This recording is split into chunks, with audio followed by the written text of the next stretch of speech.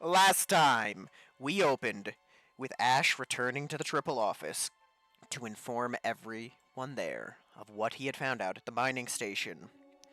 He informed them of the two big leads he had found, being Port Nowhere and Zeta Reticuli. They came to a decision that the kids would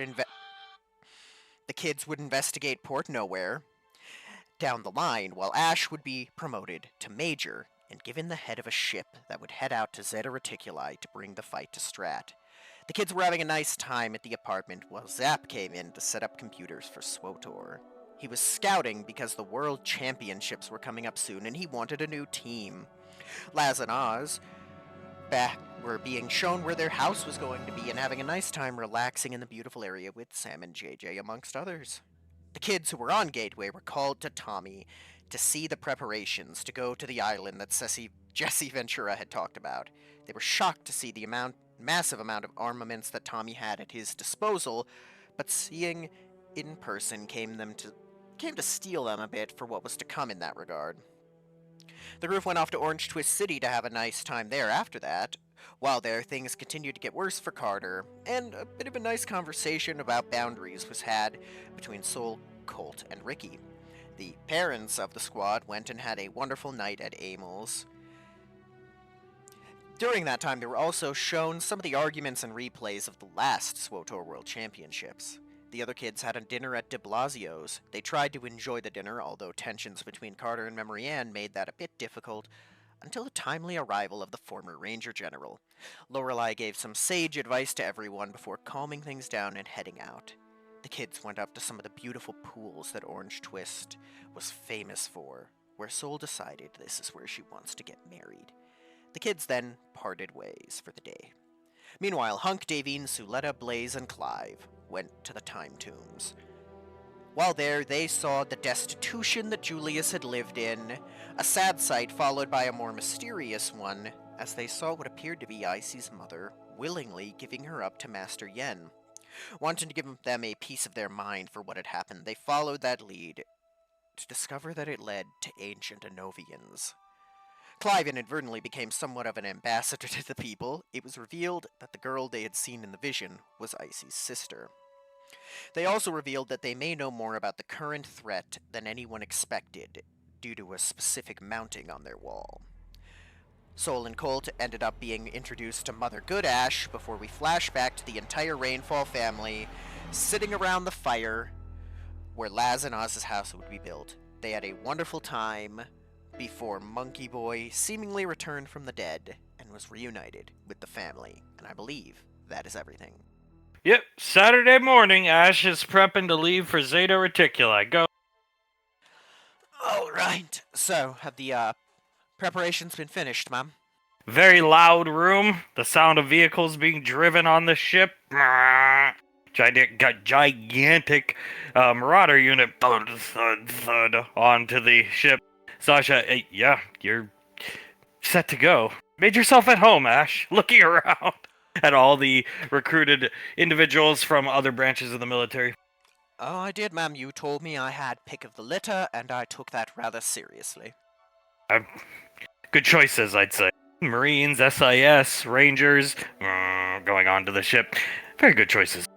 Thank you, ma'am. I would like to say that I learned from the best in how to select people for these types of missions.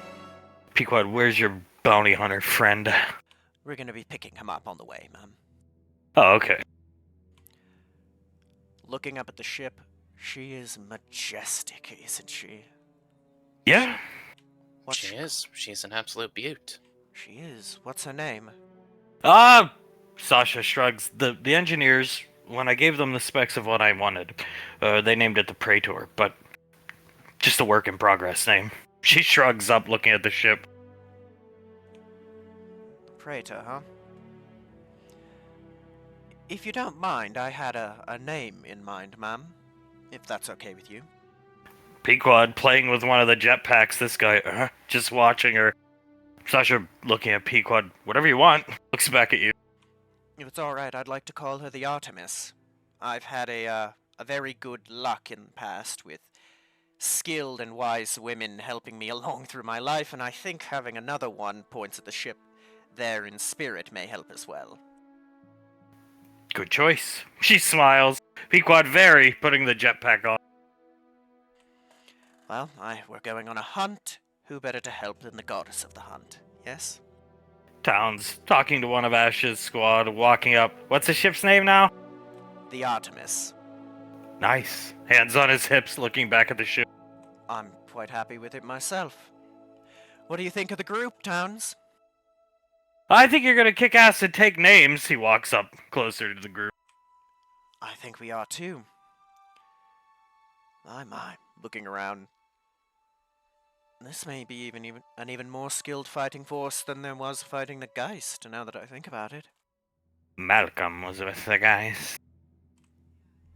I take that. Yeah, any fighting force would be better than the guys because they had Malcolm with them. He'll walk over to Pequod. Yeah. She's playing with the jetpack. Hands it to Julia. Yeah, it was a bit of a negative impact on the overall fighting force's capability, just him being there. She jumps into the Marauder and starts piloting it to help out. The soldiers just watching in amazement. Soak it in, boys. It's not every day you get to see the Primarch assisting with something like this. Awesome. Just watching her.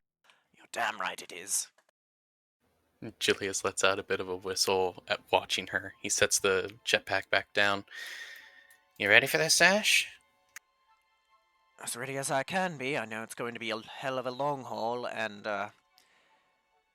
well, even with the knowledge that they may not know we're going there, I'd assume we're walking into a trap. Just because these boys have been one step ahead of us the whole while. I'd assume pretty much anything when it comes to these guys, yeah. We don't know a whole lot about everything that they know. That's a scary part. But, like I said, I've got the best of the best behind me, and one of the most advanced ships we've ever built. Sasha's body slowly turning, watching Pequod drive a warthog onto the ship. Huh. Those boys are getting quite the show tonight, aren't they? She likes to get her hands dirty. Julius notes that she does. She always has. Believe me, I'm happy she does, because, well, I wouldn't be here about 4 times over without that, wouldn't I? True. Sasha nodding her head. I don't think any of us would be. I will never forget the day. It was during the whole Kamul fight, but I was just watching her on the Nova, all greased up. I used to call her Grease Monkey Pequod whenever she looked like that. Always got her hands dirty. Like her covered in grease. Julius clears his throat. Oh, you know the answer to that, Sasha. Like her covered in anything. You goddamn right I do, Towns.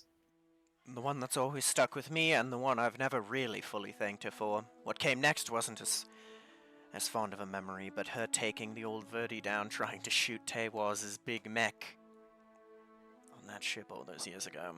Oh, the prototype things? The prototypes. What happened next wasn't fun, but I'll always be in debt to her for that one. Yeah, that was very cool of her. I would rather not ever think about what happened afterwards. That's a good point, Ash, but it was very cool of her. Lucky Nicole found you. Oh, yeah, 100% lucky. You'll start walking up further to the ship. I'd like to say we know how to pick 'em, Julius. I would like to say so as well. Although with you and I'd say it's more we got chosen than us choosing them. Julius thinks about it for a second. Yeah, that's probably true. She definitely did not have to be with me. Sarah sure as hell didn't have to be with me, and I'm rather lucky she chose to stay with me. I am very lucky Pequod chose to stay with me. I thank God every day she is a very forgiving woman, I guess you can say. I'm happy she is as well. It always makes me happy to see you two doing well. Thank you, Ash. I'm glad everything's going well with you and Saris. He'll walk up a bit further up to the ship. I am too. And you'll keep an eye on Ricky for me, yes? Oh, no problem at all, Ash. I'll keep an eye on Ricky, don't worry. He's coming with us today. Pequod coming out of the ship. Well, not with us, but going with the boys.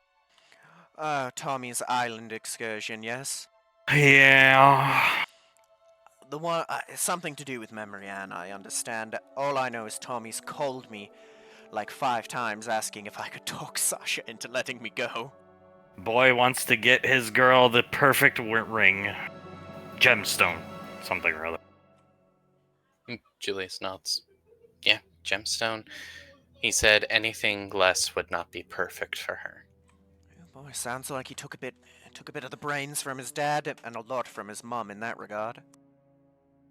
A lot from his mom, I would say. Well, I mean, you two raised him right. I'm happy for him. I hope everything goes smoothly, but I can't imagine it wouldn't. Tommy was rambling about a land squid. I know the kids aren't ready for everything, but I'm pretty sure they can take a squid. Tommy's gonna stay on the boat, right? As far as I know, he said, command and control is his job in this whole scenario. Covers his mouth and starts to laugh. I think it's for the best he stays in the boat as Pequod starts doing wheelies with the rocket hog. I'd agree with that. If he does get off, you know the drill, Julius. Don't stand behind him as he rubs where Tommy stabbed him in the leg those years ago. Ha! She starts laughing. Does it still give you problems, Ash? Luckily, Nicole healed it completely, but up until then, yes, I'd have days where it would lock up because the knife clipped a couple tendons. Julius shakes his head, laughs a bit, looks at Pequod, and gives her another whistle. As she pulls up here in the rocket hog. You got enough rocket and goss hogs, Ash? To be honest, I'm not sure.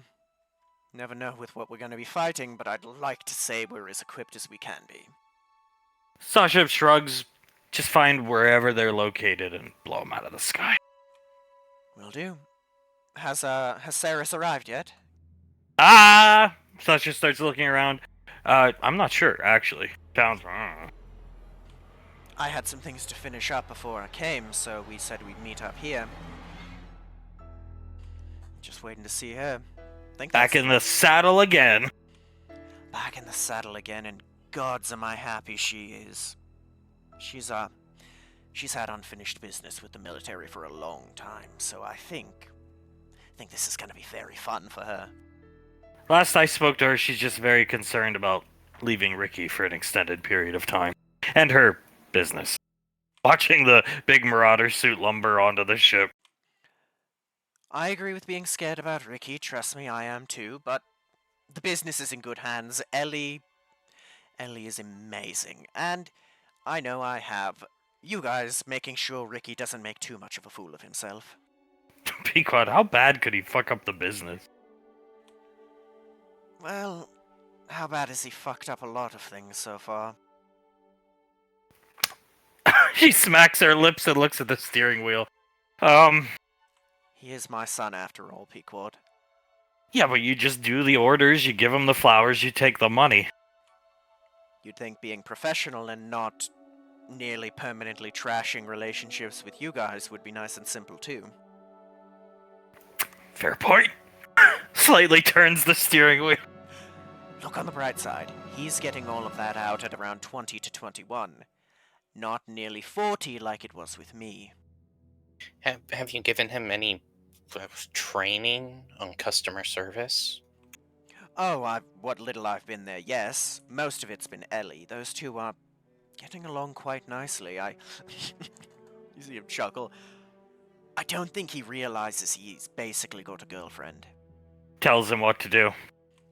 Tells him what to do, he dotes on her, gets her drinks and food when they're there together. I mean, she actively flirts with him at times. They're boyfriend and girlfriend in all but official title. 5 days a week up here, 2 days down there. He can't ruin the business that badly. No, he can't. And any mistakes he were to make, I know that Saris and I can rectify when we get back, or Ellie can fix. And I know from the, growing, so the botany side of it, he's completely safe. I'd be shocked if he messed that up. He's almost as good as his mum. Oh yeah, I've saw the greenhouse down in Woodbury. Oh, beautiful. I have faith in him that he'll do just fine with that. He's growing something special right now. He won't tell me what it is, but he said it's very hard to get, so look forward to that, whatever it is. Pequod slowly turning the wheel. Kind of reminds me of all those years ago. Crashing that APC thing into, that big purple freak. Kinda does, doesn't it? Wow, it's been so long, hasn't it? Julius Nuts, about 23 years, maybe? You don't think about time passing until it's, passed you by, don't you? Well, you guys aren't gonna have to worry about that anymore, are you? Pequod, no, but goddamn, that was a long time ago. You wanna hear something I know you guys will find funny? What's that? Kaz and I had a discussion after he met Ricky for the first time.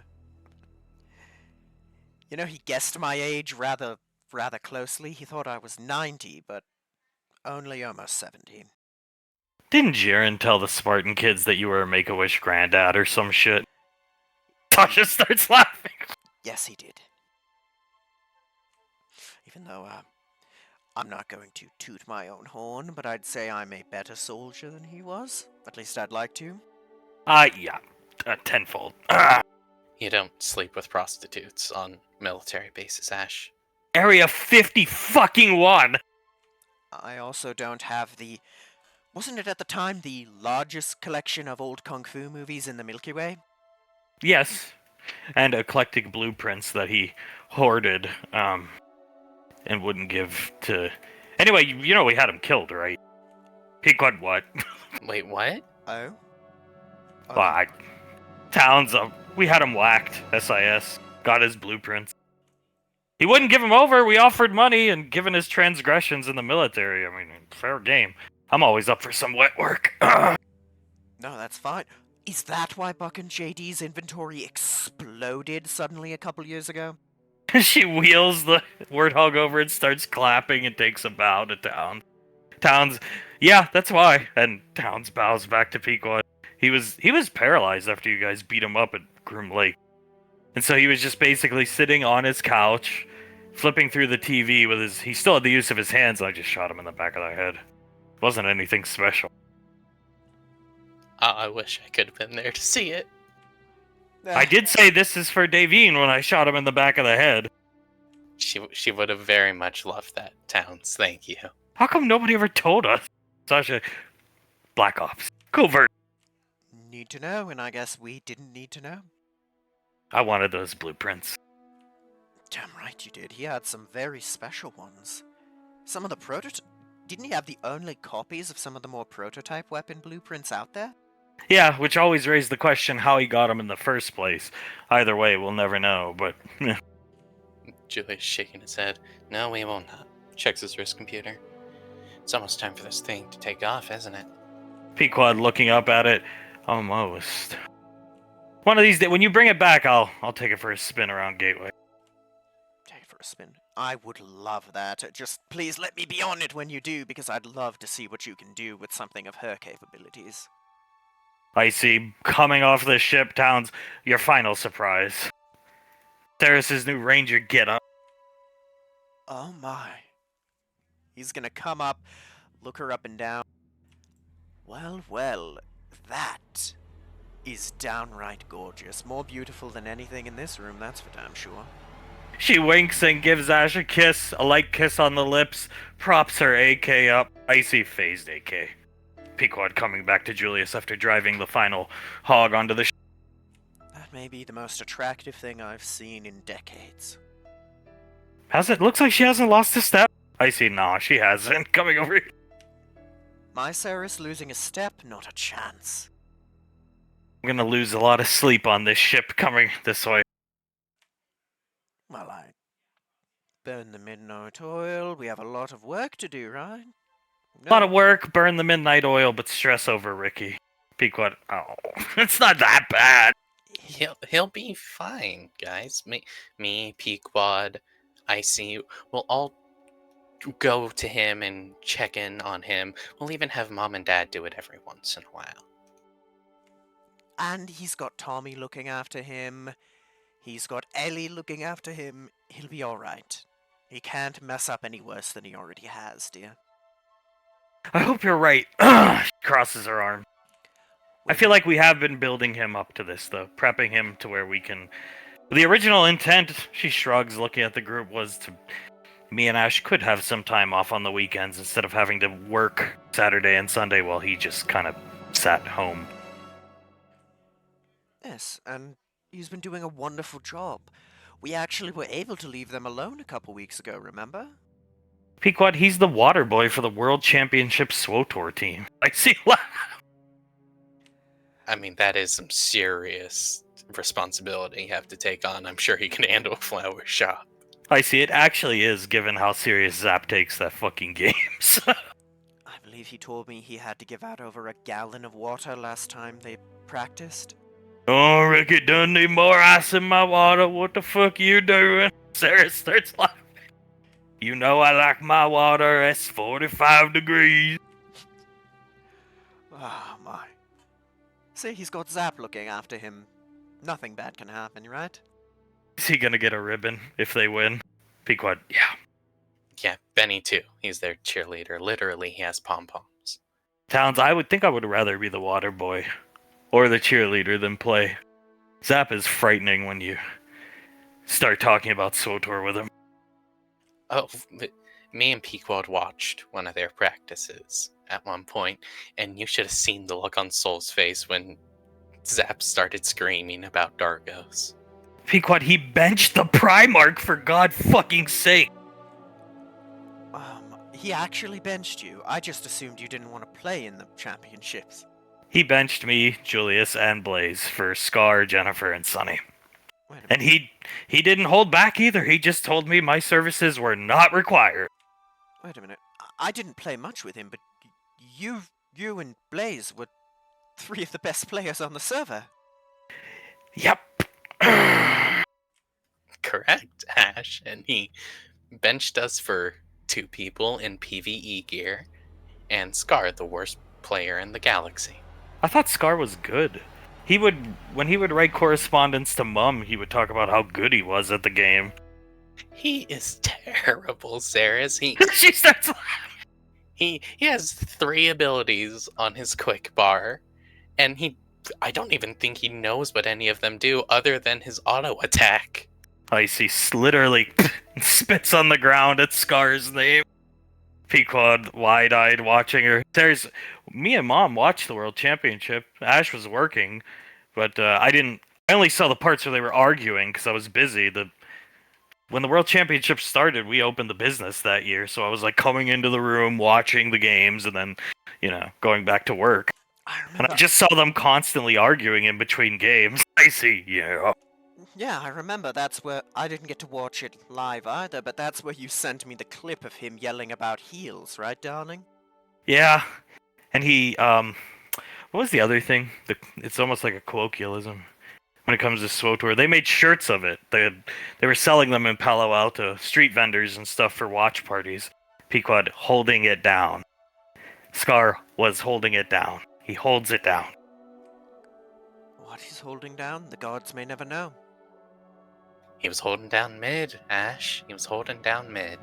Just in general, holding down the team. Literally, actually, like an anchor on the team's ankle. I see. The biggest dead weight anchor ever. He was a pair of cement shoes. Yeah. We're gonna have to watch the actual full-on replay of that, darling, because I'm finding it almost hard to believe he's that bad. Yeah, we got the E-net.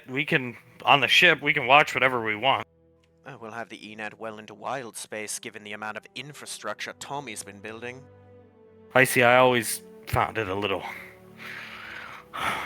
insulting that Zap hoisting the trophy first was fine. That's why we did the championships, but then he let Scar hoist it before me or Mom.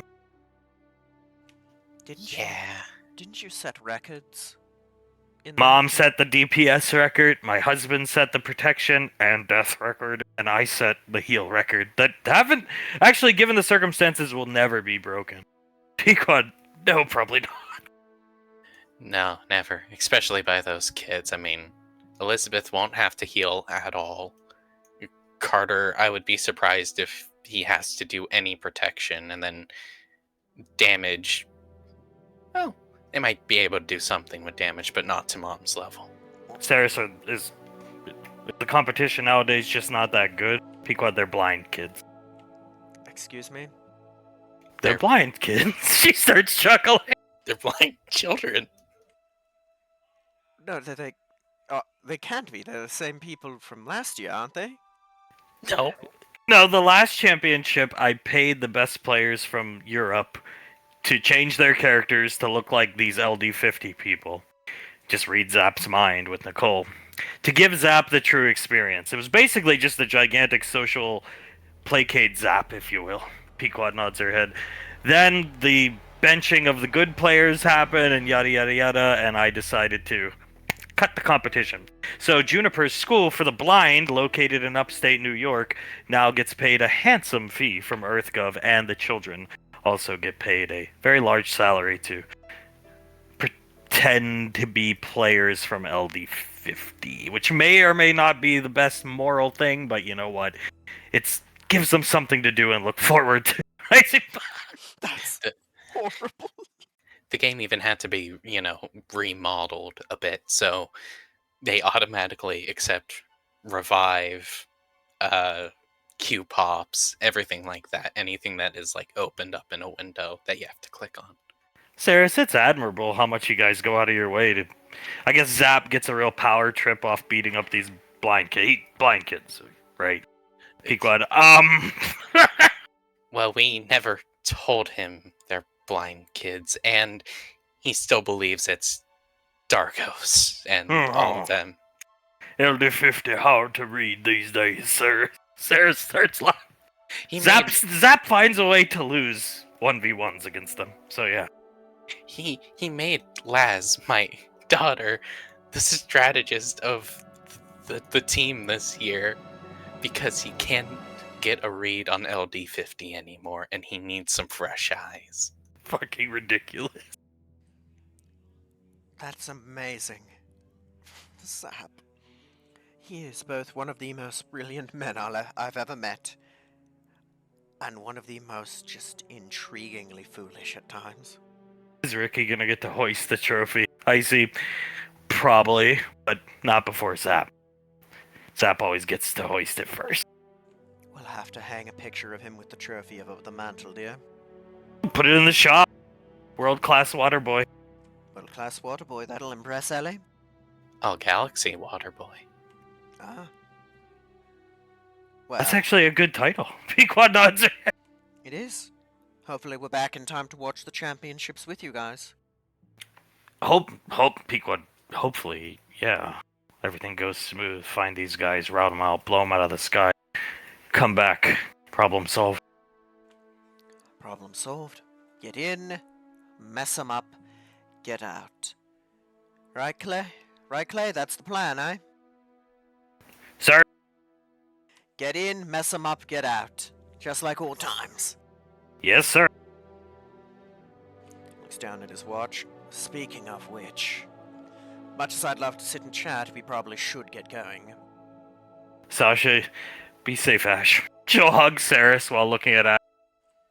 You know I'm not going to do anything you wouldn't order me to. Good. Very good. He puts his hand up for Ash. Just keep an eye over your shoulder, yeah? You never know. Keep an eye over mine, keep an eye over hers. We'll watch each other's backs. You know, as long as Saris and I are together, nothing's getting past us. Good luck, Ranger. Pequod puts out her arms for a hug. He'll give her a hug, he'll shake Julius's hand, and he'll put up a salute. I'm gonna make sure to get him for you guys. Make sure the kids don't have anything to worry about. Very Icy good. puts her arms out for a hug. Oh, you know, I've always got one for you, little sister. He's gonna give her a big hug. You know, I was gonna polymorph into Arnaki when you break the hug, but I think I will spare you that. Not flatter you enough? Yeah, she laughed. He's gonna mess up her hair slightly. Alright. Gonna put his hand out for Towns. Towns comes over. He has to move around, shaking your hand. And he's gonna salute to Sasha. Ready to go, Good man. luck, Major. I'm gonna need it, General. We're gonna get this done. And like I said, and Julius said more, I should say. Like Julius said, we'll keep an eye on Ricky while you guys are gone. Will do. And I know you two especially, looks at Julius and Sasha. You'll kick his ass if he does anything too stupid. Oh, waiting with bated breath, but I think he's over the hump. Yeah, he got his drunk driving incident out. Ceres groans loudly and walks onto the ship. You better follow your wife, Major. Get out of here. It's her fault. She let him drive out of that town drunk, pointing at Icy, and he's doing better now. He is. It was a necessary evil. He's gonna get on the ramp. Adieu and farewell, my friends. Till the next time we meet. Standard check-in procedures at least once a day. Will do, ma'am. I'll do it as long as we're within range of them. And then I'll start sending burst transmissions the moment we get out. Tell your bounty hunter friend Clive says hello. Icy waving. Will do. He's gonna salute one more time and walk aboard the ship. Ash walks aboard the ship. They have to walk away. Because the ship, the gigantic fucking ship, will ignite its thruster engines and disappear out into space, leaving Gateway as Pequod watches. They see, well, it's Saturday, time to go fight land squids and I guess vindicate Jesse Ventura. Sasha. Yeah. Julius laughs a bit. If there is a land squid there.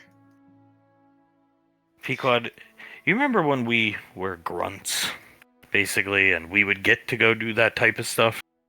Like, he's not a grunt anymore. He's as Talons comes down, a major, but I kind of miss... I don't like sitting on the sideline. I miss the action too, to be honest. The Moog was fucking so fun! Minus my son getting shot down before my eyes. Yeah, You are one lucky son of a bitch, because if you offered me to go down there, I would have gone down there, and you know that for a fact, Sasha. I wanted to go, but she had to take Ranger Battalion. She got to go. She cherry-picked it for herself. Julius shaking his head. We'll be able to see action one of these days. All I've got to do in the past, 20 years is shoot a paraplegic guy in the back of the head. Pequod laugh. Well... Julie shrugs. That's SIS for you, I guess? I mean, I'm just saying. She is, pointing at his wife, the only one who's got to see action in quite a while. Julius shaking his head. Maybe we'll all go and join the kids. If hopefully they never have to, but if they ever have to go into a war zone again, we'll all join the kids. I guess we have to go back down to the lane. Sasha, you angry to go home? That's not like you. Julius looks at Pequod, looks at Sasha. Outlaw country, you know how it is. Outlaw country and Memory Ann is just doing fucking terrible. Her spine is so pronounced through her back. It's honestly makes me cry. Seeing the effect that boy has on her. Has. Julius nodding. Yeah. Well, luckily it's gonna be fixed sooner rather than later. We just need to get this gemstone. The gemstone that may or may not exist. Well, for our son and my daughter-in-law, I surely hope it does. I hope it does too. I have to go see Mom and Dad before you guys set off. Let's get out of here. Pequod. Oh. Julius puts his arms out to Pequod. Pick you up? Yeah, sure. Take me back to the outlaw country meth lab. He picks her up. Me and Carter are destroying that today, don't worry. Yes, you are. He'll head off with Pequod. Everybody will depart to go their own ways. Speaking of Tommy, here at the flower shop, Tommy pacing around back and forth. She's counting credits for the day, doing the end of the day paperwork, closing early. The day's just begun, but since she won't have any help, and usually Saturdays are pretty busy, closing early. Sorry you gotta close early, Ellie. It just, got some important work to do to help Tommy and Carter. What are you guys doing today? I thought you had weekends off. Normally do, but I'm, it's gonna sound stupid, but I'm going to, a hidden magic island to help Carter fight what Tommy claims is a land squid and get a special gem to make a ring for Memory Ann to propose to her. Claim as a land squid. It is true, you know it.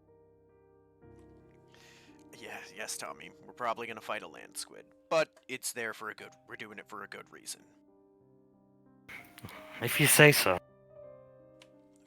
At least he's getting it to propose, right? The best ring possible for her. Yeah, okay. Yeah, that I can identify with. That is... Which one is he again? Tommy, the blonde one? The one who looks like a fucking idiot? Walking back and forth? Oh, the really handsome one. She perks up. Yeah, I'd say so. Yeah, him and, he's getting it from Memory Ann. What you looking at, fucking cat? Look somewhere else. The cat looks another direction. What's his problem? Nervous. He wanted Dad to come with for it, and he, can't make it.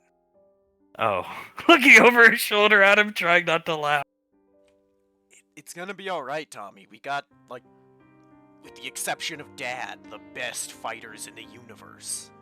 You can never have enough guns, you know what I'm saying? I mean, that's true, but you got like 30 guns on that boat per person, Tommy. Well, since Ash can't come, I will have to come. I mean, already come. Instead of be on boat, I come onto the island. We need all the bodies we can get, playing with some of the flour. Oh, Tommy, you don't need to do that. We'd be fine with you on the boat doing Overwatch. No, I will have to come. But I keep trying to call your father. You're gonna keep trying to call him? Where's your mother? She's going with Dad.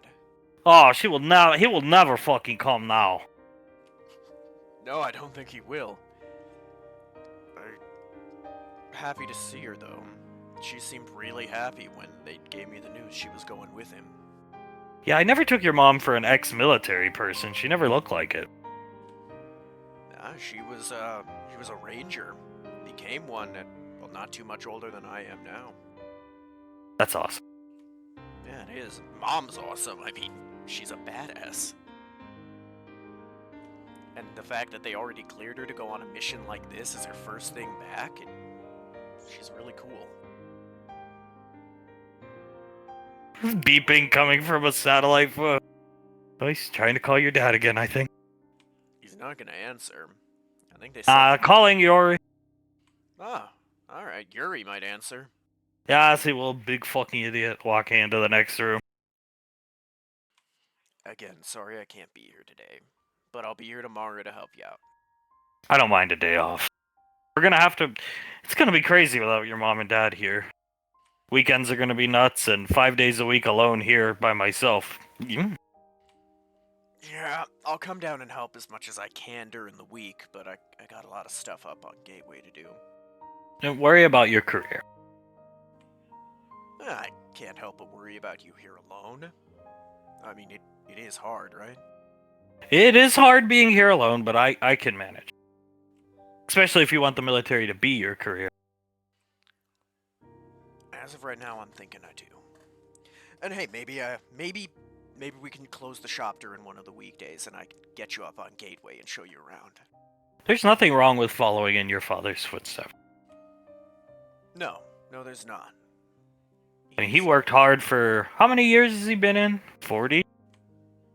Something like that, yeah. And he gets his own galactic cruiser. Battleship coming out here. You wanna know what he said the coolest part about it is? What is that? He can crack planets. Oh. Wonder if I should maybe swing by Kraken Island for Tommy. Walking this? Just recover gemstone from ocean. Unless it gets vaporized. I don't think that's a good idea. Look you up at Tommy. Probably not. Wouldn't want to risk cracking a Nova. Are you going to use your new weapons? The things you've been showing me pictures of training with Okir? Nah, he'll be in a Santa Tire. She starts laughing. Yeah, I'll be using a pipe. And a trash can lid. Renaissance Cascade Pipe. Very good for creatures from a Nova. Fuck them up. Yeah, Only the best from the cold. that I do trust. And looks at Ellie. Look, on the bright side, I'm gonna have people like the Colonel helping, so I won't be in too much danger. He walks out here, dialing another number on his phone. You know, looking at him, you'd never suspect he was such good friends with the Rainfall. No, you wouldn't. I love Tommy, but looking at him, you wouldn't suspect he'd be one of the most successful businessmen to ever live. I heard that. Coming back.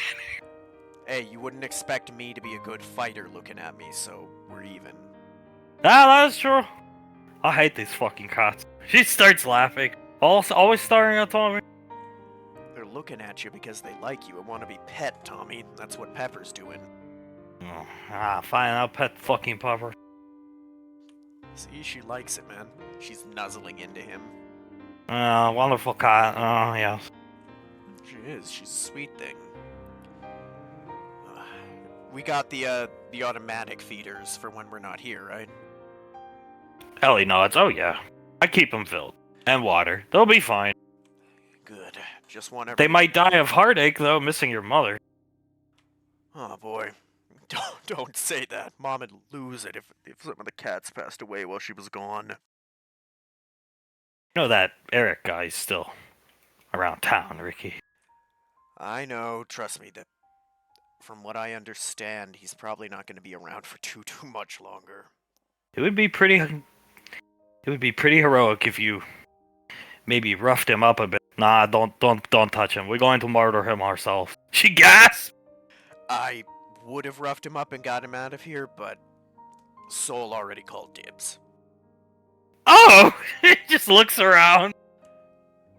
Dude, look at it this way. The guy broke her heart, treated her like trash, almost messed up her current relationship, and is probably the biggest criminal in Palo Alto. Oh, I completely understand. I get it. I just... Murder, that's crazy. What if murder fucking Hazel? Push her over cliff. Let work. Yeah, which, again, really helped the city of Palo Alto, because anytime they were through, they really went on a spree of shoplifting. Yeah, he can't get in here, but apparently some of the local businesses have been complaining at the town meeting. Yeah, didn't the diner say that he was doing like meth or some shit in the bathroom? Yeah, and hitting on waitresses, making them very uncomfortable. Well, he groped Sally, the girl who used to work there. Nah, he will be groping nobody when he's dead. Oh, look who it is! His wrist computer answers whoever he's called. Nick, what the fuck are you doing down in my comic shop? I'm just running the place, Tommy. There's nothing big going on. Who's that nerd? I think that's the dude who that hacker guy was trying to kill. Everything going fine down there? Yeah, everything's going good. We're having a good sale today. Just sold off that big statue you sent in. It's going fine. Nobody threatening to murder you and fire cannons at the building? What? Not at the moment, no. Apparently that dude has, apparently people have tried to kill him at that shop on 2 different occasions. Not upsetting anybody in your little Discord groups and that dumb shit? No, man. Just me and a couple buddies. Nothing crazy at the moment, just hanging out. And you haven't seen Tyson Hacker in a long time? No, I thought he was dead. Yeah, something like that. Anyway, get back to work, I'll pay you by the hour. Hangs up on it. So the kid's doing fine, huh? Or, I guess he's older than me. The dude's doing fine, huh? Oh yeah, I guess so. Have to keep an eye on him, rubs people the wrong way. Sounds like it. Didn't my parents have to help save that shop from people before who were trying to kill him? Sits down in the chair. Yes, he pissed off some Nemesis Day guy, but don't really know the details. You ask Nick, but he very evasive. I mean, I can imagine the Nemesis. That means he pissed off the UIR. So the comic book that they made is true, Tommy, unfortunately. Apparently, a lot of the comic books they made are true. If he ever fuck up again and cause another battle at that comic shop, firing him and closing that place down. She starts laughing. Tommy, if there's a third time that we have to go down and save that dude, I mean, it's probably cursed. You should close it. I've been thinking about it, but makes good money. He good at his job. I mean, yeah. I mean, you could just relocate the place. Maybe that'd help. Nah, fire him for the trouble. Puts the phone away. Fair enough. 3 strikes, you're out. Exactly. I'm sure if he's got the resume of working for you for as long as he has, he can get work anywhere. Yeah, I go work at fucking bases for all I care. You feeling a little better after getting that call, Tommy? No, looks back at Ricky. But I will feel good when I'm in battle with Julius. This is my chance to prove myself. Oh yeah? You been practicing a lot? Cause Dad said you didn't fight too much when he was around you. Shooting drills with rangers. Sasha set me up very good. Best to stay on her good side. She's very pretty. She is, and she's also very scary when she wants to be. Yes, she is. Petting the cat. Gonna have to see if I can actually formally introduce you to her sometime. I think she'd like you. Well, now that you station on Gateway, you take your friend up there. Oh yeah, they've got... You wouldn't believe how cool the video game shop there is. They've got stuff from, like, the 20th century. That's awesome. Yeah, it is. You'd really like it. And between Tommy and the military, I'm making pretty good money. I'll take you up and get you anything you want. Yes, maybe take her to Gateway, introduce her to her squad more formally other than drama happening like last time. Yeah, that'd be for the better, too. Luckily, all the drama causers are gonna be gone soon, so that can't happen again. Good. Coming in the room. Hey, Yuri! He's gonna get up and give him a hug. Yeah, that is good, Ricky. It's time to go to Gateway. Get you in the Saint armor. Time to go already? Yes. Alright. He's gonna get up, walk over to Ellie. I guess it's time for me to head out. Hug? Hug. He'll walk up and give her a big hug. That is good. Good. That is good. You see, you can have girlfriend. Not that hard. She laughed. Last girl he liked scream at him, and then he thought he had a chance with Samantha. She you starts pointing at Ricky and laughs. I was not in the best place and was coping rather badly. But I'm lucky, and if it's okay with you, can I call you girlfriend? You can if you get back here before 10 p.m. Tommy, easy. We can make this happen. Done. Done. He's gonna squeeze her a little harder before letting go. I'm gonna hang out here anyway. Mom's working a double at the hospital, so. Oh boy. She's doing alright? I know she works her ass off. Yeah, and I'd rather just be here, sleep here, wake up in the morning, and I'm already at work for the Sunday rush. It's fine. I'll get back as soon as I can. I'll call you as soon as we get on our way back. The best motivation in the world for a young boy. Women. Let's go, Ricky. Let's go. He's gonna start walking out, and I'll send you a picture of me in the armor. Please don't. You sure? I thought you'd find it funny. Positive. Alright. He's gonna wave by and follow them out. We'll send her a picture anyway, Ricky. I thought you would. Doing okay with her, Tommy? I think so. You have your girlfriend now. We'll get you back before 10. Good.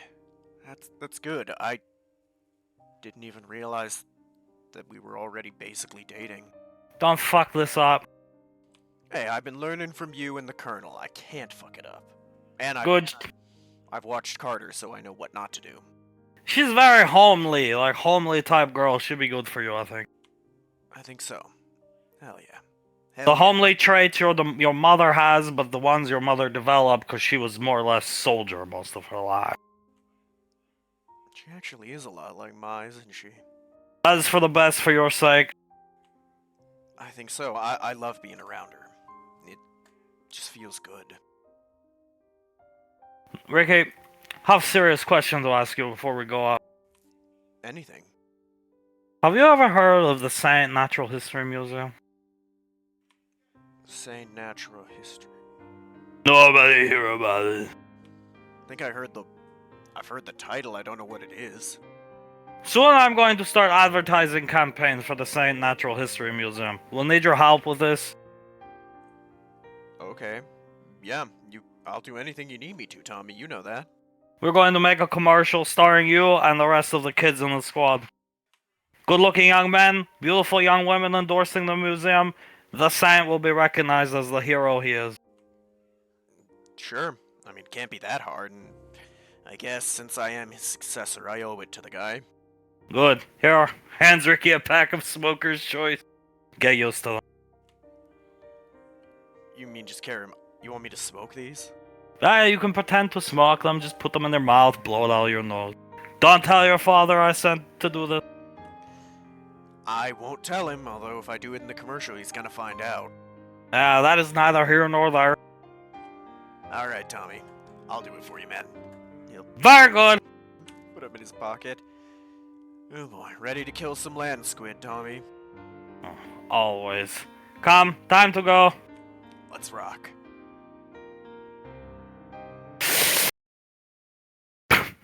At the house, Pequod, Julius have arrived. They see Carter just in the bedroom with Memory Ann. Pequod's doing the dishes. The kids have left.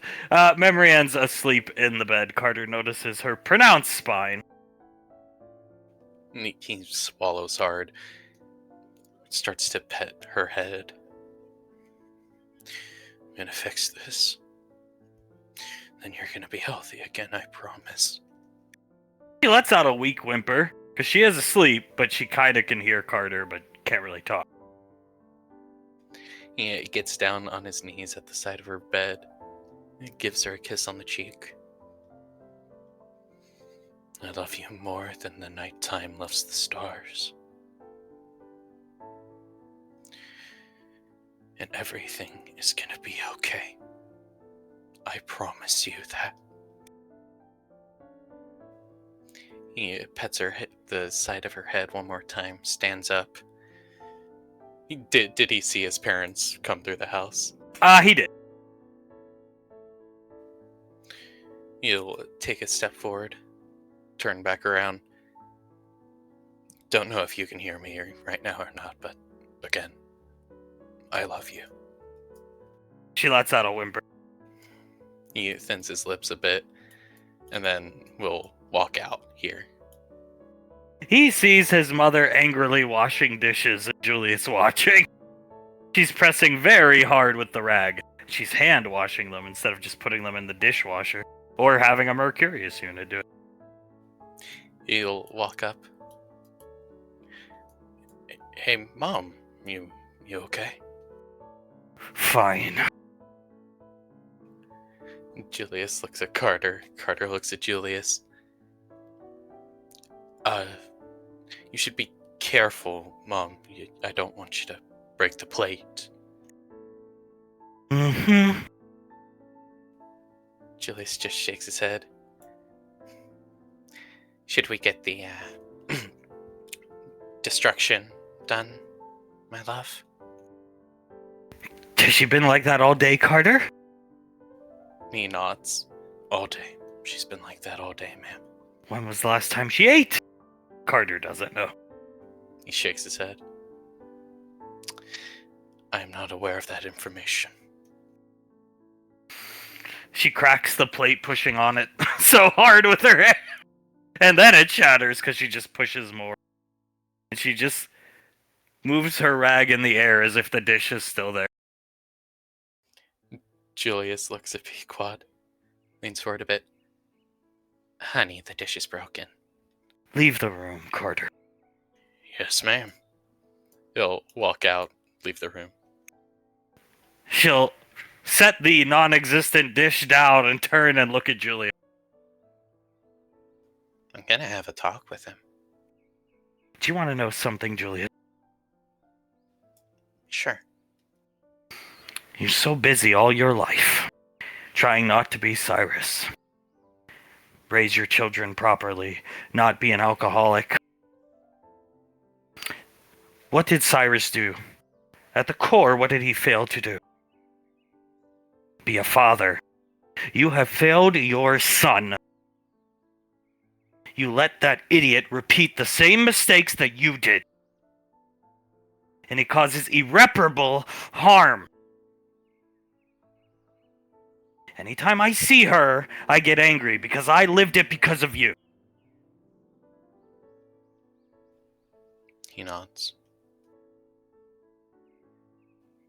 Maybe instead of worrying about not drinking, not having a cigarette every now and then, whether I'm drinking or not, you should have been worried about prepping your idiot daughter and your idiotic son not to be like you. The proper way. To treat their spouses with respect. To not get them a promise ring. To not insult them.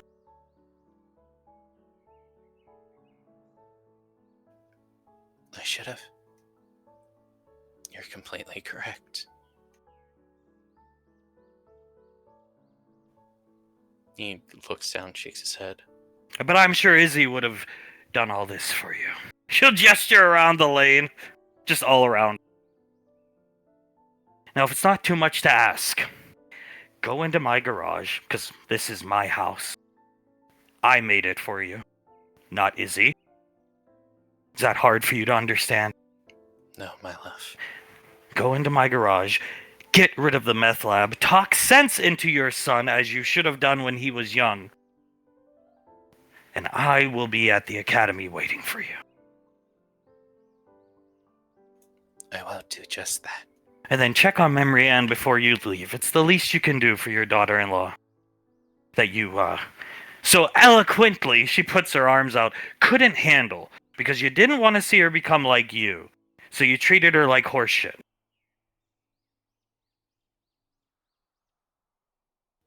I'll check on her. Get the fuck going, Julius. And she storms out, leaving the water running. Julius will reach over, turn the water off, and come out. Did Carter hear any of that? All of it. Carter just clicks his tongue a few times. Just come here. Goes, takes his arm, goes into the garage. Oh, Jesus. Yeah, oh, Jesus, indeed. Julius puts his hand out and, full fire key blast and just completely decimate the one to his left right here. Okay. He looks at Carter. Oh, God. You ever wonder why I was so hard on you kids? Carter shrugs. Probably because you didn't want us to turn out like you. Yeah, that was the reason. I was not a good person overall, let alone soldier.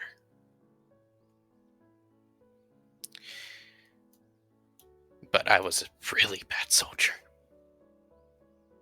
I wouldn't salute, I wouldn't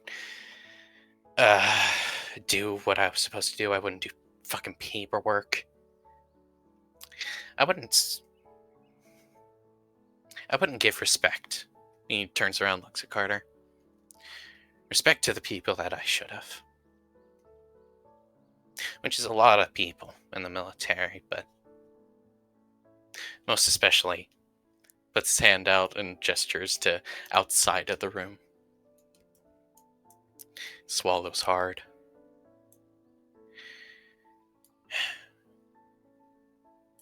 Why did you try to give her a promise ring, though?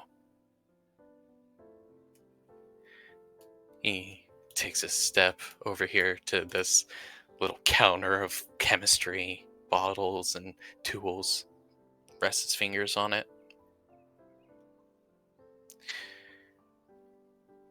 Your mother's biological father is Johnny Rico, otherwise known as, General Rico. Yeah, I've heard of him, obviously. Marauder, pilot, that kind of thing. Leader of the military of EarthGov at one point. Yeah, exactly. Well, when I found out that that man was my, at the time, girlfriend's father, I sort of freaked the fuck out. Shakes his head a bit. I felt not useless, insignificant, inadequate is a good word for it. Why would I ever be with her? The daughter of the leader of EarthGov. He would never approve of me. Obviously. He looks at the chemistry set again.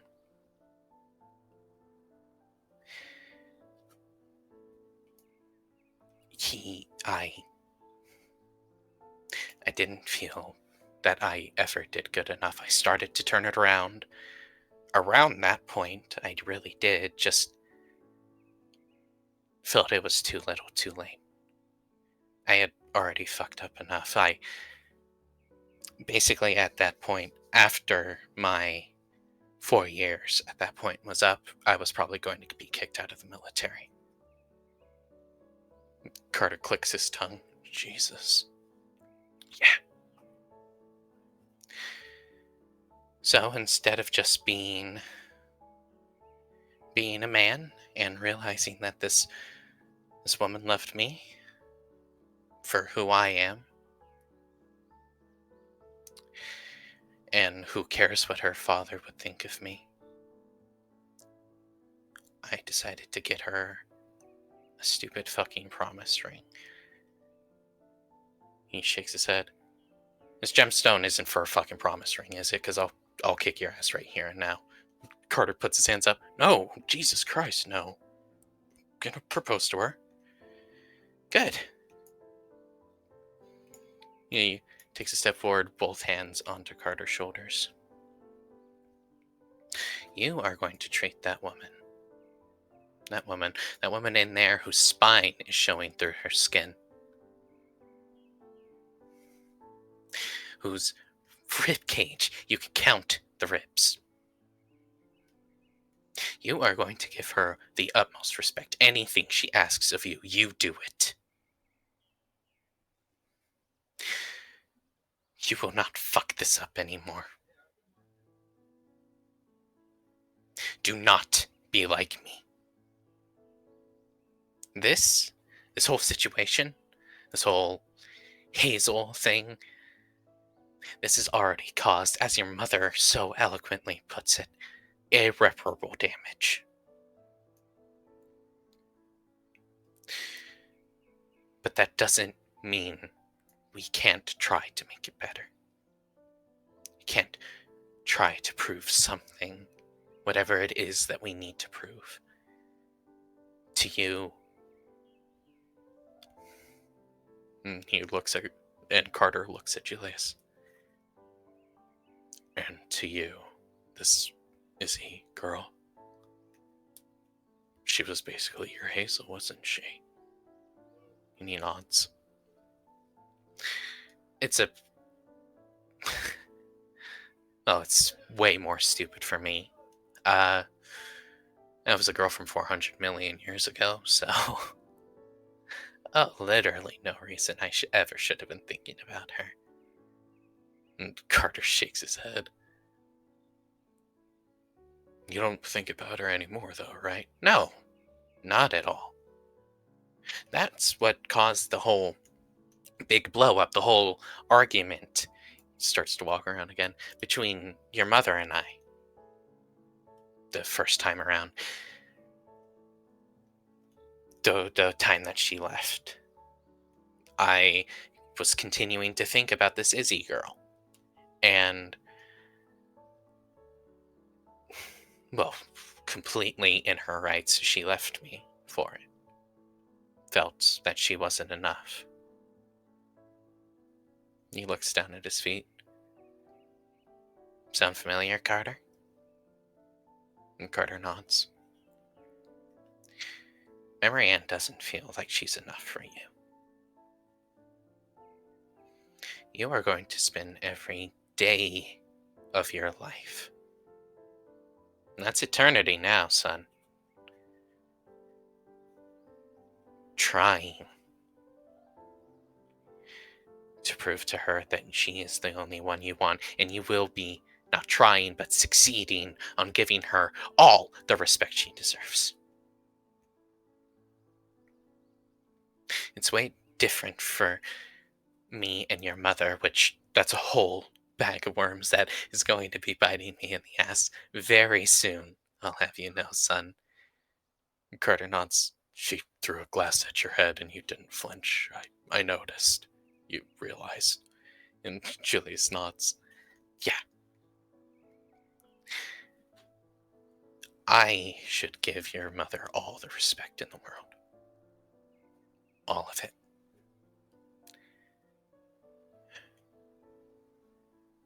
He walks up to Carter again.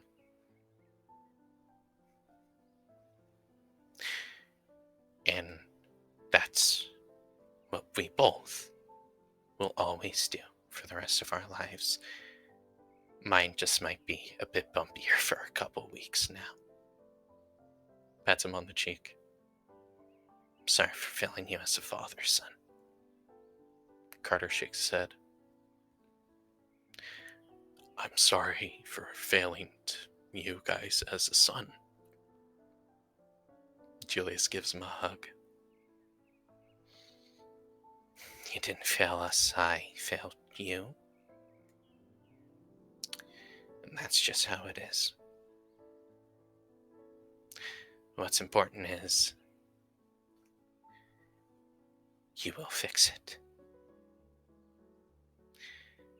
Let's destroy this fucking meth lab.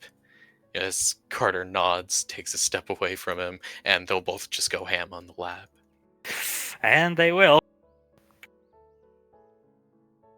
As flashing outside of a new home, Mr. Snuffles meow, looking around in amazement. In JJ's head, whose house is this? JJ, looking around, points to the house. Now, this surely isn't just a storage house, Uncle Scar.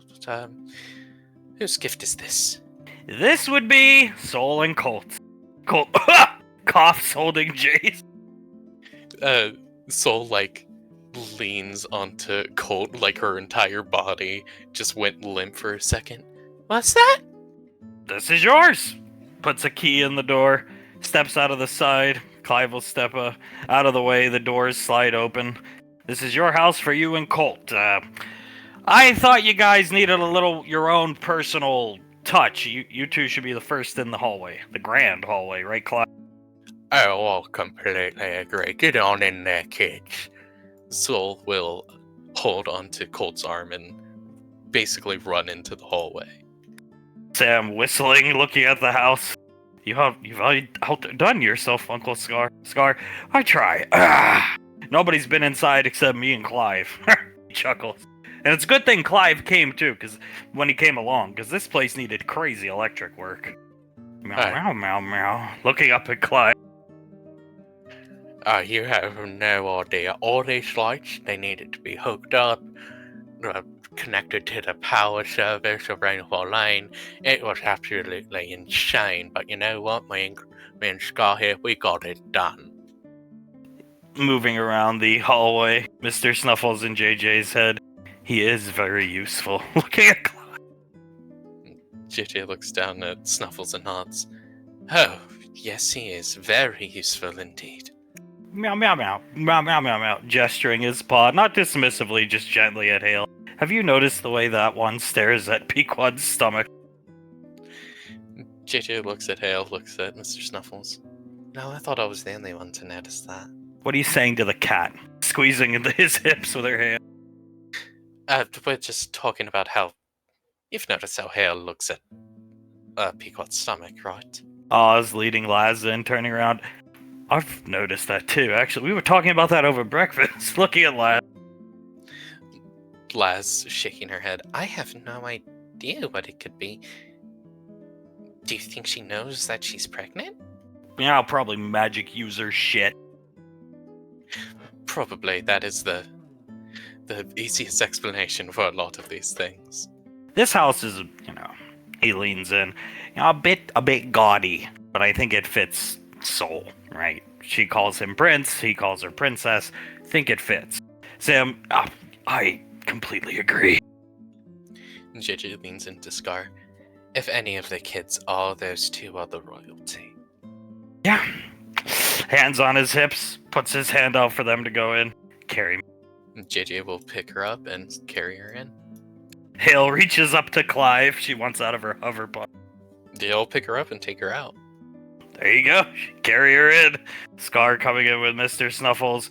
What do you think? As he will flick on the lights. Soul's mouth is wide open, just looking around. This is all for us? It's huge! Yes, ma'am. I hope you give me a lot of... they would be... grandkids to me and Clive, right, Clive? Yeah, that's right. Clive's available to be a godfather. Done. Done. You will be one of the first godfathers we have, because we're gonna have multiple kids here. She puts a hand on her chest. How many rooms does it have? 47. Nodding his head. It's a multi-story building. 47, huh? Soul does the same thing, leans into Colt again. That's a lot of rooms. It's, he gestures, Sam. The only mansion on Rainfall Lane? Sam looking around. Scar, yeah. JJ looking around. The biggest house before this was just, one of our old houses, I would have to say, but this is, gigantic. The statue of Dez was a nice touch. Clive's idea. Had Blaze fabricated up. Clive nodding, looking at the statue. I just love big dragons, and the thought of that as you come into the house, spectacular in my opinion. So nodding. I love it. I've always loved Desi. Just, it is beautiful.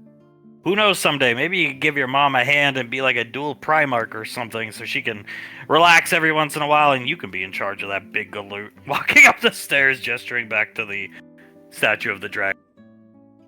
Soul shrugs. I wouldn't mind giving my mom a hand. Now this room in here, this is your quintessential dining hall, but we kind of made it into a dining hall / entertainment room, if you will. He walks up the stairs, opens the door. Soul will lead Colt into the room. It's dark in here. I'm waiting for everybody to get in. Get over there. Yeah. It's dark in here. I'm waiting for everybody to get in. Come on! There, and then, yeah. It's a bit too gaudy for my taste. Laz nodding. I like our house way better. Alright. JJ, hit the switch there. JJ will flick the switch. Sitting there with a picture of Dargo. What the fuck? He jumps. They see fear in Scar's eyes. I don't know how Clive reacts. Clive shields Hale like he's protecting her from something. Oh my god! Meow, meow, meow, meow, meow, meow. I thought the big idiot cat said nobody had been in here. I thought so too, Snuffle. What are you talking about? No one's been in here. How the fuck did you get in? Left the back door open. Oh. I'll put that away. Come on, we're showing. Dargos. Get out of the throne. Zap will get up sour. He'll come down here. See, we put a throne there so he could sit there and you could sit on her lap. Once again, Clive's idea. Soul looks at Clive. You are really good at this. Clive nodding. Thank you. That means a lot coming from you. He starts to pet Hale's head. It's okay, sweetie. Nothing's going bad. Goes up to the throne and sits down. She plops in his lap. Yeah, that looks good, don't you think, Clive? Oh, it looks absolutely spectacular. Like the throne was made for them. Sam gesturing for JJ to sit down so she can, sit on his lap, carrying her, set her down on his lap. She's laughing at Zap just already being in the house. Oh, pulling out a chair, sitting down. JJ's sitting down, whispering into Sam's ear. He's very serious about doggos, my love. Having a bad morning, Uncle Zap. Oh, very bad morning. Done lost to Dargos this morning in a rig. Oh. Gross. Sits down. Laz has to cover her mouth to stop herself from laughing and just shaking her head like she's saddened by this revelation. Oh, you look good with a girl. You look good with her. Which I used to, but a girl. I've always wanted a daughter. Laz looking at Oz. Yeah? Well, I can definitely do something about that. Yeah. No time like the present. Gesture. Very true. When should we get started? Today after our incursion onto Anova. Oh. Already does set up computers with SWOTOR for you. Looking up at Colton. Thank you. Thank you so much. I would love to play it here in my house. Yeah, I enjoy playing. I enjoy the team practices, Benny and Ricky. Ricky's great at getting water. Benny, best cheerleader, in my honest opinion. JJ chuckling a bit. Oh, yeah, they're very good at it. Leans into Sam. He lost to a blind child. Yeah, I want to know more. Ask him. Inquire. He looks over at Zap. So, what was going on? How'd you lose to Dargos? Oh, well, it was just a rig. Me done playing by myself. Me and 7 pugs. Dargos done super cute in the rigs, and they stomped us. Shit talking me. A bunch of gibberish. SWQFP, some type of new age slur, I think. Les chuckling a bit, JJ nodding along. What was then? Was it how? Was it just a strategy you couldn't realize before it was too late? Done Civil War, they done outplayed us, done capped the nodes too quick. We have yet to actually play LD in any regs or ranked practices, but I'm actually kind of nervous about playing these guys. Scarred, they were pretty good. Yeah, from all I saw, they were very good at the game. If you weren't holding down mid, Scar, I don't know what would have happened. Oh, don't even get me started. As he comes over here closer, hands on his hips, looking up at Colton Soul. Yes, the blind children, very intimidating. Extremely intimidating. I don't know what we'll do about him, honey. Sam, I figured Uncle Zap wasn't very good at the game, but 7 other pugs lost to them? Who were these pugs, Uncle Zap? Oh, I don't know. Some fucking shitters from some guild called the Sanctuary. The Sanctuary? JJ looks at Sam. Some familiarity? Conquest Guild. Oh god. Yeah, no wonder they lost. I'm very impressed with our practices so far. Thank you, Uncle Zap. It is a really fun game, especially when you play ranked. I just done miss the days when Chilla and Davey and baby girl done used to play. Now, while we go into Anova, we should be practicing. Weekends are for practice, not for your little trips to find pets.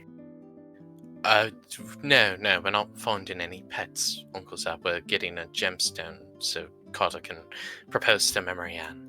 Do you think, holding up the picture, pointing it at Soul and Colt, squinting at them, then JJ and Sam, then Laz and Oz, then even Clive for some reason, even though he's not planning on playing. Do you think this motherfucker don't care about some gemstone? Do you? Scar. No, he doesn't, that bastard. JJ clicks his tongue, shaking his head, crosses his arms. That's a good question, Zap, but, for the betterment of the Rainfall, do you want to be listening to Outlaw Country for the rest of your life? I done kinda like it growing on me. Well, it ain't growing on me, so Carter's going. Julius fucking Jr. There we go, he's going. He can miss a goddamn day of practice. Clive nods. I would have to agree, I don't want to listen to much more Outlaw Country. Stares down at the picture of Dargos. Maybe when we get back we can play. How about that? Propping Soul in his lap.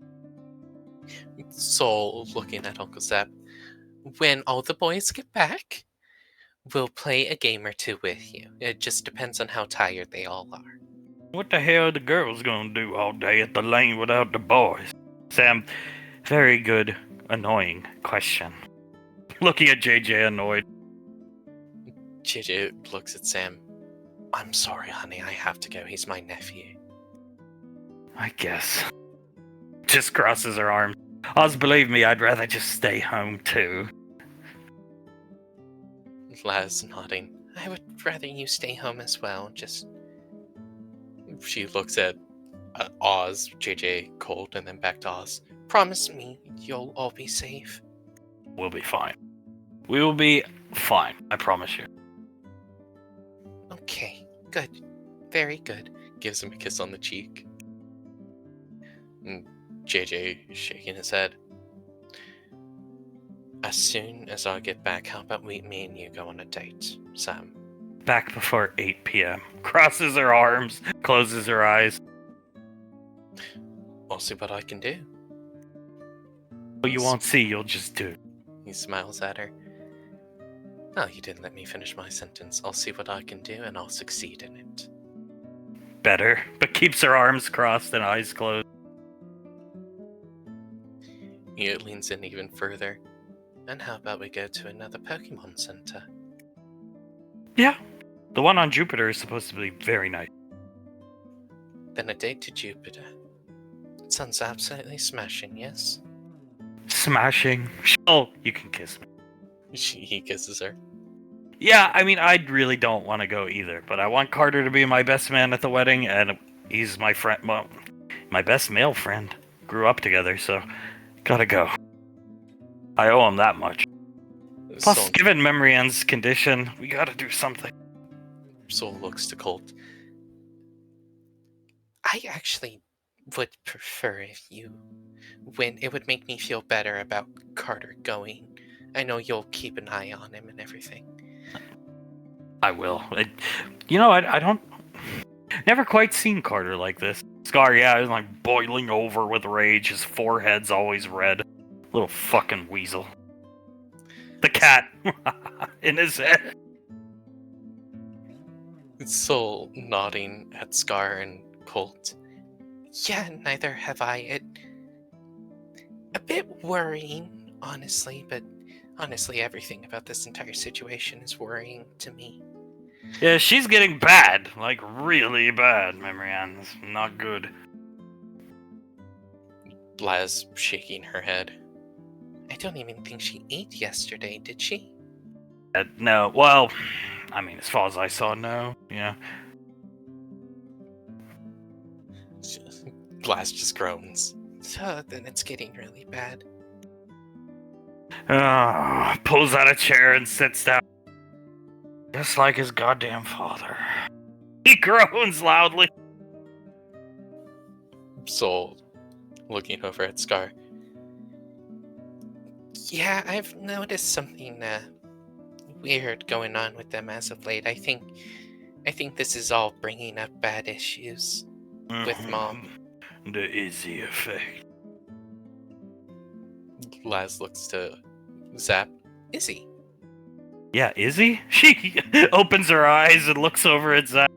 Oh, I hate Izzy.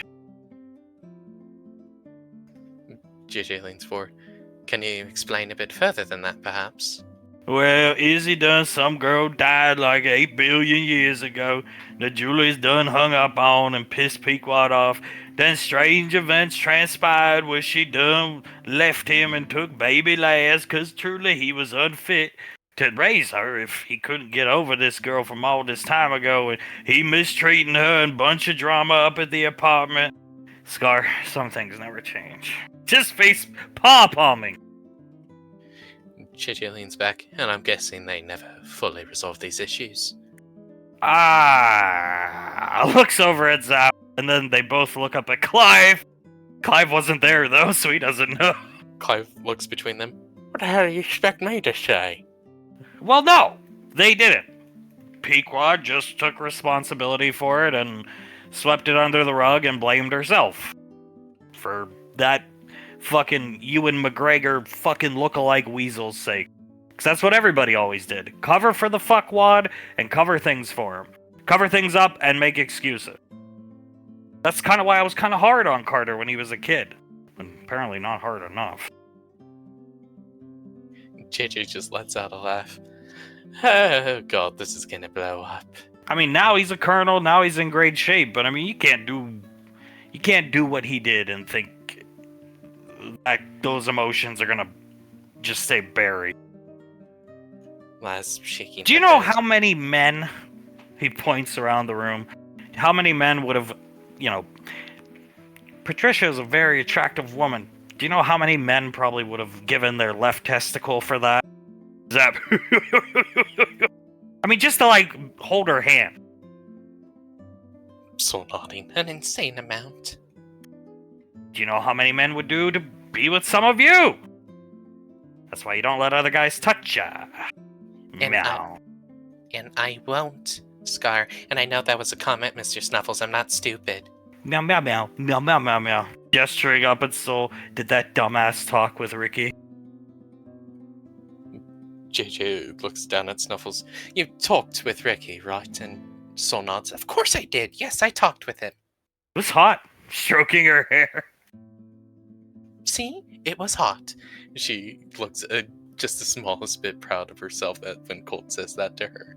Oh, thank God. Nipping the problem in the goddamn bud. Laz, chuckling a bit, suddenly looks to Oz. I've never made you feel that way, have I? No. He looks down at her. No. I did think you were interested in Ricky, though, given Benny's inability to fucking string a sentence together. Oh. Gross. Oh god, no, I was never. But no, we got it out of the way. You told me. It's okay. Okay, good. She leans onto Oz's chest. Thank God. She, kissing her on the cheek, holding the kiss there, cleared that up too. Soul smiles. Yes, I did. Looks at Colt and puts a hand on his cheek, starts scratching it. Well, that's good. You cleared the yeah, that's good. He didn't come between Elizabeth and Benny, so there's that. Meow. In JJ's head, good. Well, he kinda did. Soul clears her throat. Well, yeah. He thought that Ricky was... Benjamin, I should say. Benjamin thought that Ricky was interested in her and just... Please tell me you cleared that up too! Yes, we did. That's good, just like your mother. Strong woman who takes her problems head on.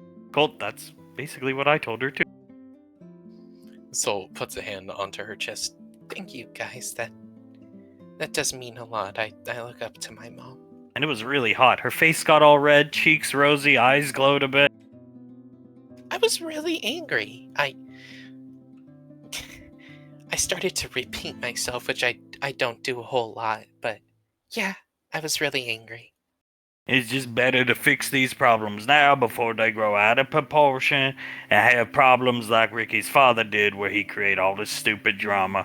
And nowadays is water under the bridge from my understanding. But better to nip them now. And to nip your personal problems now, so 20 years later, Colt ain't throwing a glass at my head and I'm flinching. Soul nodding. Yeah, I would never throw a glass at you. Looks at so ever. I know that. All my personal problems are solved. The whole last name thing. I'm good on that. Meow meow meow meow meow meow. What's all this about a glass? What the fuck did he say? Gesturing to the cat. He's asking about the glass incident. Oh, Patricia apparently threw a glass right at Julius's head and he didn't flinch. Oh, that's bad. He knows he's fucked. JJ nods. Yes, he does. Probably partially hoping it hit him in the face so she could get some of her anger out. He probably did hope for that to happen. Oh god, I hate Izzy. Laz biting her lip a bit. I don't even know the full story and I hate Izzy. I wasn't even really around for a lot of it. And I was brain damaged, but you hear Zap would tell me about it, and the only person I could really go to get an understanding of what had happened post-hence was Ash. And so Ash filled me all in, because I was like, because this idiot gestures over to Zap would just tell me, never say the name Izzy. He speaks up. I was like, well, okay, but I want to know why. I can't tell you. So I had to go to Ricky's father, and that's how I know. Oh, and I hate Izzy. I hope she's... Well, she is dead, right? We're sure about that. I don't know. All my kids shrug. Clive shaking his head. I hate Izzy too. I just want like 1 week in the rainforest with no fucking drama at all. That'd be nice. That ain't gonna happen. He starts chuckling. You know what, Zap? A man can dream. Since I've gotten here, it's all just been constant drama. Yeah, it really always is. It's we don't cause drama. No, and I'm grateful for it. Nor do we. And once again, I'm grateful for it. Laz smiles at Scar. Leans in a bit. We're the good kids. Yes, you are. Good, petting her on the head. Responsible. You're gonna raise excellent children. Yeah, we are. Looks over to Jace. I think we already have been, honestly. Yeah, I think he likes his spot up there. Colt, because she's got him now, because she's on his lap. He's the king of the castle. Soul chuckling, petting the top of Jace's head. Yeah, he quite enjoys it up here, I believe. Izzy. Maybe Izzy done on LD50. Looking down at the picture of Dark. Yeah, I don't think so. Yeah, I highly doubt that, mate. But the real sense, we don't say Izzy in front of anyone. No. I mean, here it's safe, but anywhere around Patricia, just please don't say that name. And I guess Julius, but you know what? Were it up to me, I'd write it in the fucking sky with a plane just to remind him how much of a dope he was. Yeah, no problem. I won't say it in front of anyone. I don't want to cause any issues in the family. Izzy? Yeah, that was her name. Stupid name. Crosses her heart. It does sound a bit stupid, doesn't it? Well, apparently she was the girl of the century or something, if you ask Julius, back when he was around your age. Julius shaking his head. God, my brother's an idiot. Maybe she'll just get mad and they'll scream and have a fight like we did. Wraps his arms around Soul's waist. They'll have a fight, yeah. Pretty one-sided one, I think. Soul looks up at Colt and just goes, maybe. Worked for us. It did. That's because you nipped it in the bud early. You screamed and got it out. I personally think she should just beat the living shit out of him. Honestly. If I know my mother at all, Soul looking down at Jace, she's gonna kick the ever-living crap out of him. Good. Somebody record it for me if I'm not there. JJ shrugs. Oh yeah, sure. Well, I always find it funny to see Julius get his ass kicked. Yeah, most of the time I don't like seeing any harm befall anybody here, but in this case he deserves it. Meow, meow, meow, meow. You're damn right he does. I will have you know, Zap. Snuffles agrees with you. Very smart cat, done suit Leda's pet. Sam, he's more JJ's pet now, I think. But he's still Siletta's familiar. Can look through his eyes and everything, can't you? Meow, meow, meow. Yes, she can. Looking up at JJ. Uh-huh. He gives Snuffles a couple hard pets. And I just love this cat. Now, come to think of it, has there ever really been a time when there wasn't drama caused by people from Gallia? He scratches his cheek. Scar. Yeah, there was peace for a while. It was hands on his temple, rubbing them. Temples. Yeah, when the production company started up and we were making films, and when the kids were still young, and then Carter got to about 15, 16, and Soul 2, and it just all started all over again. But there was a few years of respite there, Clive, believe it or not. I know it's hard to believe. Oh, yeah, it is a bit hard to believe, to be honest. As Laz leans forward, holds onto Scar's hand. Peace can always be reattained. Yeah, I hope it can. But it's been like 20 years of hunking Davine, because she's a fucking dumb fuck too, so... Baby girl. Glass just shrugs a bit. True, very true. But isn't it a good sign that 20 years of trouble has been solved on this year? No, yeah, you're right. We just don't need 20 years of trouble with Pequod and Julius. JJ leans forward to Scar. Yeah, mate, I don't... We both know Pequod quite well, I would have to say. She won't let 20 years of trouble happen. Either she confronts him about it or she leaves. We both know that. It was trying, turbulent times. Done took baby Laz and went back to this gigantic mansion or something like that. Ash done beating the shit out of Julius to done teach him a lesson. Yeah. Laz looks at Oz. Shrugs. Looks like it's just something that has to happen with Galleons. I don't need my ass kicked, though. No, you don't. You're fine. She is more like her mother. That's what everybody says, right? I would like to think I am, at least in this scenario, the spouse scenario. And this one, gesturing to JJ, is his father, because he learned from his father, not Julius. Yeah, thankfully. Thankfully indeed. Agreed. She looks up at JJ. JJ laughs a bit, gives her a kiss on the cheek. Yeah, I trust me, honey, I agree as well. Someday, Clive, there's gonna be peace and we can just coast, through everything. Clive looks to Scar. By God, mate, I hope that's true. It will be. Just keep the faith going. Keep the faith strong. The faith strong and a couple beer clocks here or there, I think we'll do just fine. We're gonna need a lot of them beer fucking o'clock. Oh, that's for sure, mate, that is for sure. Clive shaking his head. I need to get a new goddamn PlayStation mug. Sam, what happened to your old one? We can get you one. Oh, I really appreciate that, actually. I had to give it away. Oh. Hand on her chest. JJ will get you one. Yeah, of course, mate. It's the least we can do after procuring this amazing house for my niece over there and her significant other. Who'd you give it to? The Stooges? Oh, no, someone far more important than that. Who more important than us? Coming into the...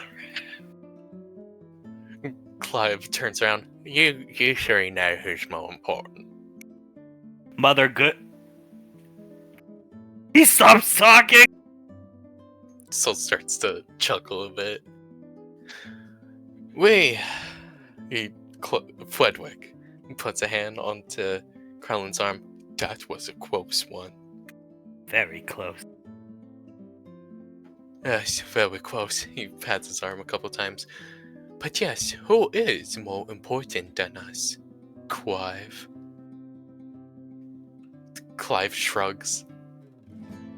I mean, I don't know if I can tell you guys. He looks around. I had to give it to it. I'm an ambassador now, okay? Yeah, he's told Scar privately. I suppose it's like maybe classified, but they're gonna clue you in anyway, I'm sure. Ancient Anovians, your Aunt Nicole has her biological sister there. Clive's the ambassador to these people now, because he's very talented at it.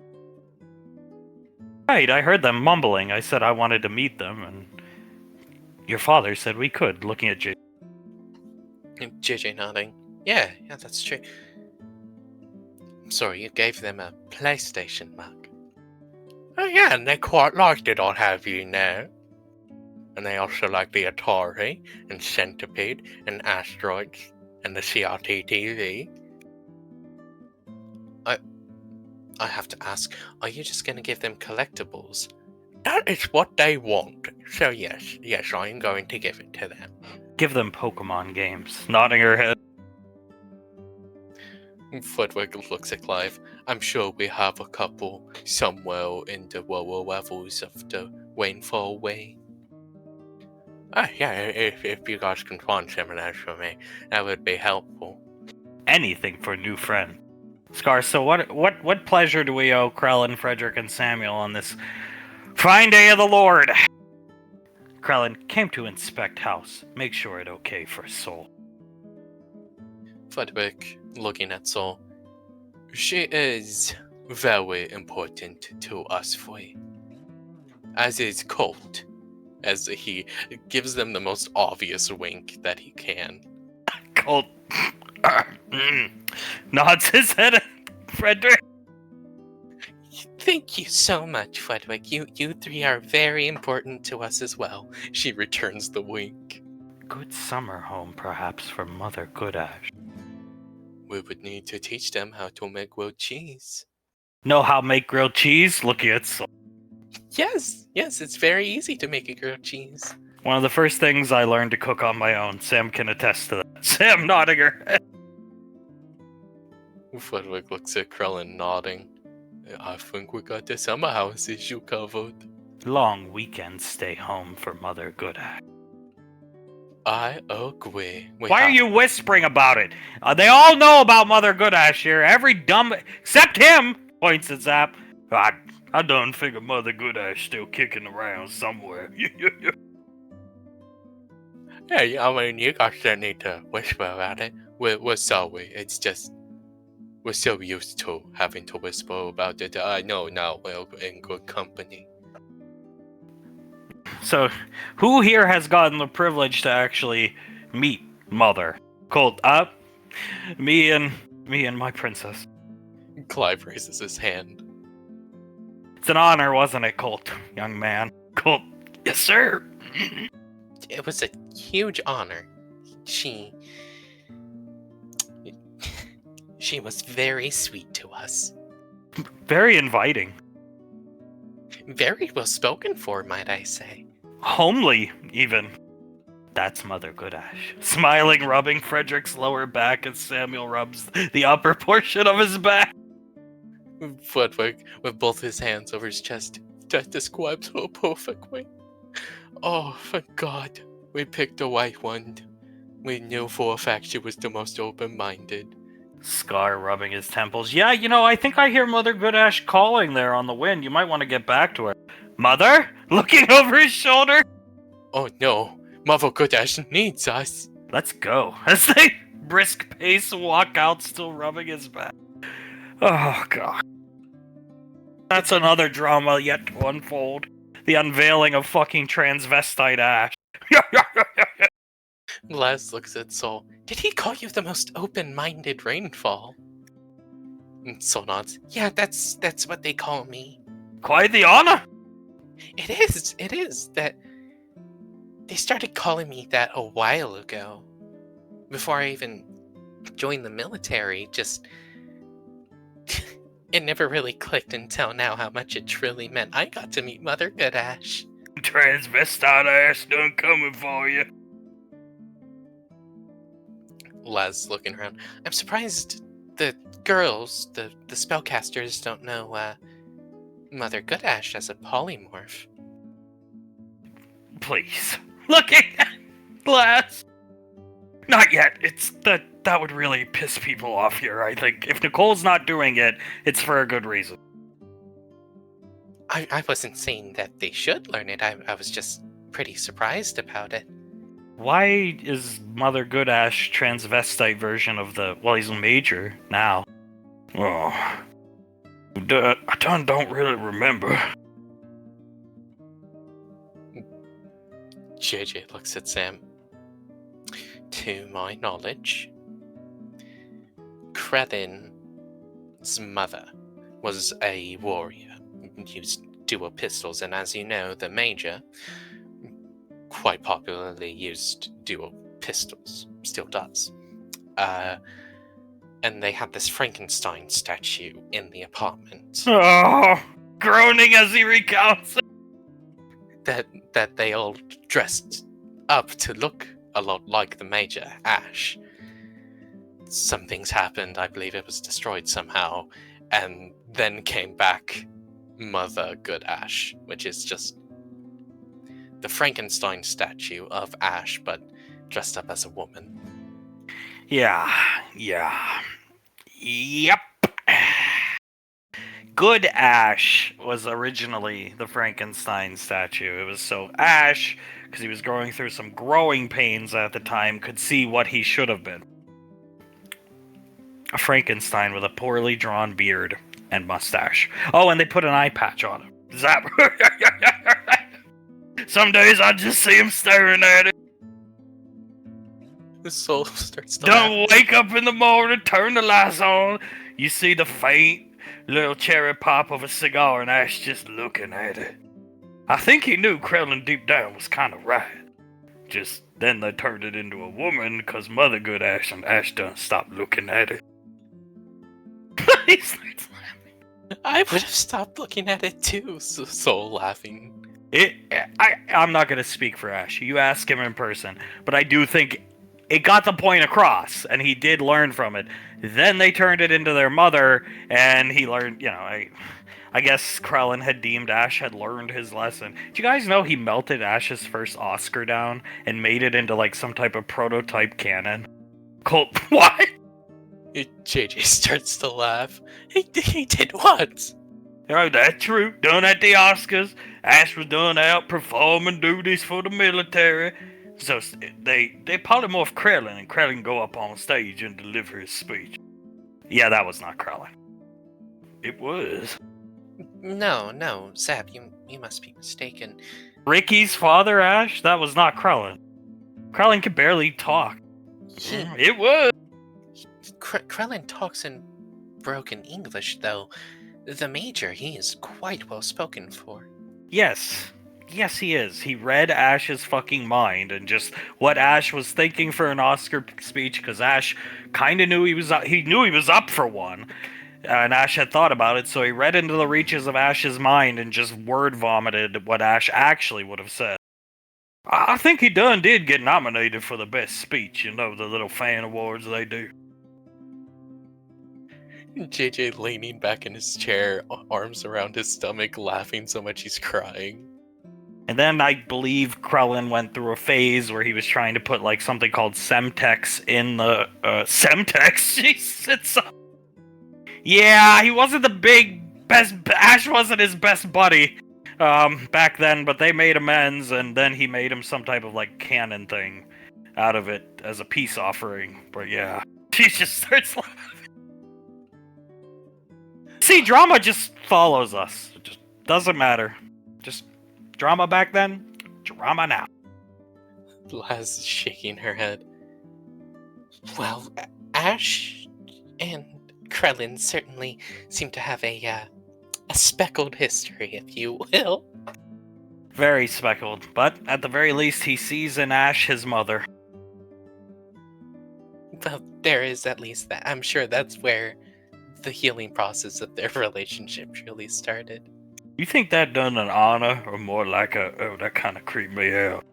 I don't know, I'll have to ask Ash one of these days. He starts chuckling. He is the only Star Child left. I would be honored. I wouldn't. Still shaking her head. I truly don't know if I would be or not. I would not. Especially if they made a transvestite Frankenstein version of me. Okay, yes. You're right. I would not be at all. And listen, nobody talk about Mother Goodash or Izzy outside of around any of the other adults, okay? We won't. Promise to you, Uncle Scott. Where is Mother Goodash currently living? At Clive's house. Oh my god, I've made so many grilled cheeses. Clive was telling me this morning, sometimes they'll just leave Mother Goodash sitting on the fucking toilet in the downstairs restroom, and Clive woke up, opened the door, and there she was on the toilet. Gave me the biggest scare of my entire life. Cold starts Sometimes they will just do that. They'll set her up in the most random. One time I woke up and boom, in my armchair in my room, Mother Goodash was sitting there. She was watching over Clive that night, apparently. She thought I was having bad dreams, is what they told me. Cool. How about I break in the kitchen of this place and make us some quick breakfast before we gotta get rounded up and head out. He looks at Soul. Soul smiles. I would love to watch you cook in our house. Alright, let's go. Make it so. Come on. JJ, all of them will head out to the kitchen. At the academy, Hunk is Benny and Elizabeth sitting on the couch. Sitting on Elizabeth's lap. Davine watching Hunk and Blaze prepare weapons. Suletta just eyes closed and arms crossed. Banksy's just sitting down in this. He's doing work. Davine's lips pursed, looking at Hunk. She starts to roll on her feet a bit and then walks up to him. Starts to rub his back with both of her hands. Uh-oh. You're going to be okay, right? I'm not going to be there to keep an eye on you. You're going to keep all the boys safe, and especially you. You're going to be okay. He'll turn around and put his hands on her hip and lock eyes with her. Gonna be A-okay. I got everything I need. He'll take one of her hands. Right here. You'll be with me. Hand on his holster. The Davine pistol. She smiles at his holster and looks up at him. Oh, darling, you know how it would feel so much better if I was there on the front lines with you. I personally am not a big fan of this boys trip only thing. I understand, but I think it's stupid. It's really dumb. I agree. Seems very impractical, but if it's just for Carter and the boys, then whatever. We'll make it so. Blaze, I've been working on I have something very special I'd like to show you, madam. Davine looks to Blaze. Yes, darling, what is it? He holds out a little box in his hand. Push that red button for me. She'll push the button. It unfolds into a Nikita rocket launcher. Nanotechnology. Astounding. Oh my god. She's looking at the rocket launcher. Are you going to be using this today, Blaze? Ah, not me. The king of the castle, gesturing to Hunk, and Hunk, nice! Push the button on the side. She'll do that. It folds up into a box and he pitches it to Hunk. We'll be in good hands. She blinks a couple of times looking at it, looks at him. Promise me you'll take pictures. Oh, absolutely. I'm gonna wear the helmet, so I'll record everything. You just want to see Mr. Wiseau fucking nervous on the boat. I know what you want. I do sort of want to see that. Sweating like the guy in the movie Airplane. I think that would be so funny. I do want to see that. Sweating like Frederick when he doesn't have a response because he's a malfunctioning android. Basically. Elizabeth is shaking her head, petting Norbit. Sweating like Frederick on that one episode of Mr. Frederick's Neighborhood. Oh, yeah, that one. Licking his bottom lip, kissing Davy. Davine kisses him back. She reaches around and grabs his ass. Oh, you're gonna miss me, I could tell.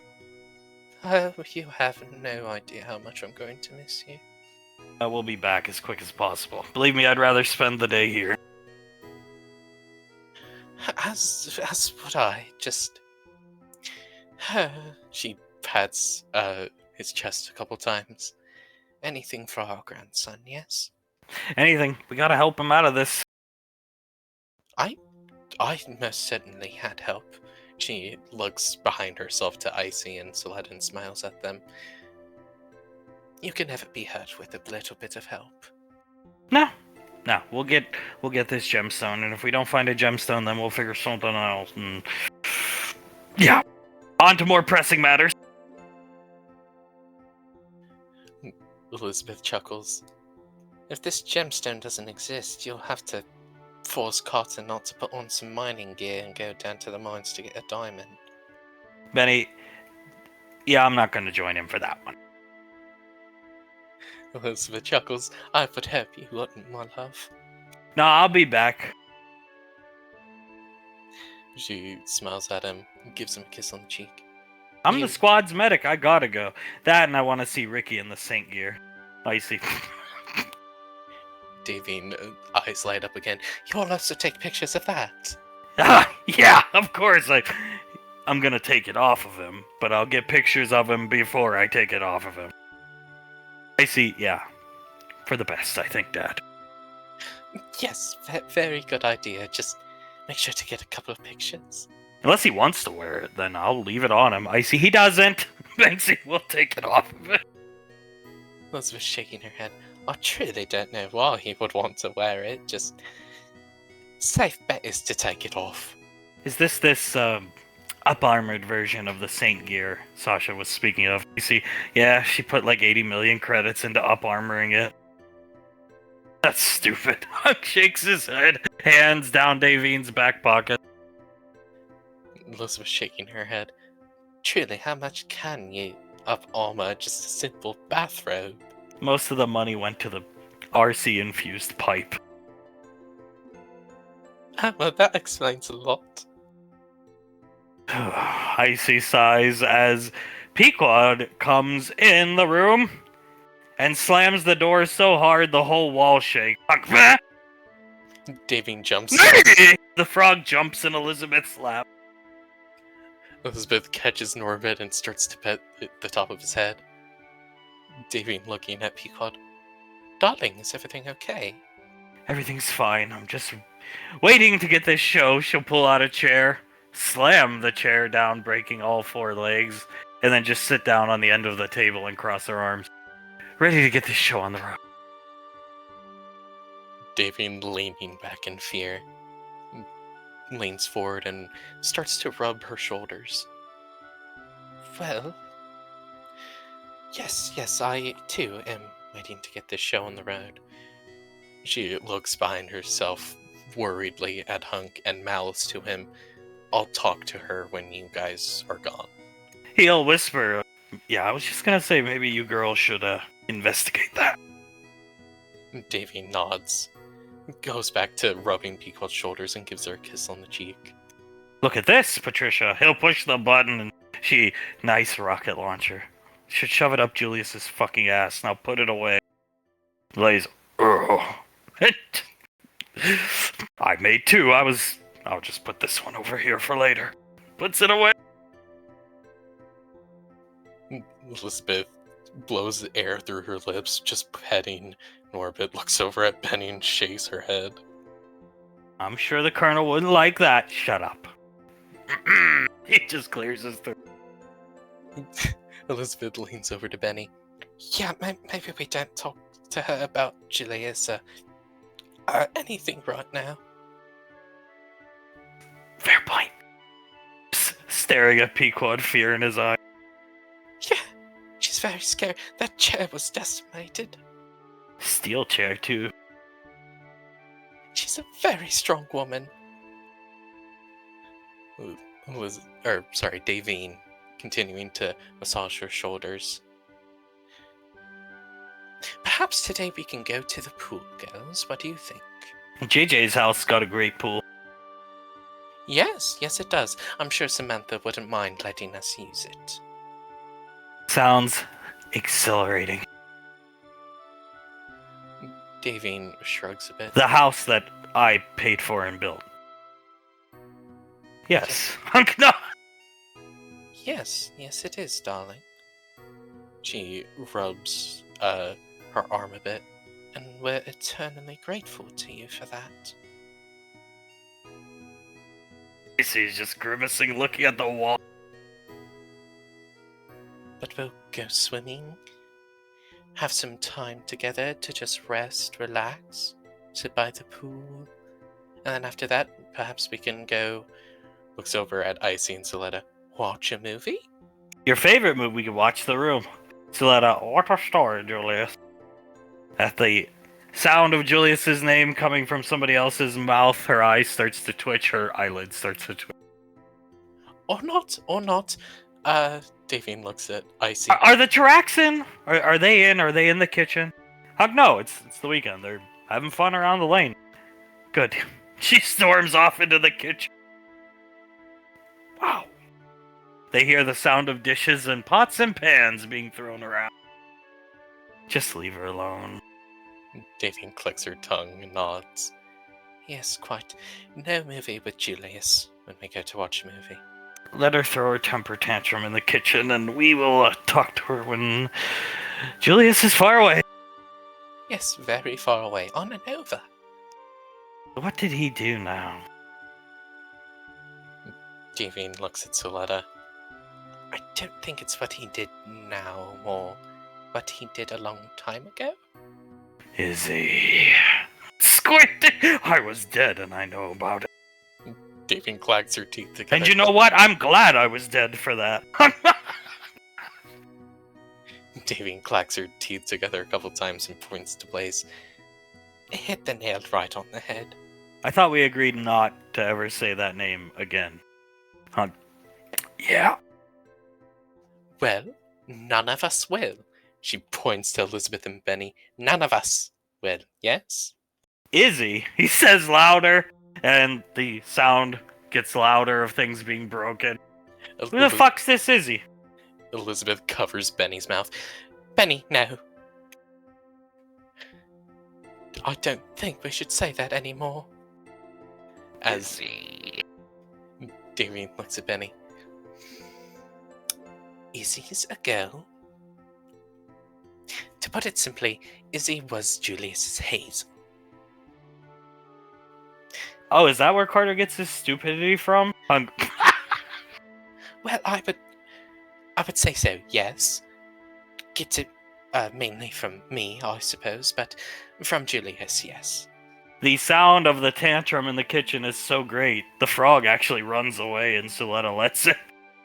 Let him go. Davine wincing a bit at all the noise that's happening. Oh, she's giving that kitchen what for? Yep, moving on to the cafeteria, I think. Hunk watching her through the window flipping table. Very strong young girl. Davine looks to Hunk. She wants to do all that to Julius, you know that, right? I don't think that's the best course of action. Davine looks at I Hunk. think it is. I believe it is as well. She should have done it to him all those years ago while she was pregnant with the twins. Should have thrown him off Rico's balcony. Davine nods. Would have probably prevented this entire issue if she just did that. Well, there goes the window. She picked up a table and threw it through the window. Looks like Scar and Clive are going to have a good amount of work to do. Oh boy, is he. Putting his hands in his pockets, letting Davine lean on him, watching Pequod's tantrum. We can't just ban that word from the lane, right? Yeah. But I don't think that's gonna stop her. No, of course not. Just... Davine looks at Icy. It's something to consider. I'm sure there's a spell out there. Have I ever told Julius I hate Izzy? Blaze, I have, actually, in private. Davine looks at Hunk and shrugs. I can't remember a time you did. I lashed out at them all, him especially, when I was in my heart attack episode there, so maybe I would have another talk with him. You should. Yeah, I'm sure you'll have time sometime today, perhaps? Izzy. Under her breath. Davine just groans, rubs her face. There goes the Oscar Hall. Starts destroying the awards. It's fine. They're made out of sturdy material. They'll be okay. They'll be just fine, and anything that isn't, Nicole can mend. Yes, darling? Yep, right on it. As soon as I don't want to get in her way. No, none of us should. Damn, she destroyed that hallway fast. Oh, she's going into the offices. She goes, and Norbit comes running back. Comes, jumps on Elizabeth's lap. She puts both her hands out for him and catches him as he jumps. It is quite horrifying. Suletta looking over his shoulder. I'm terrified right now. Elizabeth looking at where the offices are, and Benny can feel her shaking a bit. It's okay. I'm around her. I know. She won't hurt any of us, I don't think. Just, it's scary to see her like that. Julius was told once he's done with Carter to come to the academy. He hears the commotion. Oh, look, there he is. They always just see Julius blinking a couple times, hearing what's happening. He walks in. Oh, Jesus. Yeah. That's gonna be happening to me soon, I think. You deserve it. Yes, I do. I think maybe we can find a way to prevent it. Julius shakes his head. No, I don't think so. It needs to happen. It's a, what are, animes call it and stuff? Canon event type thing. Oh, just watching her destroy his office. Truthfully, Dad, I would rather her get all of her anger out on me as soon as possible, so I can then talk with her and try to fix this issue. Will fix this issue. Just, I have to be given the opportunity first, and with her like this, I don't think I will be. Did you guys destroy the meth lab? Yes, we did. That's cool. It is good father-son bonding experience.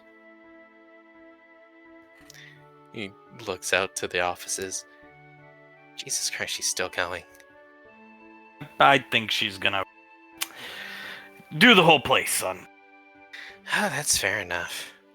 Probably twice over. He chuckles just a bit. Probably wait until Scar fixes it all and then destroys it even more. Hunk looking out the window. Yeah, probably. She's gonna be, just her here today with the girls, so.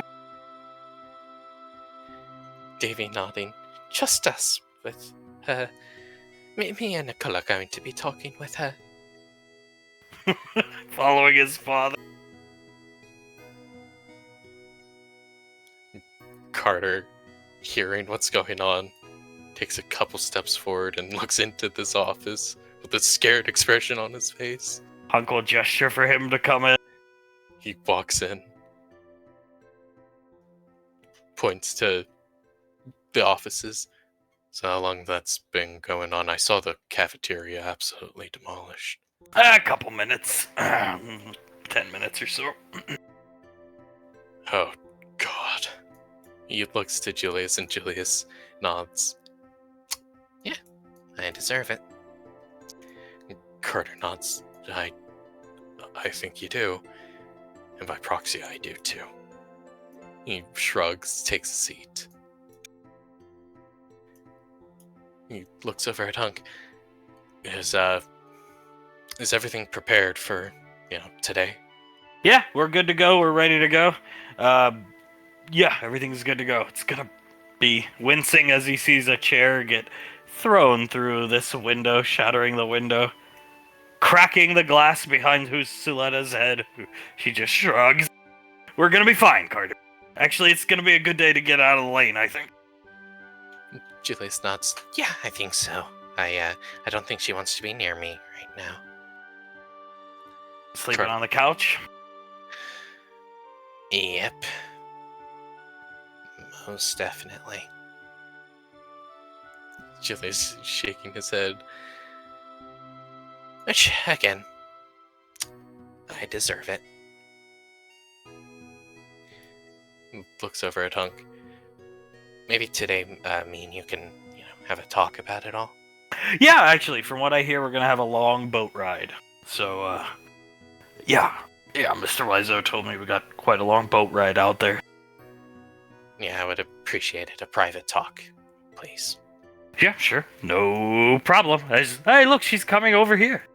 She starts coming towards the office. Oh, God. Oh, no. Davian looks at Hunk. Well, maybe the beatdown will happen sooner rather than later. Kicks in the door. Get out of the office I paid for and built! Julius and Carter stand up. Yes, ma'am. Go up to Sasha's office! Get out of the lane, both of you! She points at Julius and Carter. They both salute to her and will start making their way to the office.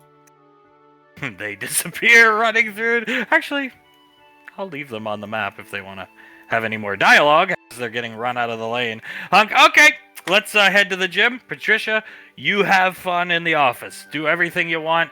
Hold nothing as she picks up a chair and busts the window with it. Back.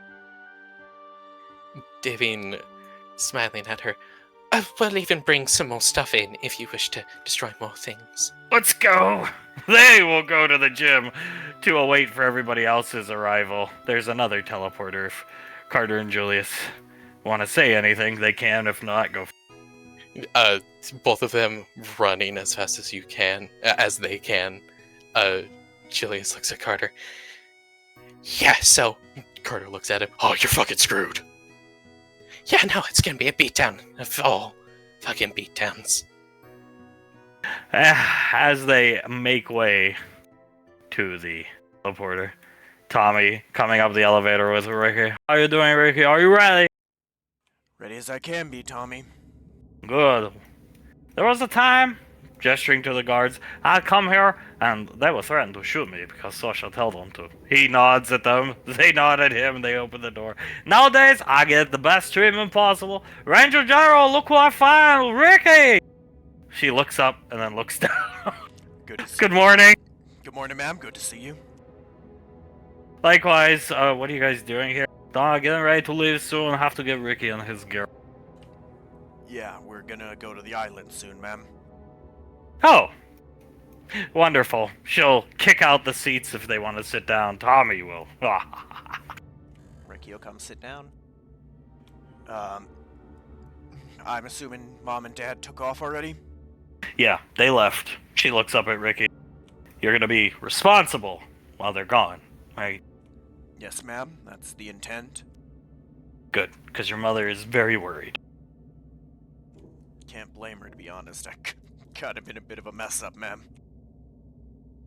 Everybody is at your age. That's what they tell me, but I haven't heard anything about you or Mom from that age. I mean, your mother was a vampire who couldn't eat any food and struggling to cope with what she was. Let's just put it like that. And I was, well, had no priorities. Besides my career, which is no way to live, trust me. Tommy, I agree with that. Pulling out the satellite phone. I believe you, ma'am. It's just... I see you guys now, and it's hard to imagine you ever didn't have everything figured out. I knew what I wanted to do with my life, absolutely. But all work and... You ever see that Shining movie? All work and no play. No way to live. Makes sense, ma'am. Says the woman working on the fucking weekend. Sasha, somebody has to work in this office. Look at Tommy. We're currently facing a threat, so yeah. Dad did just have to go out on a trip that could take months or longer Tommy? Maybe not. Trying to call Ash. Sasha, at this point, he's not gonna pick up Tommy. Fine, putting it away. Gotten bored and stuff, Tommy? I mean, you saw how scary those things are. Coming through the teleporter, running, I assume Julius and Carter. Sasha looks up. What, are we having an early morning cardio? Carter skids to a stop over here. Julius stopping, putting his arms up on his head. You could say that. You could say that, Sasha. Have a drink. She gestures over. Yeah, geez, are you guys okay? You look like you're running away from one of those xenomorph things. Julius shaking his head. Ricky, when your wife yells at you and tells you to get out of the office she paid for, you get out of the fucking office she paid for. Oh yeah, that's fair. I've been yelled at by her, sir. It's very scary. Yes, I can attest to this. Nodding his head. I'd never yell at her. She never yell at Tommy, I should say. Tommy stay in her good graces, unlike some people I know. Dirty eye at Julie. Julius looks at Tommy, nods. Yeah. Starts to drink a cup of water, and Carter is doing the same. Yeah, geez, looks like you guys were sprinting. Make sure to sit down and breathe, man. Yeah, you'll have to save your energy. Julius takes a seat. Carter does the same. I mean, yeah, we were sprinting when she was destroying basically the entire academy, and well, she yelled at us to leave, and we left. Or else I'm pretty sure that one of those chairs she destroyed was going to be our faces. Sasha tapping her pen on the table. Gonna look at Carter. Jeez, is she that mad about what's going on with Memory Ann? Sasha, I'm sure it's Memory Ann. Why don't you go get in your armor, Ricky? Carter, go with him. Carter nods. Yes, ma'am. Yeah, I'm gonna need some help. I don't want to limit break yet, and that stuff's heavy. Go on, get out of here. She dismissively gestures with her hand. Yes, ma'am. They will leave as Sasha... How bad? Extremely. Typing on the phone, put beep, beep, beep. Oh, is this... Sam, what is actually the problem now? I forget. I got a lot on my mind, trying to call Ash, he ignoring me. Sasha, is it the same thing? Towns will gesture for Julius to sit closer. Julius will scoot over, finish off his water, and put it off to the side. It's the same thing from all those years ago. Well, it was sort of just swept under the rug. She didn't get all her emotions out. Promise ring? Promise ring, yes, that too. I obviously didn't give her enough respect. Well, look at it this way, she can't leave to somewhere again and take the kids because they're grown, so... There's that. Sasha grimace. Julius shrugs, leans forward. But she can still leave. I was always on her side. I think what she did was correct, personally. I thought you were his best friend! Sipping a bottle of water. I am, but I'm not going to stick up for him when he done that. Julius gestures to Tommy. I did too.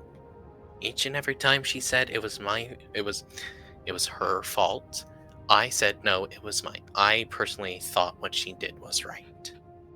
People say she wasn't that mature back then. She was more mature than most. That was just my opinion, though. More mature than me, that's for sure. I agree. Stupid telemarketer. Typing on the phone. Julius chuckles, shakes his head. Yeah. Looks over at Sasha. It's gonna come to a boiling point soon. Hopefully soon. Just gotta give it some time, I guess. You know, we really can't afford for this type of stuff to be going on right now. Yes, Sasha, I know that. He leans forward even further, resting his elbows on his knees. I know that, Sasha.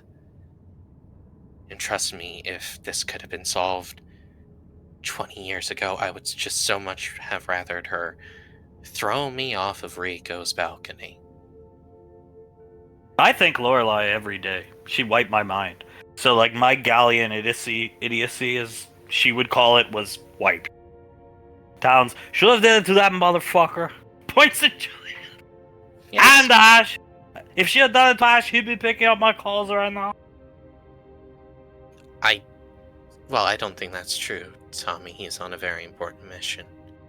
And no, nothing more important than land squid operation. I think this one takes center page. Sasha, trust me, Tommy, it does.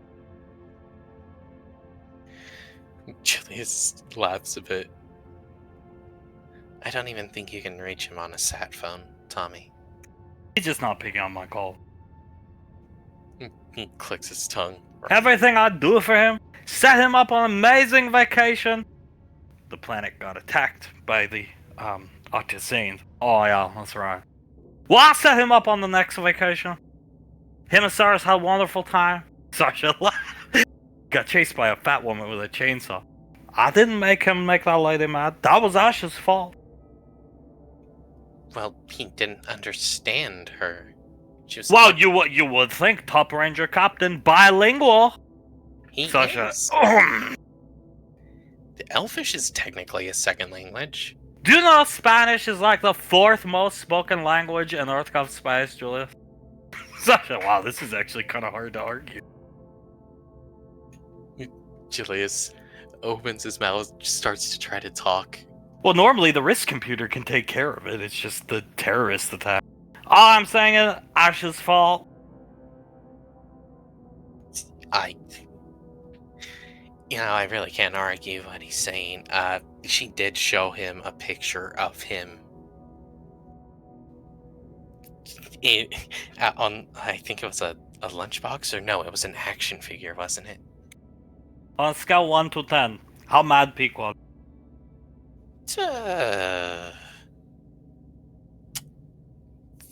35.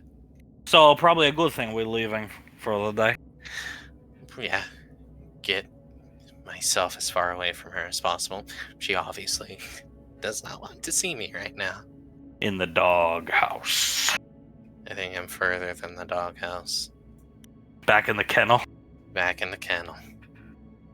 Sasha, that's bad. Yeah, it really is. You know, for what it's worth, Julius, Sasha shakes her head. You made her happy. I always thought you treated her right. Julius looks at Sasha, thins his lips, and smiles a bit. Thank you, Sasha. That means a lot. It was a mistake that I never truly... Well, I did respect her. I just didn't give her enough respect. And that's not treating her right at all.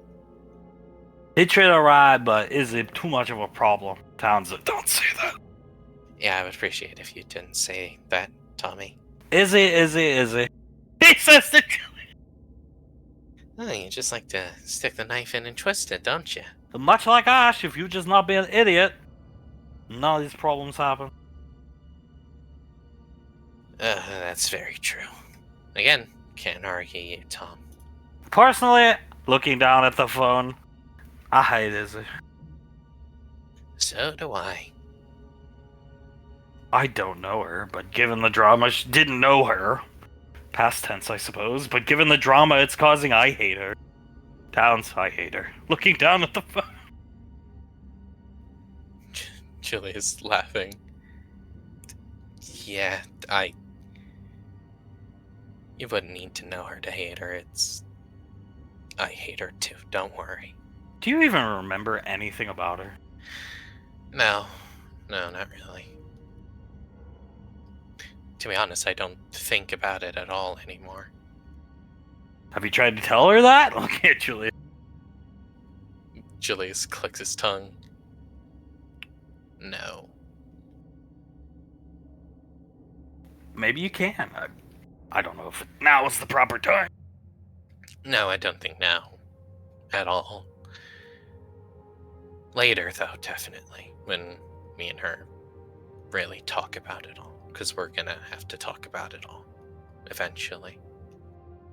Someday. Maybe get her some gyros. Maybe. I should think of something that I have never really done. He starts to bite his lip. I'm sure there's something.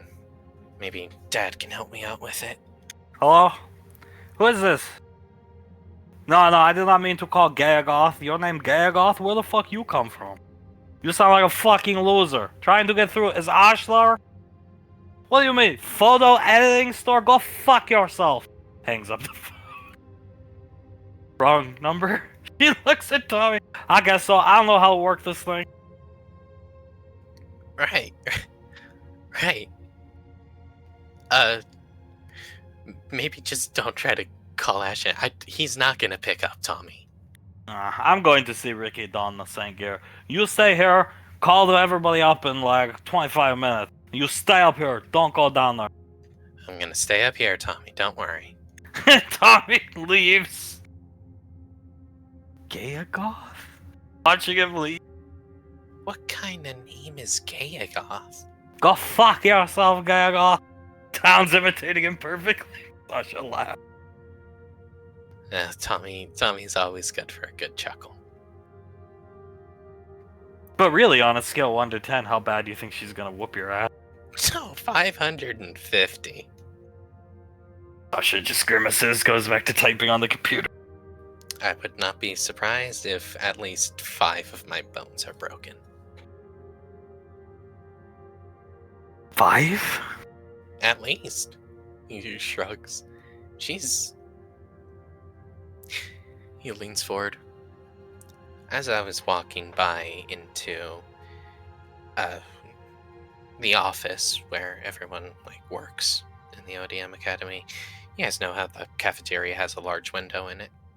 Yeah. Yeah, I looked through that window.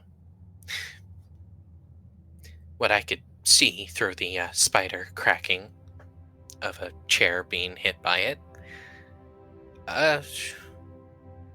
He looks at the chair next to him, points to it. Yeah, that was completely... It looked like a pretzel. Wow. Sinking in his seat. She's not gonna come up here, is she? Sasha. No. You think she wants to be around me right now? Towns. That's good for us, anyway. Yeah, it is.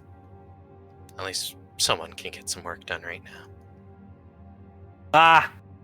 Tommy coming back in the office. Yes, Tommy. Gayagoth call you back? No, just wanted to say, you say I'm good at twisting knife. That's what you say to me, Julia? Yes. What would she think of this right now? Points out of the Integra picture and walks back out quickly. Sasha just stares at the picture. Wow. Julia's staring forward at where Tommy just left. Oh, the man knows how to hurt me. God damn. Looking at the picture. He did not hold back. I mean, given everything she did, she probably would be upset. Oh, 100%. You know how much she actually covered up? Towns, they went to the time tomb, so yeah. Wow, dude. Yes, she covered up everything, basically. I'm gonna go get some gyros. You need to eat before you leave, Julius. I'll be back. She walks out. Yeah, she's a smart one. Got out of the awkward situation. Yeah, I've never actually seen her do that before.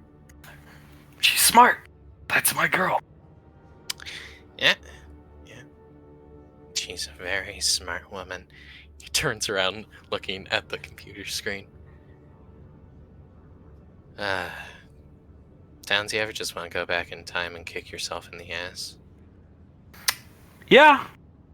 Not all the time anymore, but knowing I was complicit to stuff Dale did. Yeah, absolutely.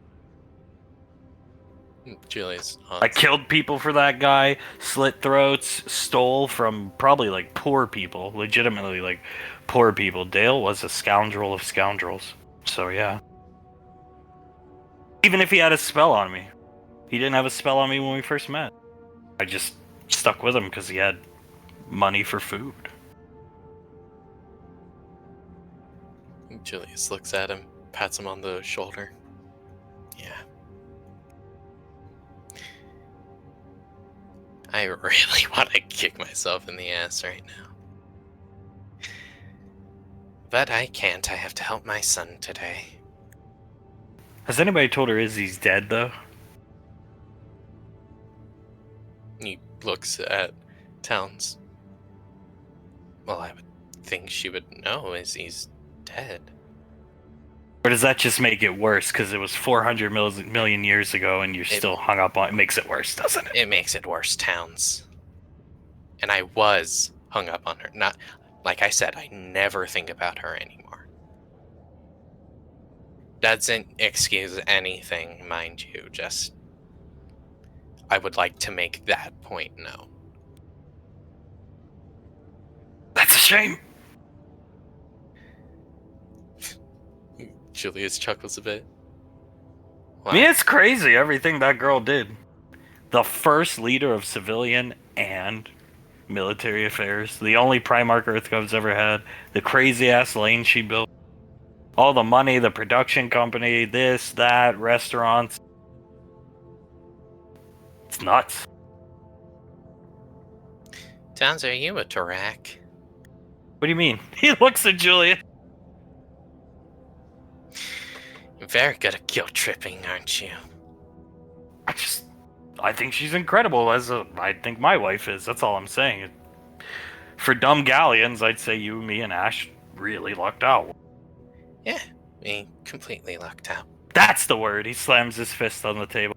Insufferable galleons. That's what Lorelai used to call us. Oh. Well, I think in the case of me, it's still true. Could always have Izzy wiped from your mind. Julius puts his hand on the desk and looks to Towns.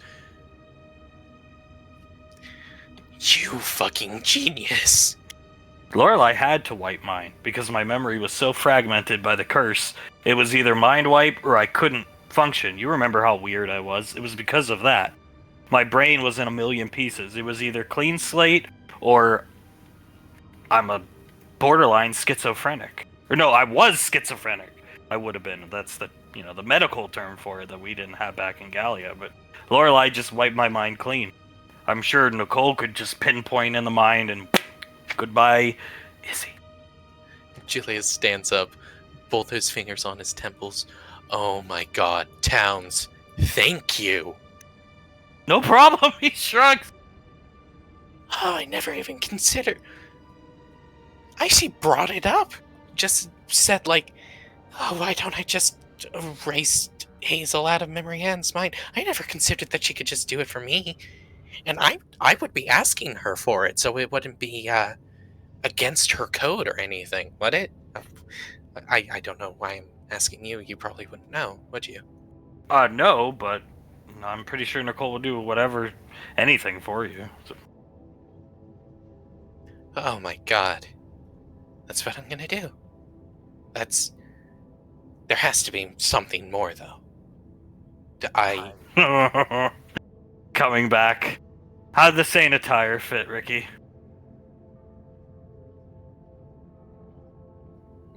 Carter shoulders him a bit. Ricky, how'd the Saint attire fit? It fit good, thank you. It fits a lot better than I thought it would, honestly. It's heavier, but it's more comfortable to move in once you got it all on. Good. Sounds not. What were you saying, Julius? Looks at you. I have to do something more for her, though, which I'll talk to Dad about after, a talk I'm sure he wants to have with me. Sits down. But yeah, I'll just tell her I'll have Izzy erased from my mind. Town slaps the seat where Sasha sits next to him. Sit down, Rick. Sit in the ranger seat. You sure that's okay, sir? She went to get sandwiches for us. You guys gotta eat before we go out. Or you go out, I gotta stay here and do boring stuff. Okay, I'll sit down. Hope she doesn't get too mad at me. Come on, Carter, sit. We're gonna have gyros. Carter will sit down. Leans forward. SIS stuff can't be that boring. No, it's not. He spins around in his chair looking at Carter. But, all things considered, I hope Ricky's father finds these individuals, if you will, kills them quickly, and then we're all just back to coasting mode. Cruise control, as they say. I hope he finds them, but I want to get a shot at him, sir. You might have your chance. You never know. We do have some... Your father went back to the place where you guys encountered the xenomorph. He found out some information, not worth bringing up now, but we have a plan, and we'll inform you guys whenever we get the chance and decide to kick the tires and light the fires on your end of the operation. It's a two-pronged operation.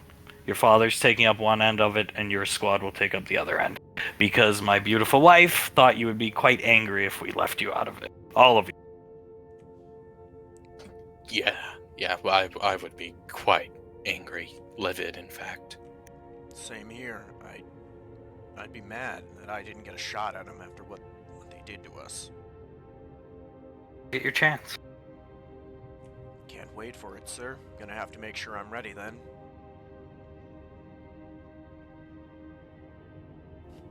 Oh, I'm sure we will be. Just staring at Rick. Mr. Towns told me to sit down, ma'am. Gonna be a ranger someday, Ricky.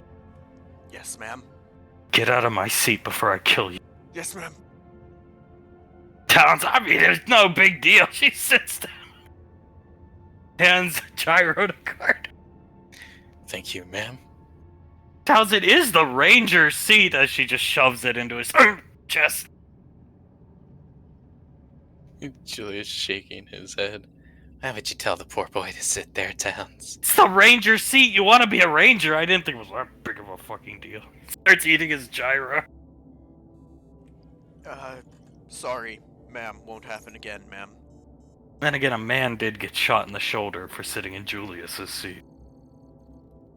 That is true. Ah, Julius!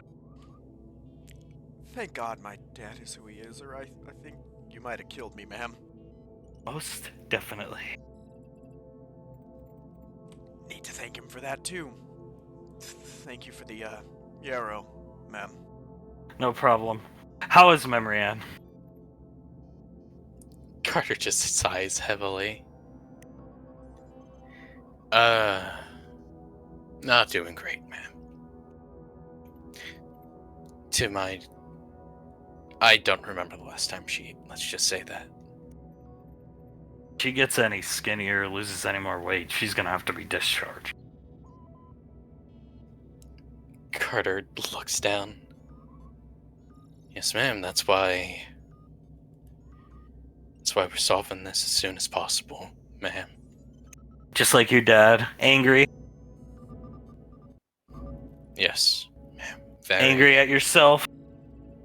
No one else to be angry at. No one else caused it. You gonna take it out on whatever's on that island? Because I would bet 1,000,000 credits that island isn't empty. Carter shakes his head. Anything that's on that island is gonna die. Good. She pats Carter on the shoulder.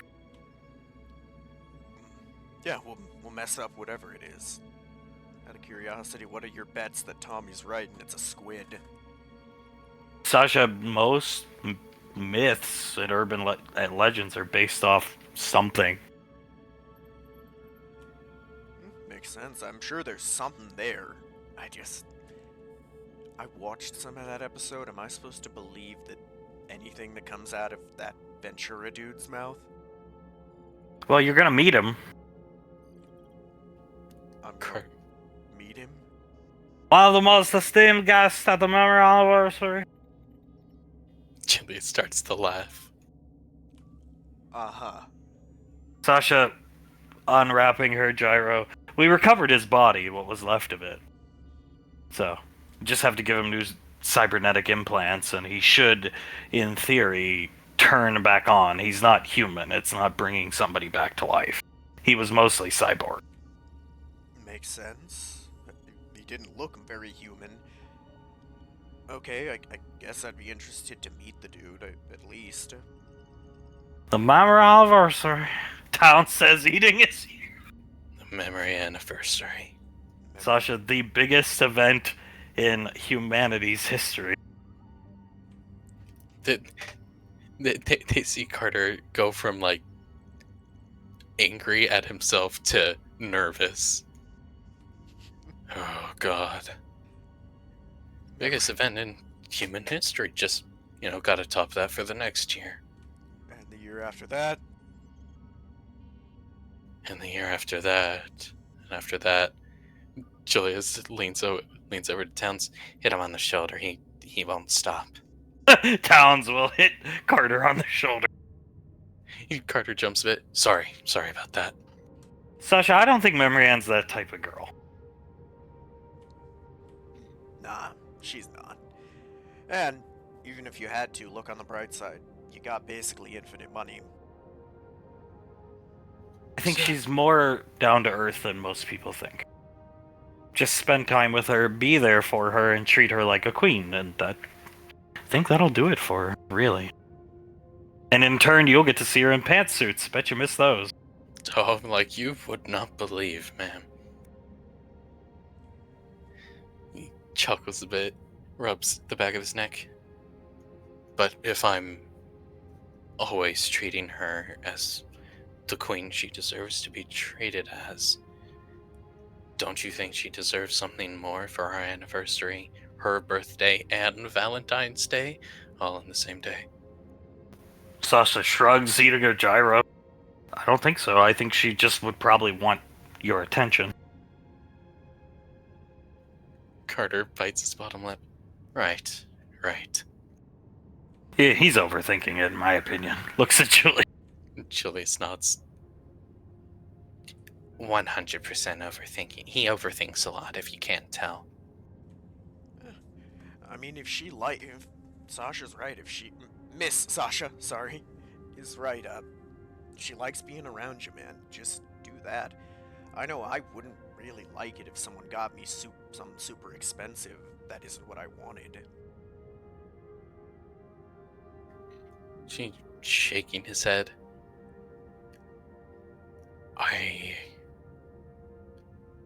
Maybe, yeah, sure. 1 year at a time, Carter. First, you gotta fix the mess. Then you make it to the memory anniversary. Then come next memory anniversary. I think you'll see I'm right.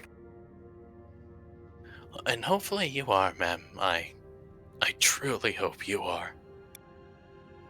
Because, I might be able to top the memory anniversary the year after our wedding, but I have no idea how I would top the year after that. You won't have to. She rubs Carter's shoulder with her hand. He smiles at her, takes a bite of his gyro. Hopefully you're not dodging chairs from your mother then, too. I really hope not, ma'am. Julius nods. I hope so as well. Coming back in the room as this conversation's going. I can't understand your Boston accent. You sound like a fucking idiot. Atari creep, go fuck yourself. Ash always changing his fucking number. Everything okay, Tommy? Atari creep? No. He just comes over and starts polishing the picture of Integra. Are you just Somebody should do this, Julius, you know what I mean? We do, Tommy. We do quite a bit. Sasha, I make Towns do it when Julius isn't available. It's a once a day thing. Well, I will take care of it today, A lot going on. Yeah, there is. Just gotta get down on the island, right? Who wants to come on the Condor gunship with Tommy? I'm piloting. Gonna whisper to Julius, does he have his pilot license? Julius clicks his tongue. You've been trained to pilot it, Tom? Yes. He looks to Sasha. She shrugs. He does know how to fly it, yeah. Huh. Well, I'm actually not sure if that'll be needed, Tom. Just a land squid, then we have to, deal with the entire island, but... We're bringing the Condor gunship carry boat. Come on, we go down to Woodbury. Enough of this. Oh, yeah, right, of course. Maybe you could show me how to use this phone on the way down, Julius. You'll be shotgun with me. Come on, Julius. That way I can dirty look you the whole time down. Can't wait, Tom. You'll walk up next to Tom, and I'll try to show you how to use the sat phone. Come on, Ricky. Ranger's loading stuff now. Let's go. Yes, sir, it'll be fun. And they will make their way to the gunship that Tommy can barely pilot. Down as back here at the academy. Pequod's still throwing a temper tantrum around she's not here. And neither is Carter. Around the lane. But everybody's gathered here. Davine clicks her tongue. Are you sure it's almost time to head out? Yeah, we're getting there. It's getting to that time. Davine pouts a bit and gives Hunk a kiss on the cheek. Thank you for doing this for the family. I'll do anything for our family. You point, I'll do it. She smiles. And the same goes for you, mister. You point and I do it. Hopefully it's like a 2-hour thing and we're back and then we can have some fun. Not show up on galactic television banging, basically. Oh yes, please. I don't want that to happen again. Cold, that was a pretty good episode. I liked him hold the condom and the banana just appearing in his hand. Soul starts to laugh. Oh my god. Oh, keep going. Him trying to close the window was my favorite part of it. In the bathroom, real quick, Krellin, look what got for Clive, Frederick. First edition autograph picture of Julius. Oh my god. I'm sure he will love it. Steal from Sasha's house. He starts snickering. Wait, what? Long time ago, she invited me there. Celebration, years ago. Anniversary of killing guys, somebody called Epsilon people. Samuel member. Samuel nods his head. I go, steal this picture. Smiles at Frederick. You stole from the Ranger General? She never know. How do you know that she never knew? Nice picture! Flitwick turns around, screams like a little girl. I'm sorry! Get out of the bathroom and give me that thing! Flitwick takes... Krellin just bolts, and so does Samuel. Picks up the picture, tosses it to her, and just bolts.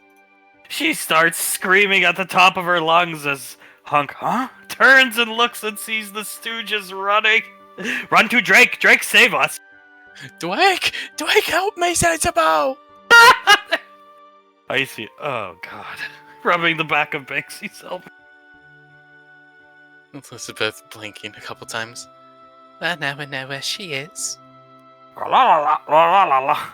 He's talking to... Frederick can understand him as we've established. What's going on?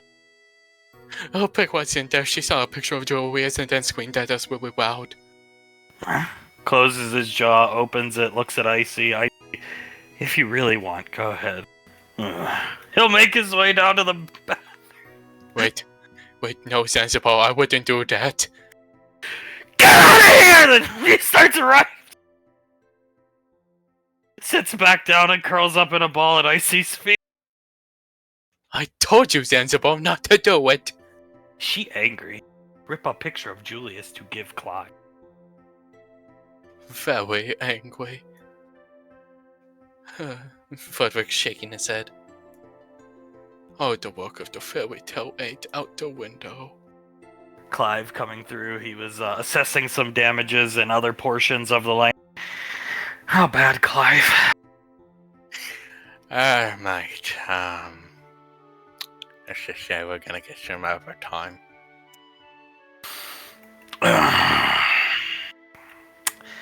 Great. Yeah. Luckily, none of her kids' new houses are destroyed. We're just gonna get a lot of every time, mate. She didn't get to Carter and Memory Ann's secret little, lakeside house we've been planning, right? No, she didn't, luckily. Okay. Good! Good. Good God. Davine looking in the area of the bathroom. Oh, she's very angry. She clicks her tongue. Looks at these two. And this is why we nip problems in the bud, yes? She did. Kissing her on the head. As I tell everybody, it was fucking hot. Good, very good. She pinches one of Soul's cheeks. Very proud of you, honey. She looks up at the Hunk. And yes, I should have nipped our problem in the bud as well. Or just, I never should have walked away. It's okay. Moving some hair out of her face, kissing her on the nose. It's okay. Yes, I'm sure it will be. Oh, God, I do hope she relaxes a bit over the course of today. You got to find a way to settle her down. She's gonna make herself sick being angry like that. Yes, she will. I see where she gets it, looking down at Soul. Yes, in personality, she's quite like her mother. Has always spoken her mind, hasn't she? Your mother is fucking pissed. He's looking down at the bathroom. Laz rolled her lips. Yeah, I think that's an understatement, honey. Maybe the colonel ought to come down and have a chat with her. No, I think she'll kill him. Sam laughs. Sam is propping up Hale in her arms. Davy nodding. I think it's bound to happen anyway, but right now she will kill him. So maybe now isn't the best time for it. Meow meow meow meow meow meow meow meow meow meow meow meow. In JJ's head, why don't you get this big galoot, stroke his ego, tell him to take Clive to go talk to Pequod. I bet you it'll work, and then he chuckles, it would be quite funny to see him run away. JJ sighs a bit, looks at Mr. Snuffles and thinks in his head. You sure she won't kill them? Your wife will like it. Hey, Uncle Scar. Yeah. I think an All Galaxy Guardian can attempt to fix this, don't you? Sighs, looking at the bathroom as she storms through the hallway, kicking all the awards and stuff that she picks one of the Oscars up, throws it through the window, crashes into the bleachers. Scar just watches. If anybody can hold it down, it's me. Perhaps you should take Clive as some backup, though. It's always good to have some backup. I mean, turns and looks at Clive. An ancient culture, only like one other contact with an outside source, and you built a bridge. It's worth a shot, Clive. Oh, gosh. Just don't blow your nose in front of her, please, not now. The tissue might get shoved down your throat. I won't, I promise. I won't. It's under control right now. But she always laughs when he blows his nose. So that oh, that's true. Should I blow my nose? Yeah, I'll open the conversation. You follow, then hit her with the nose. Okay, that sounds like a plan. He is pale, looks absolutely mortified. So come on, let's go. Move out. Move out. Just like PvP, we're gonna hold it down, brother. We're gonna hold it down. She's just one little girl, you know. I knew her when she was a little kid. It's okay. Ugh! She's trashing the hallway. All right. What do I say to her? I don't know. You're the old Galaxy Guardian. You're gonna hold it down. Go hold it down. Patricia! She continues to trash the hallway. What's this all about? What has Julius done? She just ignores him, keeps trashing the hallway. He just looks at Clive. Pequod, ma'am.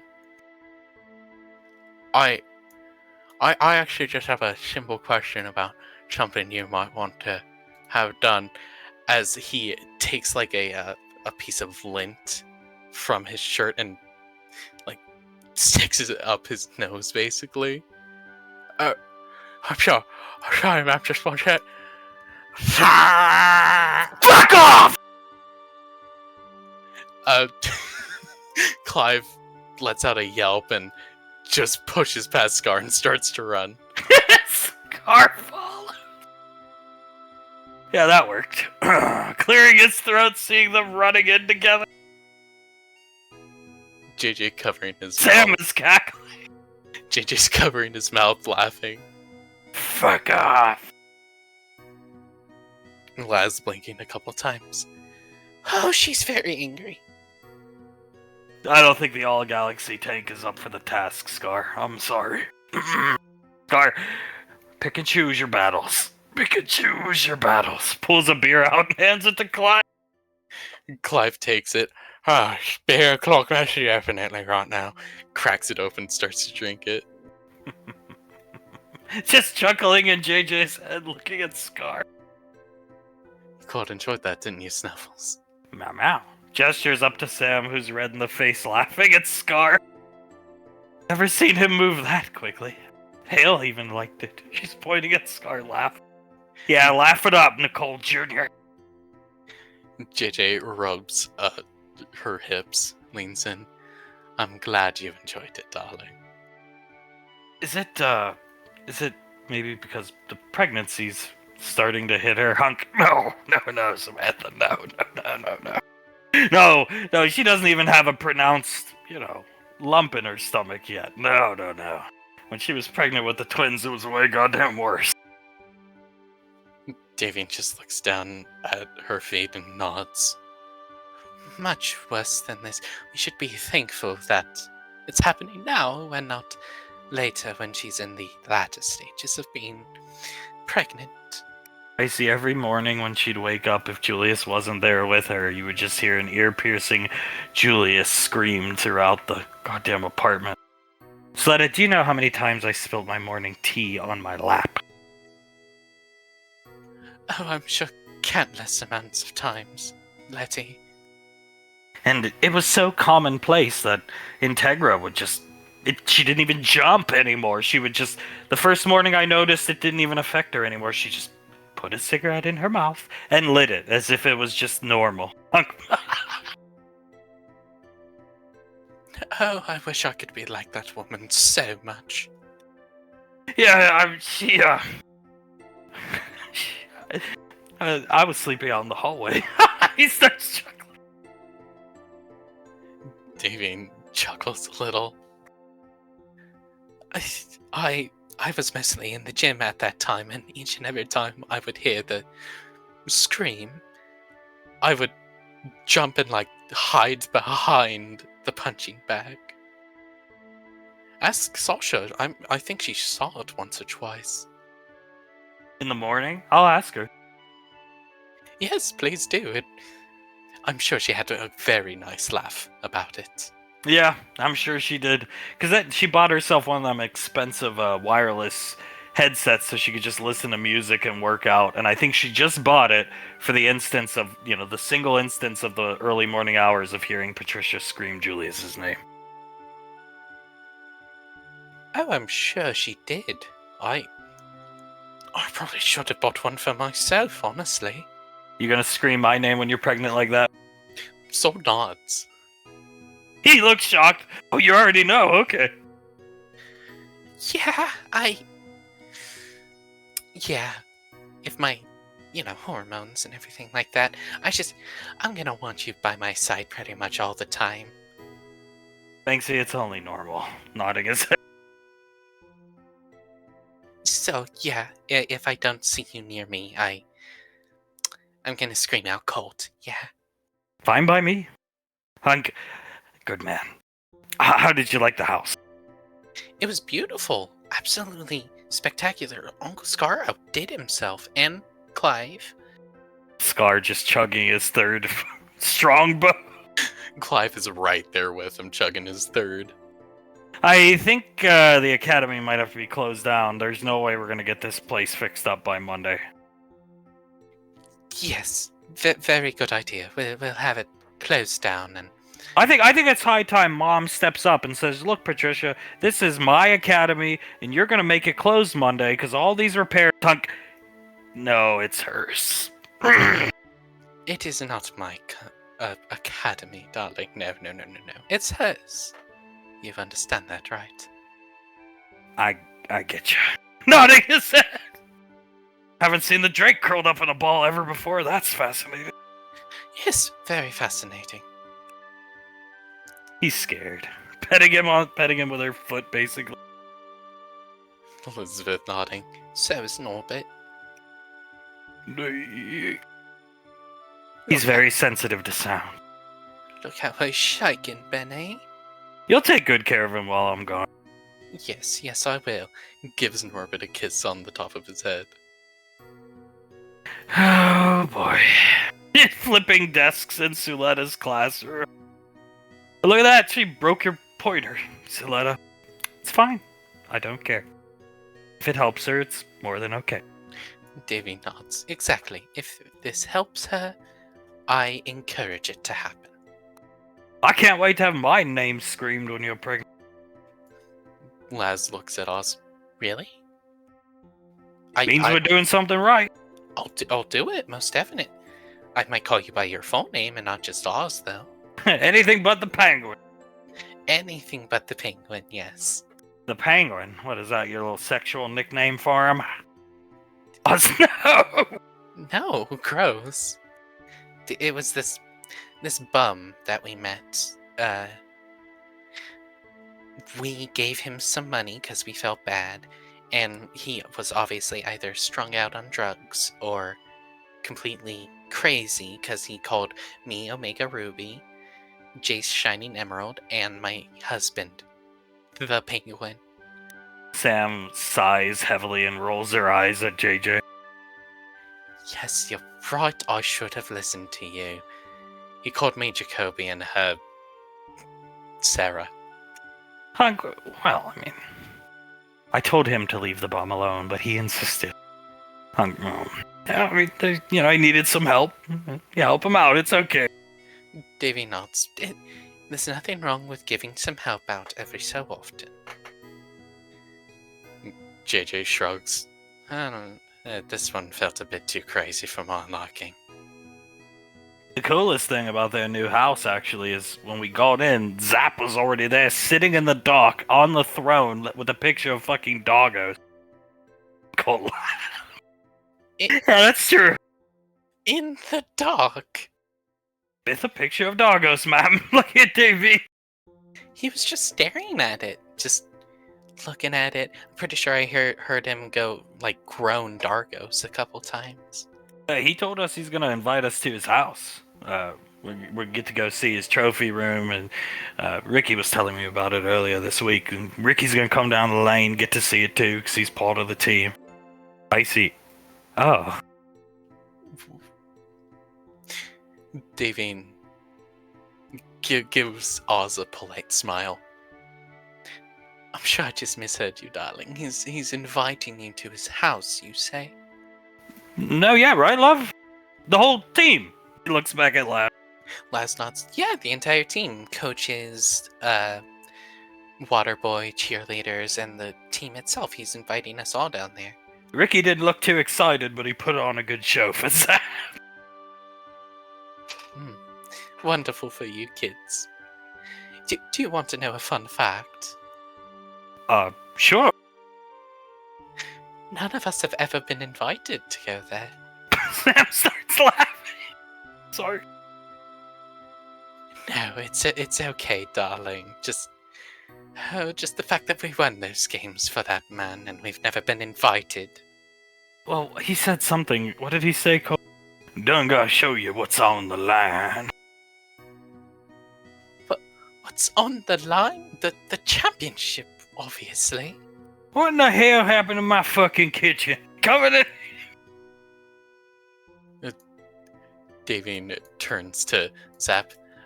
Pequod's having a bit of a moment, Zap, darling. I would stay out of her way. Done had enough of this whole shit. What's the problem now? Well, the whole Izzy debacle and Julie's not giving her respect would be my guess. You invited Ash's son, but not us? What? Looks over at Ice. He's not a rainfall. He's never going to be a rainfall. He shouldn't even see it before me. Huh? He just looks confused. Yes, darling, you never invited us to your house so we could see your trophy room. Oh, I've seen it. Scarsh. Clive's seen it. Yeah. Smiles up at Davy and then back at Chili. It looks amazing. Davy looking at Zap. You showed someone who wasn't even on the team the trophy room before us? Yeah, that's not gonna fly. This is baby girl. Is that why I didn't think baby girl Chili don't want to come see it? I'm sorry. Yes, Zap, we would love to go see your trophy room.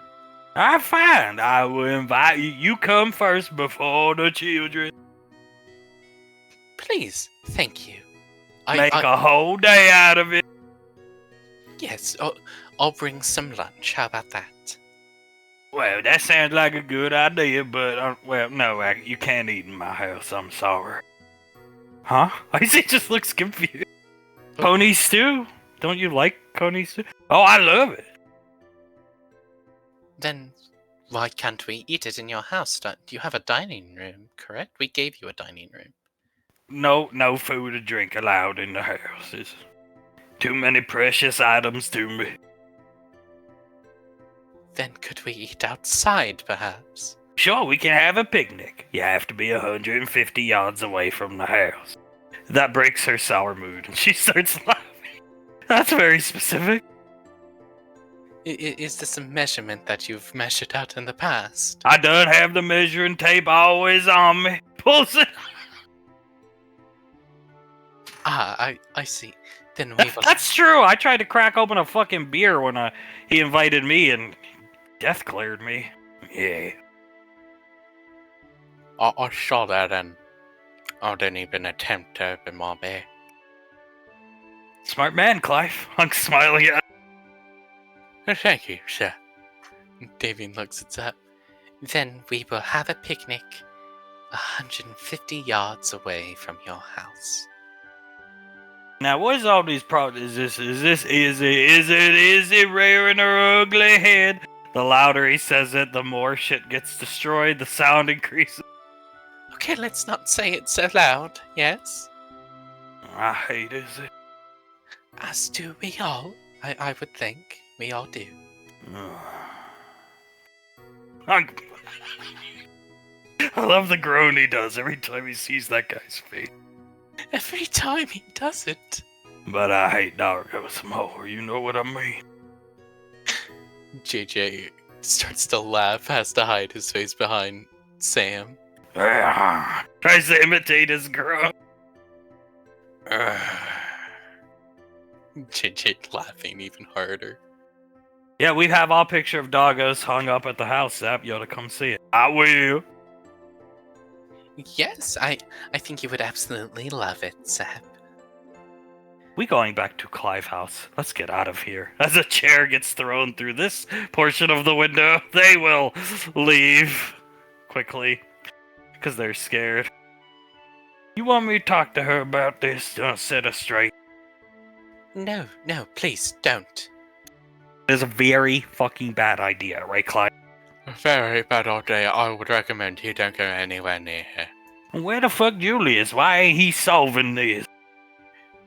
Well, she told him to get out of here and just go up to the triple office. I don't think she wants to see him right now, darling. You think Dargos is it? No. No, Izzy's dead, Zap. Well, I hate them both. I hate them both too. As do I. I hate them both. She looks at the picture of Dargos and has to hide a smile. I despise Izzy. As do I. And Soul nodding along. Yeah, same. Lunk sighs. You will. Mom, Mom and sister are two favorites. You'll be able to at least settle her down. I'm starting to worry she's gonna hurt herself.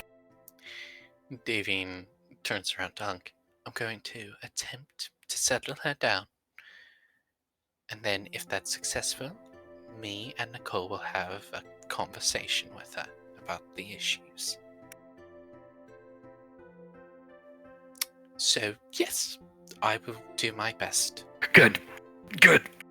We I have faith in you. Mom can handle it. thank you, darling. She smiles and gives him a kiss. And I have faith in you that you will protect all those boys. Soul smiles at Hunk. Yeah, I have faith in you too, Grandpa. She looks at Colt. And I have faith in you that you'll keep an extra good eye on my brother. I will. Good. She smiles even wider. Very good. Gives him a kiss on the cheek. Oh, God. He looks around. There's so many windows we're gonna need to replace. I hate replacing windows. I'm sure you do, my darling. I'm sure you do. She pats Clive on the shoulder. But we will pay you handsomely for all the overtime you're going to have to work. Thank you for that, thank you. JJ looking around. I'm sure it's going to be a lot of overtime. I'm surprised the gym isn't completely destroyed at this point either. As am I, to be honest. But, luckily, it is one saving grace of it all that in all the houses that doesn't hurt either. Les, honestly, if Mom got to our house, I'm sure it would be absolutely destroyed. Well, maybe not absolutely destroyed, just sort of ransacked, maybe is a better word for it. Yeah, honestly, I think that is a better word for it. Davine chuckles a bit. But everything is going to be okay, because I'm going to speak to her. Yes. She bites her bottom lip. Soul looks at her. Shrugs. Maybe you could do something like do her hair or something? Do her hair, darling. Yeah, like to brush it, comb it. I truly don't know about her, but I always felt like comforted whenever my mom would do it. And, you're her mom. You should do it too. What a wonderful idea, darling. I'll have to get my hairbrush from our house, but I could do that perhaps while we're swimming. And then I'll talk to her about it. Yeah. She holds Davine's hand. Thank you for saying that's a good idea. Just, if anything does happen, we'll have Icy and me and everyone around. So if anything does come up or happen, we can talk to her as well. Give her own little piece of advice, although I don't think she would like to hear it from me personally. Maybe from Laz or Sam, but probably not me. And Davine shrugs. You never know, darling. You never do know. And perhaps I can give her the nickname that I've been working on for quite a while. I don't wish to say it now. I would rather keep it as a surprise for her. But it is a very... It's actually quite embarrassing that I've never given her a nickname before this, but... She is a very strong woman and very smart, and she does so much for everyone.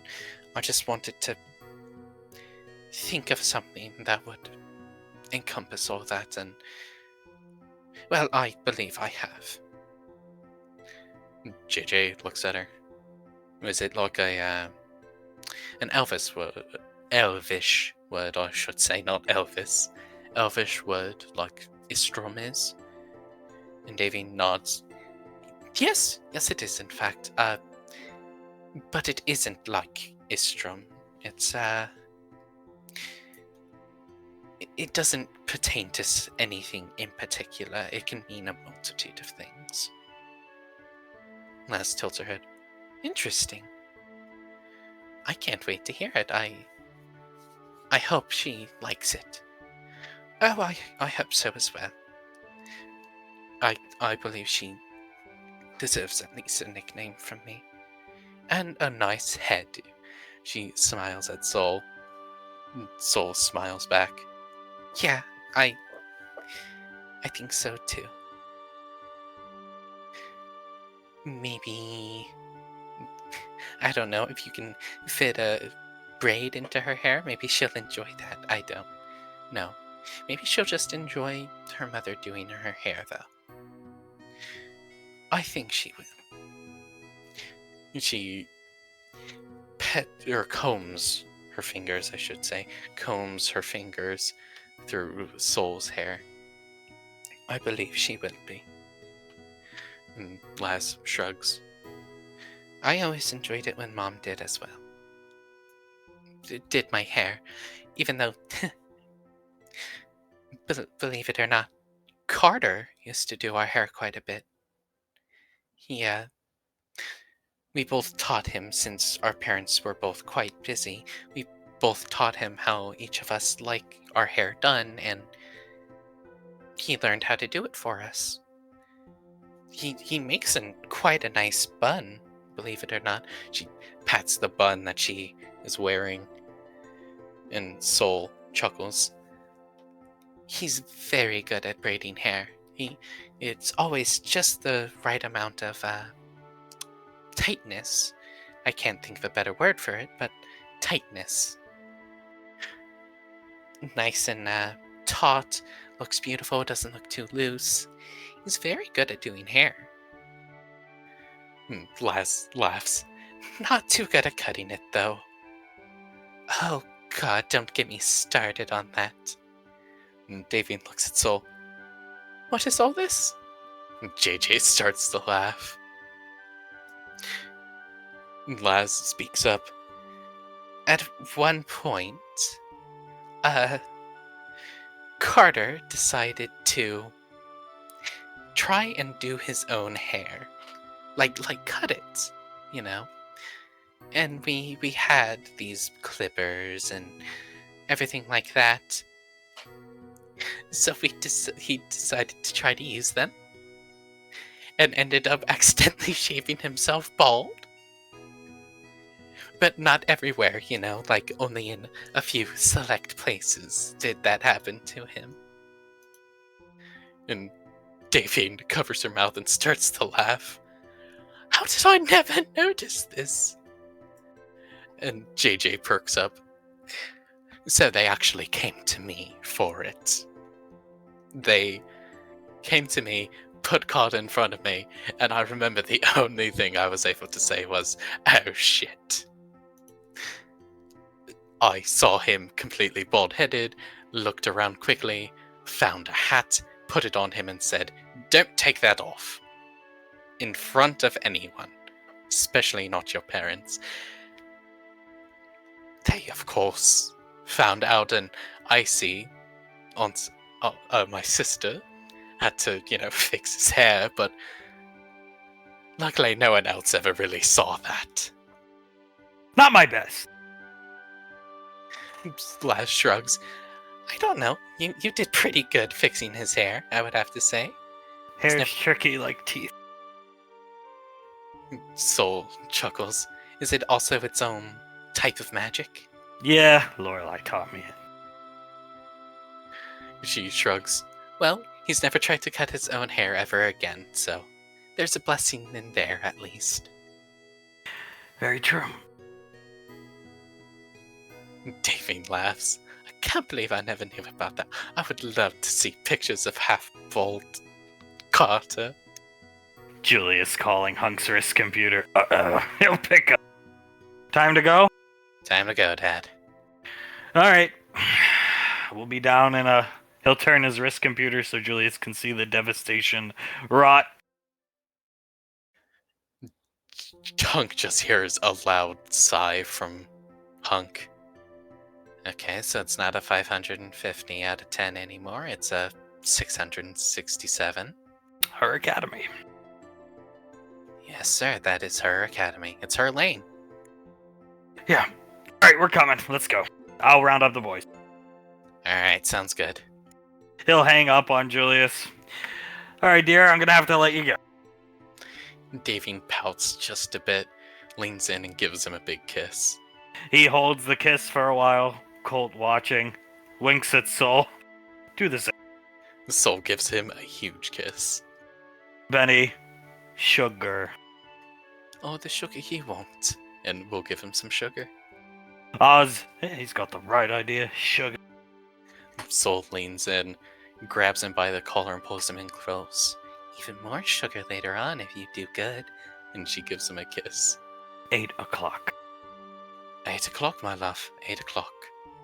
He'll be right on time, madam. Bowing to say. Yeah, see? I got Uncle Blaze to make sure that it doesn't take too long. Be safe. As safe as I always am, my love. I'm going to miss you. He grabs her by the waist, picks her up. I miss you every single second that we are apart from each other. And because of Carter, we have to be apart from one another on Saturday.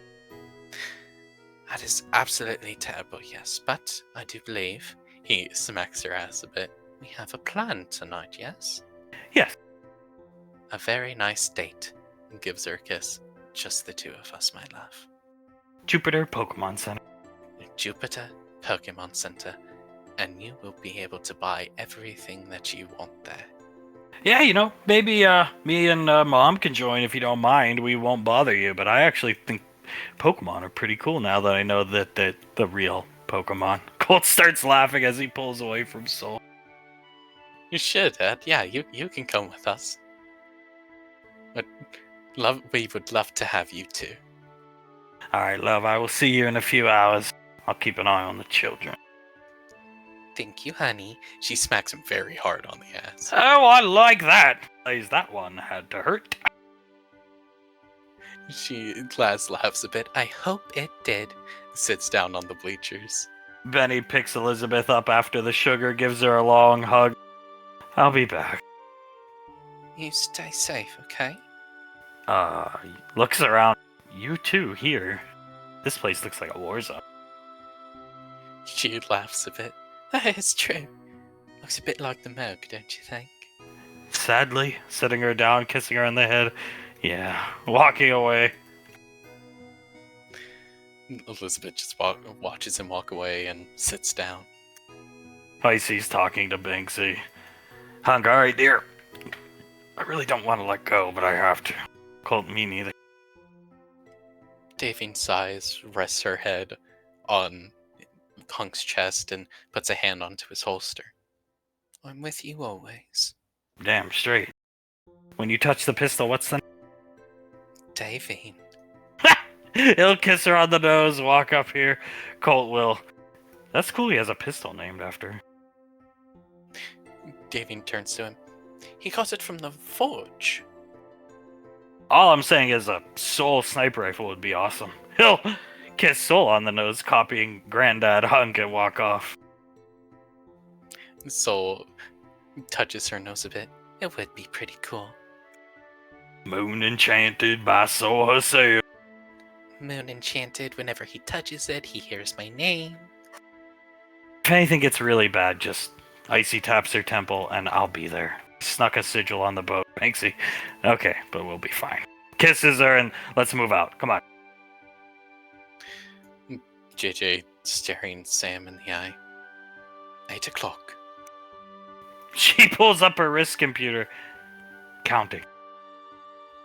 He winks at her, takes a couple steps away, holding onto her hand, and then will take a step near Banksy. She'll wink back and then look off in the direction where they hear a loud shriek coming from Pequod somewhere downstairs. Banksy, let's go. Now, come on. Yeah, come on, Dad, Colts, everyone, let's go. The boys will go quickly, making their way, get into their combat gear, and riding the elevator up as Julius, Carter, and Ricky in his Saint armor are standing here. They ride the elevator up. That thing's huge. Hunk looks up. Who piloted that baby? You, son? Julius shakes his head. You'll never guess who. Tom? Tommy. How was the flight? And it was very nerve-wracking. It was the most nerve-wracking flight I've ever been on. Yeah. I'll be piloting that to Nova, sir. Yes, Oz, very good boy. Yeah, thanks, man. You ever been in a car going like 100 miles an hour down the freeway? Unfortunately, a couple times, yeah. Hunk looking up at the shit. That's kind of what it felt like, a car going that quick, bobbing in and out of traffic. Right. Hunk nods his head, points at Ricky. Banksy nods his head, comes over. Hunk, alright, lower your head. Yes, sir. He'll lower. Julius, you get the left arm. Carter, get the right. Banksy, go behind him. Lift that ridiculous robe off him. Yes, Dad. He goes, Sure, Dad. Yes, Grandpa. get this. We don't know what we're getting into. We're probably getting into fucking shit. Like knee deep in shit on a Nova. You're not wearing this. Believe me, sir, I'd rather not. I'd rather be using my weapons. Hunk looks up at the ship. What the fuck is he dressed in? He was not dressed like this when he flew everybody down. He wasn't dressed like that 5 minutes ago. Julius! Julius turns around. Yeah, what's up? Let me ask you a question. Hunk is... His pants are way too big for him. Look at him. Carter's shaking his head. His belt still doesn't fit him. They're Uranus pants. All the characters I play are just looking up at amazing. Do you still do this tradition? The original Rainfalls, the 7 of you. You like to watch movies on Sunday when you can, is that correct? That's correct. Wow. Yeah, we do. Me, Nicole. We have a good time, me, Julius, Nicole. Lately, we've been doing it again, but I think that's going to stop given... Hunk, let me stop you there. Tommy, let me stop you there. So during this tradition, does Tommy ever come down, unzip his pants, and piss all over television you're watching on? No. Well, that's what you're doing right now to my tradition. Hunk looks down at Ricky. Alright. Just takes his hands off Ricky's helmet. Julius and Carter let go of Ricky. Banksy gently sets the robe back down on Ricky. Can I at least bring my rifle, sir? Yes, you can bring it. If you want to bring it, fine. It's on the ship. Good. Just have a ranged option, Tommy, please. Yes, fine. You can bring it. I already said that. Good. Alright, well then you're gonna stay in this. He'll just walk over here. JJ, now that Hunk's moved, finally gets like a good view of him, and he just goes and covers his mouth. At least it's really armored. Yeah, that's right. That's right. It's really armored, isn't it, Blaze? 80 billion credits, or 80 million credits for this. Blaze, let me inspect him. He begins inspecting it. What do you think, sir? Well, the Ranger General has outdone herself. Ballistic gel, as long as you're capable of fighting in it, it shouldn't hinder you. I'll need to limit brake to really get up to full speed in it, but yeah, I can, sir. Benny, why are you dressed like that? Tommy, this combat Tommy. Tactical Tommy. Playing with his belt. Tactical Tommy, you say? He looks down at the belt that Tommy's having to fix. Do you want me to, punch a hole into that belt for you so it fits you better? No, this is fine like this. Okay. You are going to be staying on the boat, so. No. I'm sorry. Starts dialing on the satellite phone. I can't raise Ash. I will be coming onto the island. Hunk. As Banksy walks over, they're just looking up at Tommy, chuckling. Tommy, we can handle it on our own. We don't need another person to help out. I can't in good conscience sit on, he's pointing the phone down at the group, sit on the fucking boat while you risk your lives. I will be coming with you. I don't think we need your help. You'll need all the help you can get, trust me. JJ raises his hand. But if the Major, Ash, were to come with us, you would stay on the boat? Yes, but he's not answering his phone. My calls keep getting redirected to fucking random people. Just last call some guy named Gagoth. Gagoth. Gagoth again? Gagoth. Fucking loser in this photo editing business. Chili starts to laugh. I don't think you'll be able to reach Ash, Tommy, okay? Half expecting to get Oz's fucked up psychotic brother on the next call. Excuse me. He goes back down into the shit. Oz, that would be strange. Yeah, it would. I tried to convince him it's a bad idea, sir. He's not listening. You see him, son? Banksy. Chili's shaking his head. Okay, so here's the plan. No matter what's on that island, we protect Tommy Wiseau. At all costs. Nodding his head. So it's a retrieval and escort mission, sir. Probably more like a rescue mission. You know what, Colt? Probably more like a rescue mission, yes. But no matter what, we defend Tommy Wiseau with our lives. Because if the universe loses him, then the universe loses a lot. He's still just laughing, hand doubled over, hands on his thighs. Oh, the wife's gonna love that. We're gonna have to invade the lair of a land squid to save Tommy, aren't we? Your helmet recording, Banksy? Yeah. JJ points over to Banksy. Oh, I need that recording, mate. Sam would love it. Oh, you got it. You got it. Tactical Tommy. I'll take it, too. Mom and Ellie and Dad might find it funny. Those pants are just way too big. And the shirts make no sense. It's like different shades of black. The pants are Yuri's. Yeah, but the different shades of black. We're not even going at night. I don't know. I swear he wasn't dressed like that 5 minutes ago. Yeah, no, I know. We were on the ship with him. Just, do you guys think he had it there as a change of clothes? Under his fucking suit. I'm pretty sure he did, yeah. Do you see these slight bits of sweat around the collar? He looks nervous. Well, what don't you know, Dad? He's trying to fight a land squid. Oh, well, we'll help him take down this land squid. That shouldn't be too big of an issue, and yeah, he's really nervous. He spent the entire morning pacing back and forth in Mom's flower shop. I swear I thought he was gonna to wear a hole in the ground. Pixie and Hunk still chuckling to themselves. Oh God, that is amazing. You know what, guys? I'll be the first to say it. I feel so much more comfortable with Tactical Tommy coming with us. I do too, son. Inspiring me to, know no fear. A true awe-inspiring hero, huh? Let's just keep firearms out of his hands and think we'll be okay. A pretty good idea. Yeah, definite. We'll need to give him some kind of weapon, though.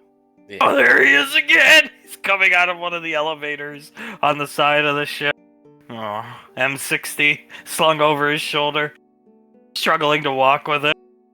Is that your preferred weapon, Tommy? Yes, phased M60 favored by our Frontier Rangers.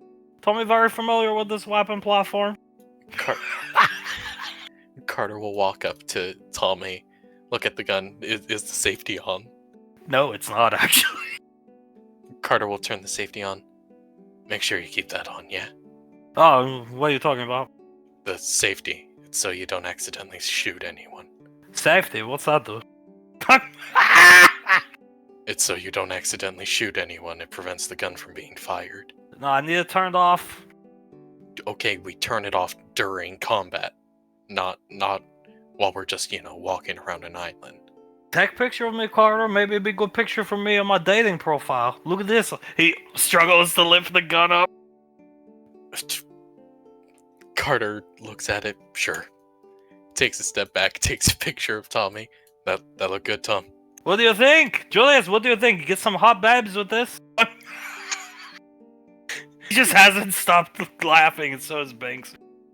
JJ just walks over and leans against the wall of this house. He's laughing so much. I think you'll get some hot babes, yeah, Tom. Cole, why don't you come up here and, I know how to use this thing. Why don't you give me some of your advice with how you handle weapons like this? Yeah, sure. Comes up with Tom. Mr. Blaze, do you think that what I'm wearing can take a bullet from that?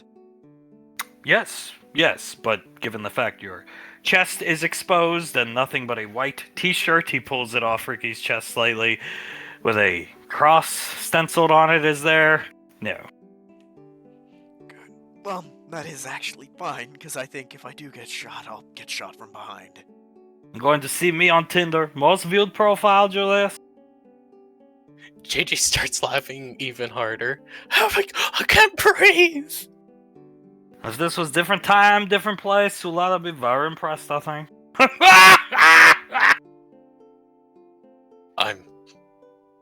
Carter just closes his eyes. I'm sure she would be. Trying to capture the magic of like a rugged Marlboro Man combatant. Make sure you show her this. I know she's taken, I'm not trying to get involved, but just want her to see what she missed out. He points up. Oh, we will, Tom. We'll show her. Colt, make sure you give him a lot of pointers on how to use the gun, please. Yeah, what is this thing hanging off the front of the gun?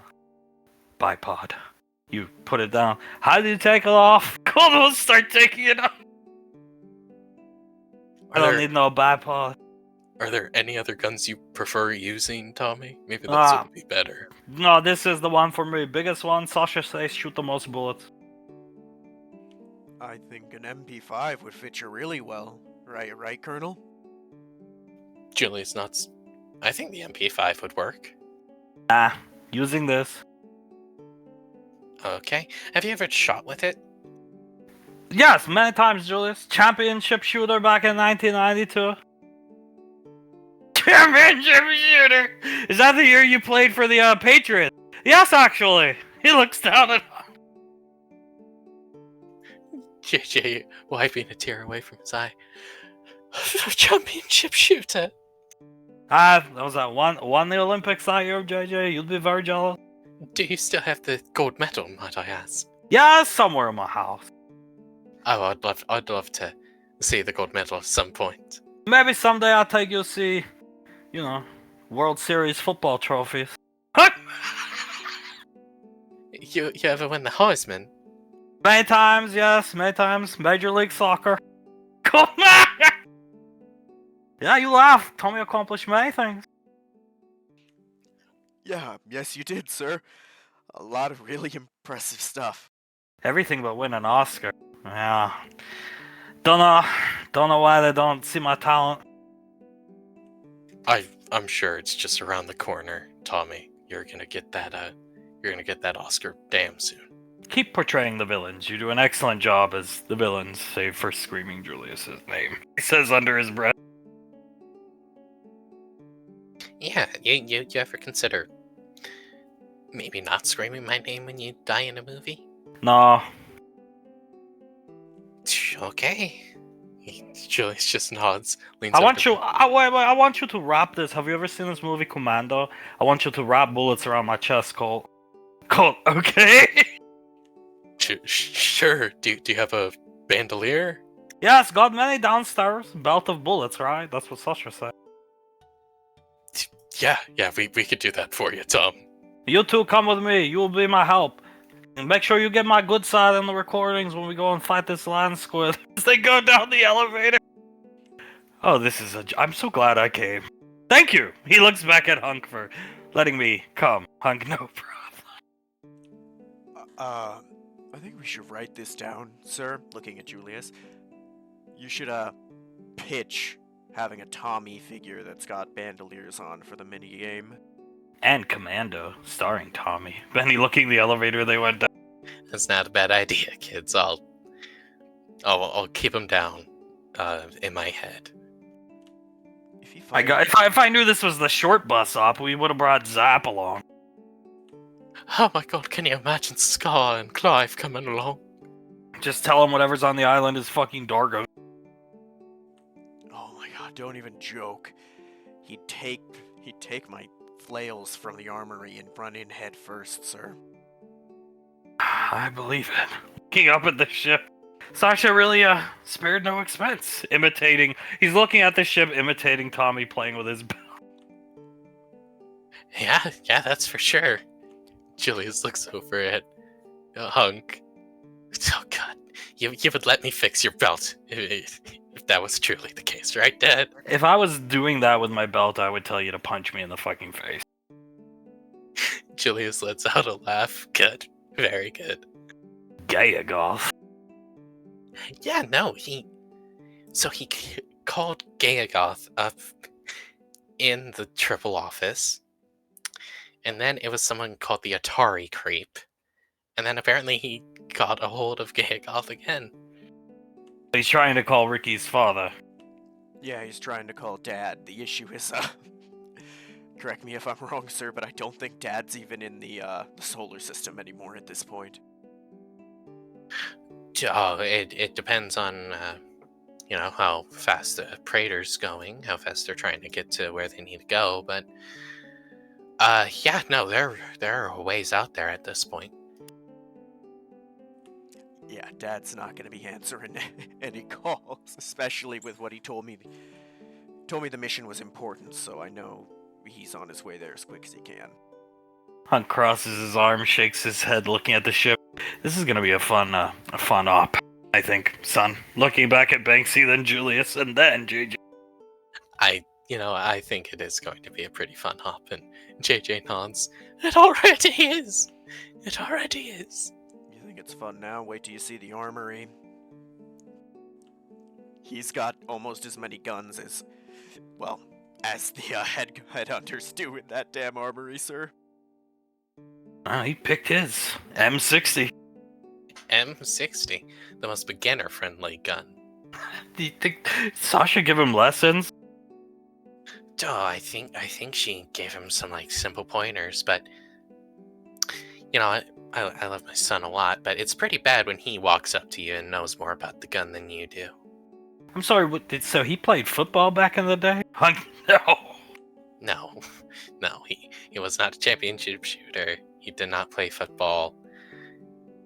It's just something that he says sometimes. Major League Soccer World Championship? Heisman Trophy in soccer? Yeah, that's college football. Grandma told me that you should only trust that about 10% of whatever Tommy says about his past is true. Colt coming up the elevator. It's time to go. Tommy's got the bandolier on and he's ready. Ooh boy. Can't wait to see this. Alright, let's go, kids! Move out. Should be a fun ride. Oz is piloting, right? Yes. Julius pats Oz on the back. Oz is piloting. Yes. Just keep him busy with the phone, Ricky. Keep encouraging him to call your father, Ricky. Colt nods. That sounds like a good idea. Yes, sir, will do.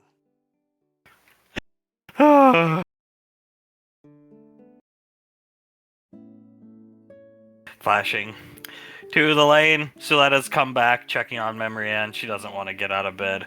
Mr. Snuffle's all out of place. Meow. In the pool, playing some volleyball, or just pitching a football around together. Sam, Laz, and Soul. Lacey just feet in the water, sitting on the edge of the pool. Davine will stand up and walk over to Pequod. Excuse me, darling. Yes. I'm quite nervous. Would you mind if I do something with you that would somewhat put my mind at ease? Sure. She will take a place behind Pequod and pull out ABCD. There it is. A hairbrush. And she'll take some of Pequod's hair in her hand and start brushing it for her. Lacey, it used to relax me when Mom would brush my hair. Pequod, Davine's smiling as she brushes Pequod's hair. I don't do this for you a lot, do I? No. Oh, I should, darling. She pinches one of her cheeks slightly. Do you want to know an embarrassing fact about me that I'm actually very displeased with myself about? Sure. You know how I give each of my children a bit of a nickname? Yeah. Well, I have just never been able to think of one for you. And not because I haven't tried, but it's because you... She continues to brush her hair. You are so much, darling. So very much. You're a leader, you're a mother, a very good one at that. A loving wife. I could never think of one for you. But then, recently I realized I was thinking too closed-mindedly, too focused on the small things, and I started to go through the dictionary of ancient Elvish in my head, and I came to think of one. Would you like to hear it? Yeah, actually I would. Leosa. She turns. What's that mean? Well, there's no one definite answer for what it means. It can mean a multitude of things. Like I said, leader, mother, wife. She sets the hairbrush down to the side, cups both of Pequod's cheeks in her hands. It means someone important. Someone who's important to everyone around her. And you are my Leosa,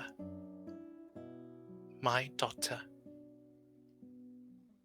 my beautiful daughter, and I apologize that it has taken me this long to think of a nickname for you. Apology accepted. She sadly smiles at Davy. She gives Pequod a kiss on the nose. Would you like me to put your hair up in a ponytail? Sure. She'll start to brush her hair even more. Just do my hair however Izzy had her hair. You ever think about drowning yourself? She looks at Elizabeth. Elizabeth looks at Icy. At times, yeah. Yeah, kicking your feet in the water.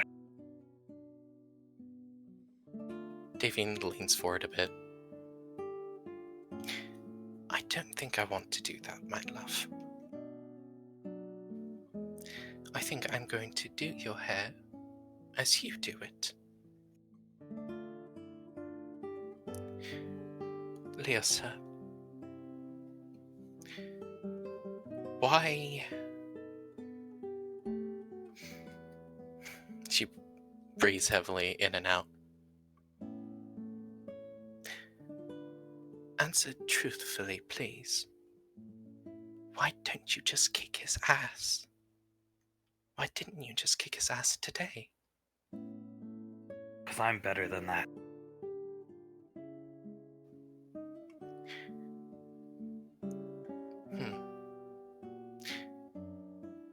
But is it something that you want?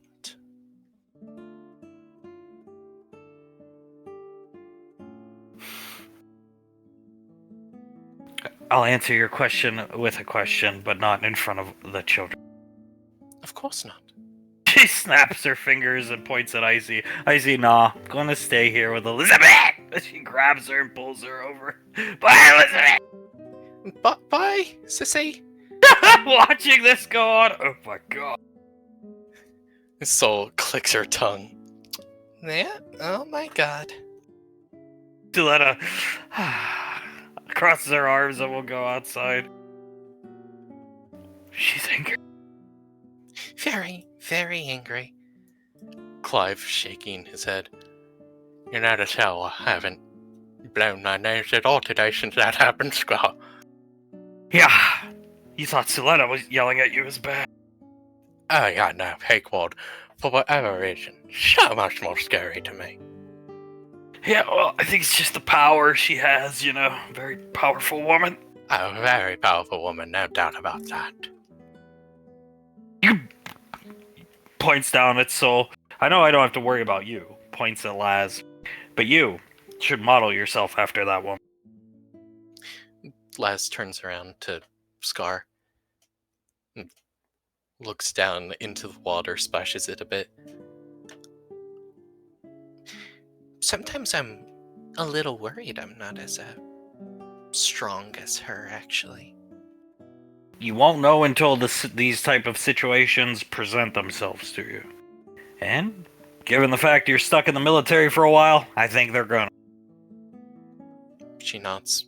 I'm sure they will.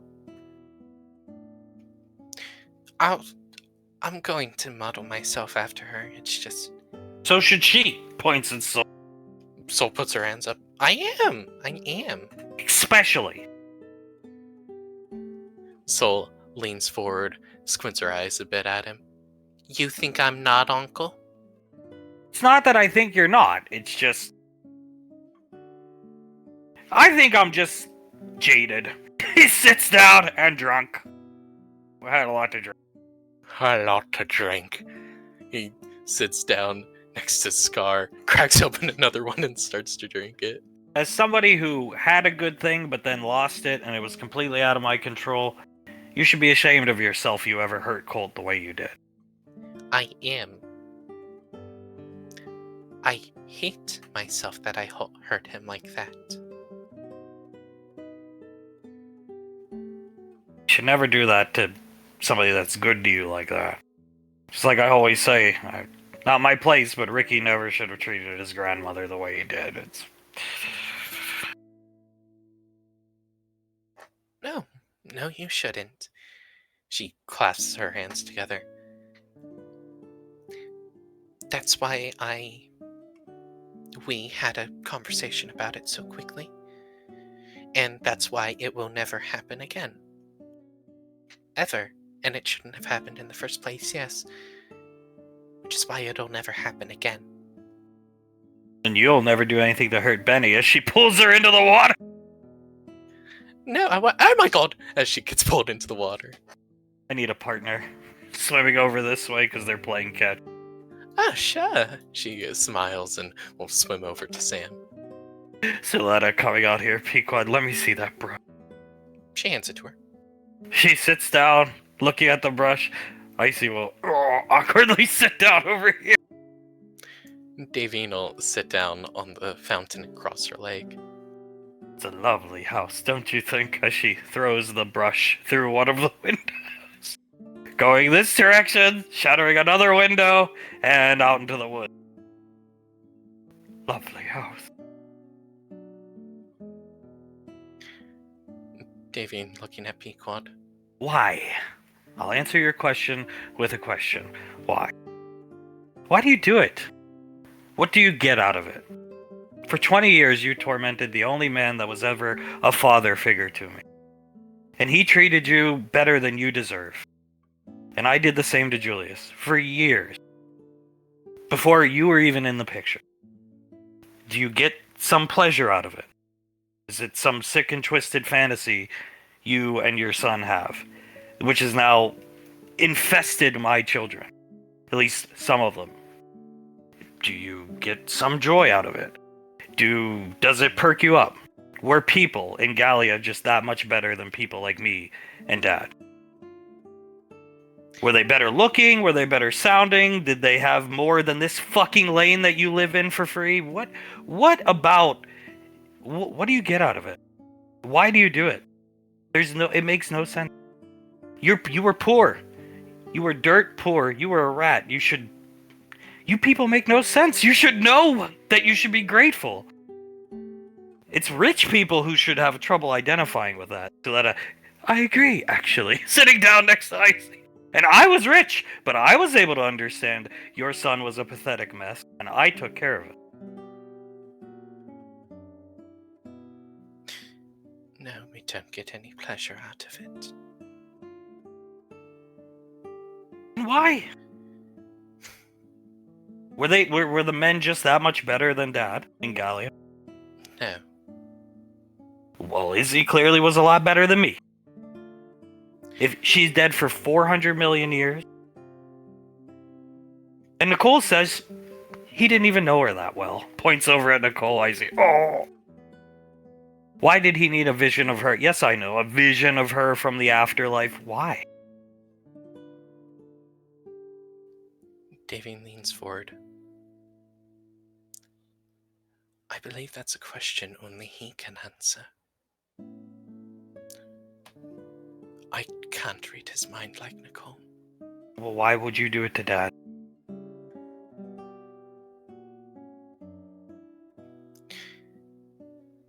She opens her mouth, closes it. He almost died. Yes, Clive saved his life. But if those Rangers weren't in that gym, he would have died. Because they knew enough to take him straight to Nicole, and they knew where Nicole was located on Gateway. They know where the triple office is. Clive doesn't. You almost lost him. You realize that. Yes, I do. I think about it all the time. Then why?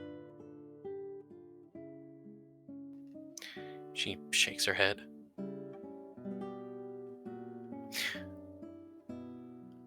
I'm sure you can tell.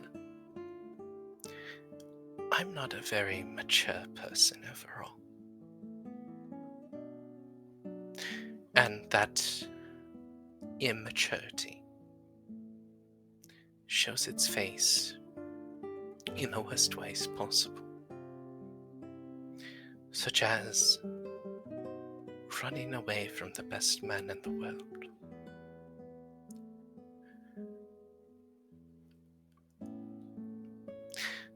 When the conversation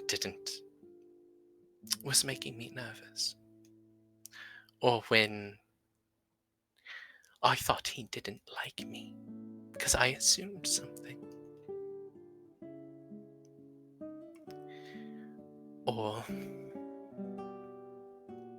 when I was scared about him having a wife and I didn't just take what I wanted right then and there. She leans forward and offers her hand for Pequod to take if she wants it. She'll take. She rubs Pequod's knuckles. You are very mature, Leosa. Very mature. She gestures about her. To be honest, all of you are. Far more mature than I. Far more mature than Julius. This is no excuse.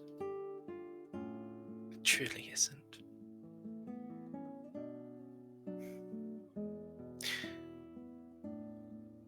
But we both know Julius for a very long time was very immature, yes? Yeah. And so was I. To be honest, still sort of am, although I'll never hurt Hunk as I did before.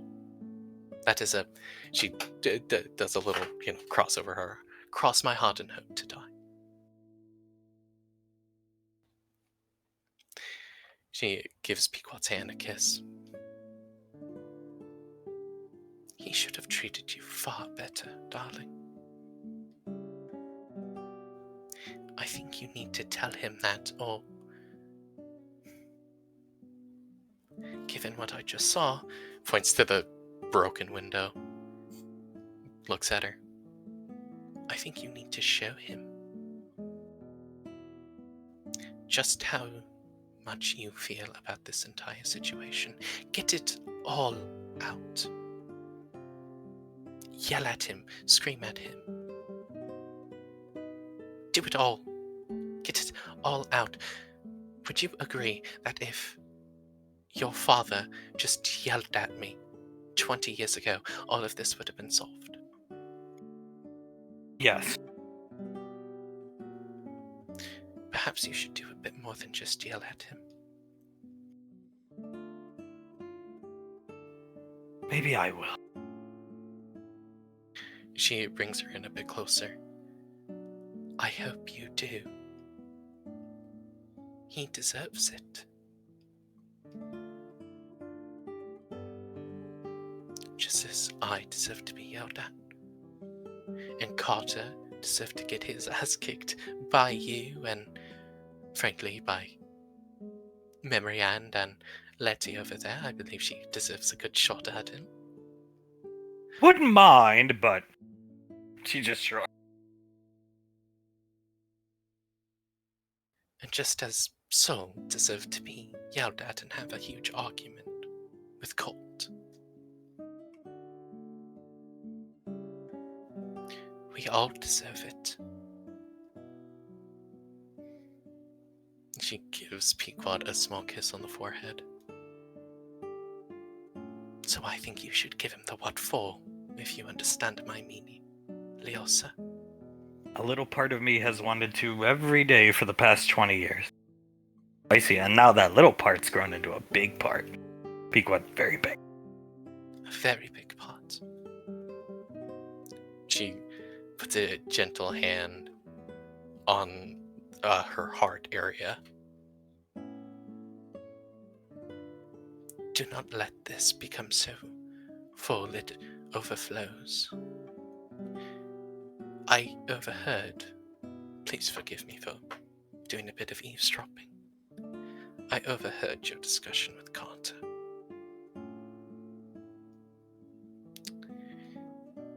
You have a lot of pent-up emotion, and I think I agree with him. It would be far better if you just let it all out now, instead of letting it build up and up even more. Maybe I will. It's just hard. I'm better than that. Somebody here had to be. Otherwise, we never would have made it as far as we did. Davy leans back.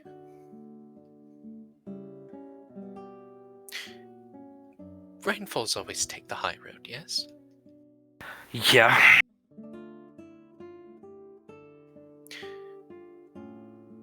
I think it's okay to bend that rule. Break it.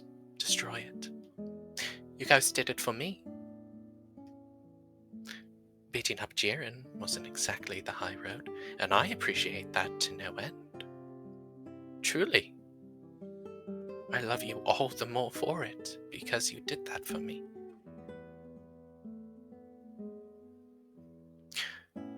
It is okay to just let it all go.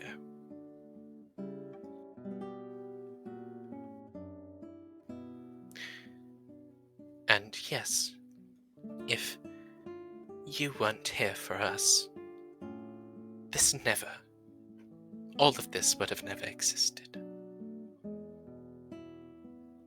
Well, he can have it, if he wants it. Honestly, now that we have the time deity on our side, perhaps, if it would make him really happy, have her, Icy, nope, crosses her arms, turns her nose up. I don't know, can't you do some finagling retardation of back in time, grab Izzy, age her, let her have the run of the place in him? That's not good. Davian leans forward. I don't think he wants that. Well, he should have never wanted her, so. No, he shouldn't have.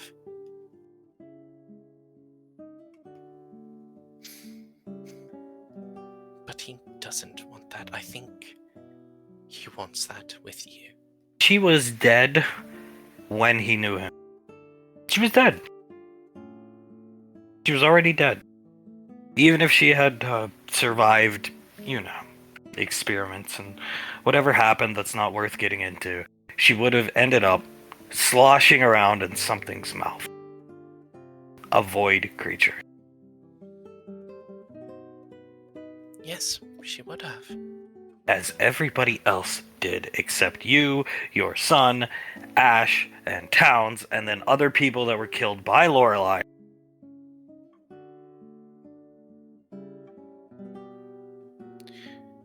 She nods. She would have been dead. No matter what happened. Tell him how that makes you feel. Angry? Good. It should make you angry. It would have made me angry.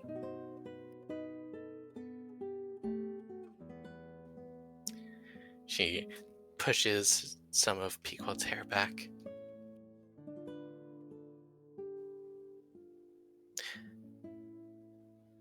It all just aggravates me.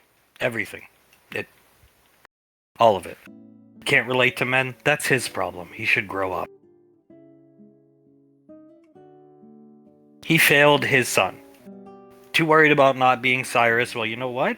At Cyrus's core, he failed his son by being a bad father. Julius failed Carter by letting him repeat the same idiotic mistakes. He's no better than Cyrus. Cyrus beat him. Julius neglected teaching his son. And his fucking daughter. One of them.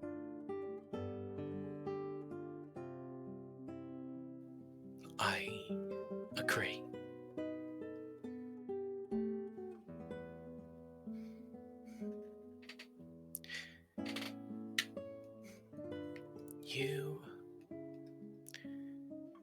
She cups her cheeks again.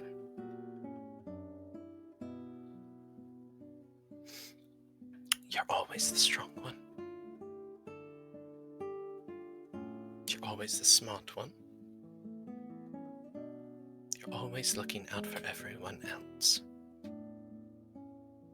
Look out for yourself sometimes, darling.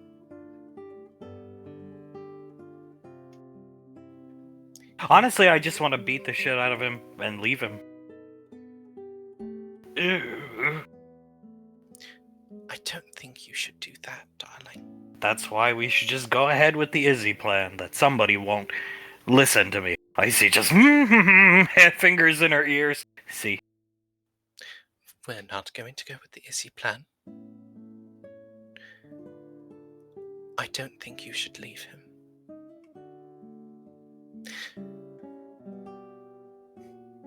After you kick his ass, because I do think you should do that,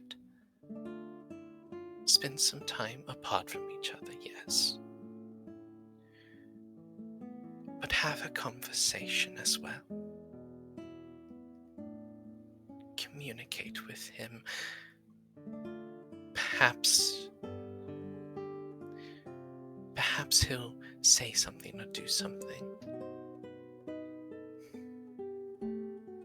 Now, can't believe I'm going to say this, but don't give him the easy out of mind melding. Oh no, he's not getting that from me. He's not, I won't allow it, no. Good. Very good. Make it Don't make it easy for him. But do give him a chance. You are my daughter. And I would love to see you and him together forever. Relationships like these have bumps in the road. Believe me, I caused a huge one for 20 years.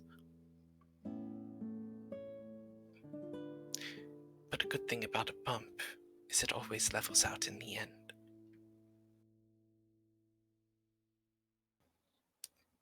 Just give him a chance after you kick his ass. I'll give him a chance. Good. On one condition. And what is that? Read his mind. Read his mind, Nicole, right now, and do the thing where you print out what you can see in their mind on your wrist computer. Oh, she crows.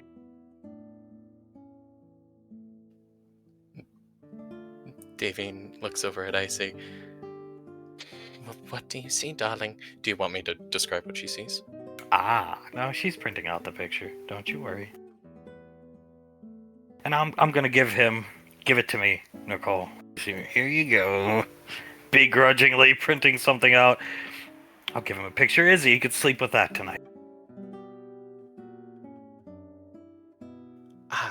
I hate her. Looking at the picture. Well, I don't at all.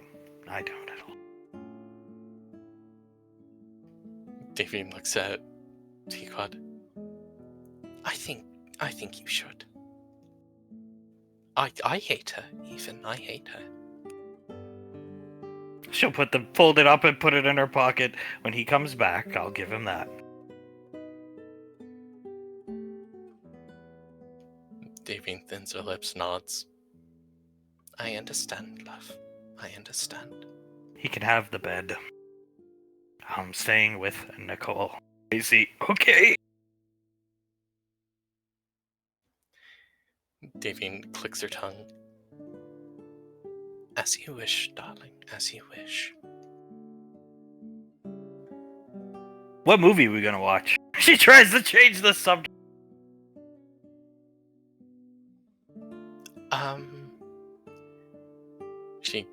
Davine bites her bottom lip. I'm personally a fan of Air Force One.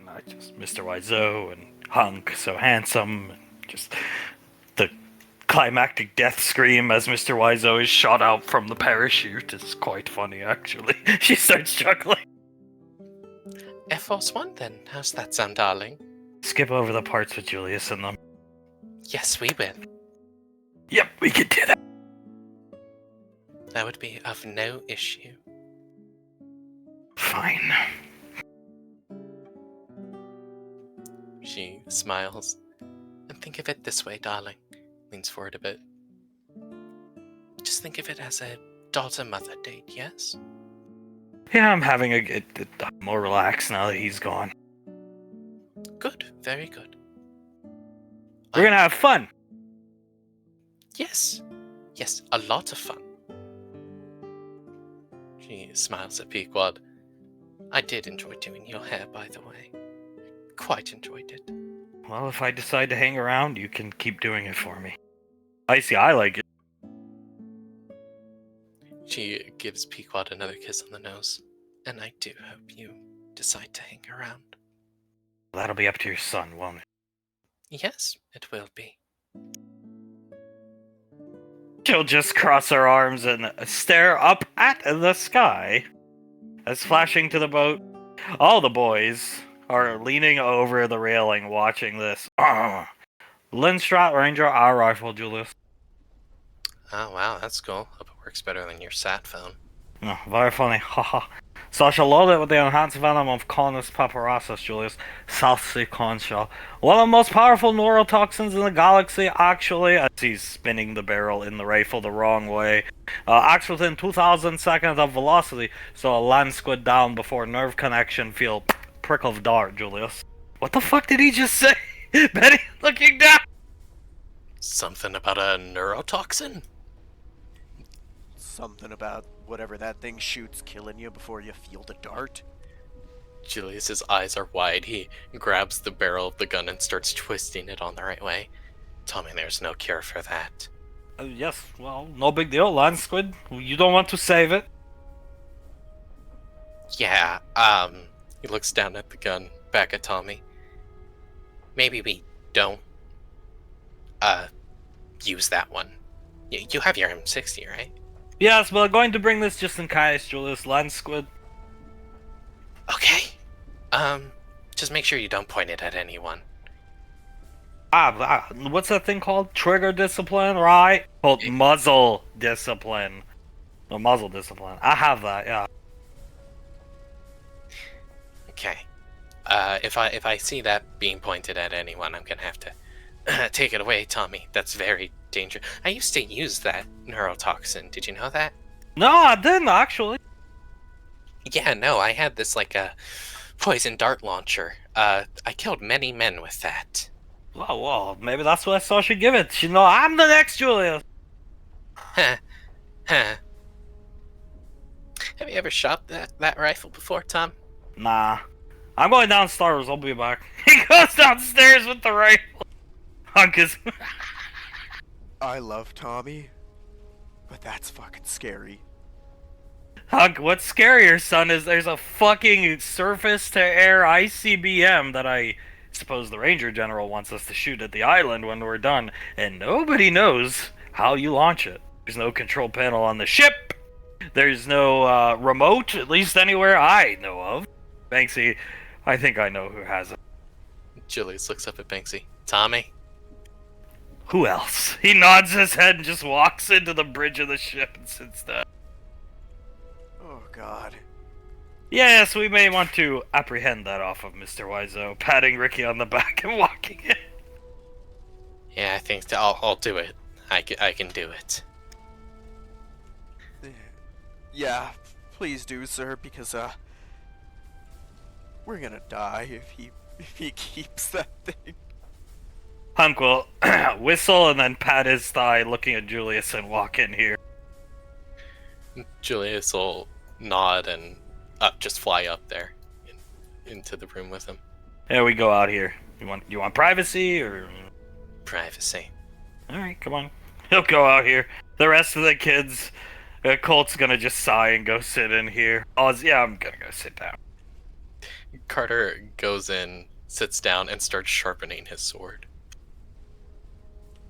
Ricky sits down and you hear the creak of the bench. Are you going to keep that thing? Maybe. I don't know. It looks stupid, but if it's this good of armor, maybe I'll keep it for some reason. You never know, right? Oz shakes his head, chuckling. Alright, so it's a category like 90 earthquake down there at the link. I could tell. I could definitely tell. Yep. Coming over here, just staring out at the back of the boat. I'm sorry, the front of the boat. Julius walks up next to him. Downs had a pretty damn good idea. What's that? I just offered to erase Izzy from my mind. That's, not a bad idea. It doesn't answer for what you did. Julius shakes his head. No. Let me ask you something, as your dad. I know I wasn't the best back then. I was going through my own struggles. Being married to that fucking slog of a woman. Old Les. But why were you still hung up on her? What about her was that special? I think If you had Patricia for 5 years to yourself, insulated by Integra. it was the fact that I couldn't save them. Okay. I couldn't save them, and I felt I was the reason that they died. He looks to Hunk. To be honest, I didn't even really know them, but when you're alone like that, you take all the friends you can get. Oh, I understand that. Yeah, I get it. Being trapped with them in there. But I mean, after 5 years of her taking care of you,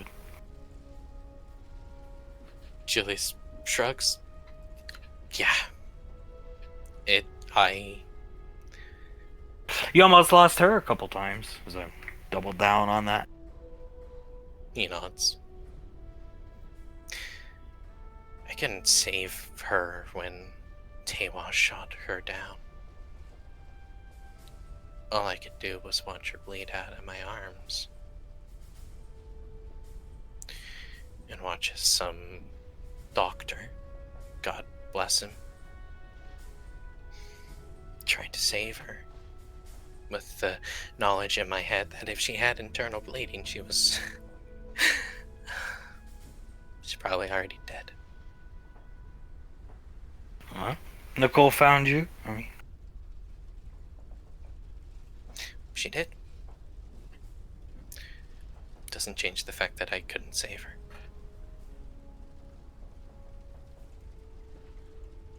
no, doesn't. Doesn't change the fact that I should have been thinking of anyone, let alone her from 400 million years ago. You know how angry I was when I came to my senses towards the end, the last 2 weeks before I had a heart attack? I was so tired of just even waking up was tiring to me. I just wanted everything to end. He bends his lips and nods. Yeah? You reach a point where it's like, I don't know what else I can do to please this person. She's definitely there. I treated your mother, I think, better than any woman's ever been treated, and that's my opinion, and it's not changing. I think you're right. And I think Patricia's treated all of us, the lane, and all the amenities that come along with it. So she's probably just kind of at that point. Only instead of trying to do idiotic things like join a basketball team or something. Yeah. He nods. So how can I show her that I do respect her and care about her and that I am sorry for the things that I've done to her, for Well, not giving her that respect in the past? Well, I would say don't buy her a promise ring. Good one. But you did that too. Yes, I did. You know, I kind of wanted to propose to your mother in my own way. And then we were out camping one night, and she said, we were talking, about the Laz wedding ring or something, and she was like, I can wear it and pretend to be your wife. And I said, no, I'm going to handle that myself. And then she got all mad, and I just had to propose to her there. I don't think you two... I think you're grown, but I don't think you're grown, either of you. He squints a bit and looks at him. How do you mean? Maybe you just didn't have enough social interaction in Gallia.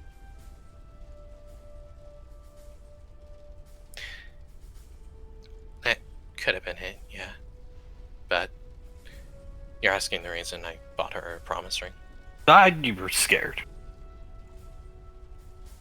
Her father was General Rico. Yeah. And I was who I was. Yeah. Why would that be good enough, Why did she never tell you? I assume it's because I was probably an embarrassment. I don't know. Do you go visit him often? Does she go visit him often? No. No.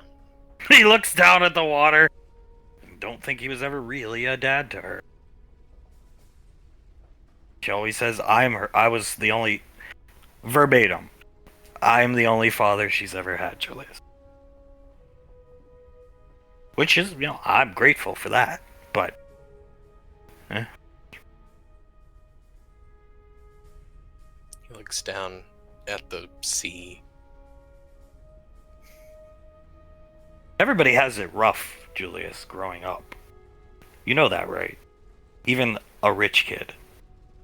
You had it doubly rough, and so did your mother. But everybody has it rough. Everybody grows up with some type of insecurities, or personal issues, or family issues, or a parent who's an alcoholic, or a drug abuser, or this, or that. I mean, if you think you're the only person in the universe that lost a friend at a young age, you're more than of a clown than I thought you were when I first met you. And I mean that with all due respect.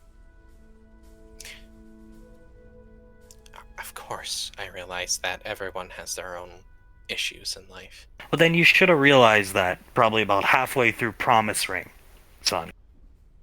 Yes.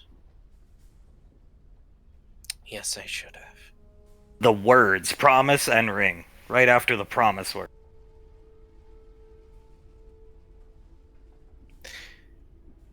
He just opens his mouth, closes it.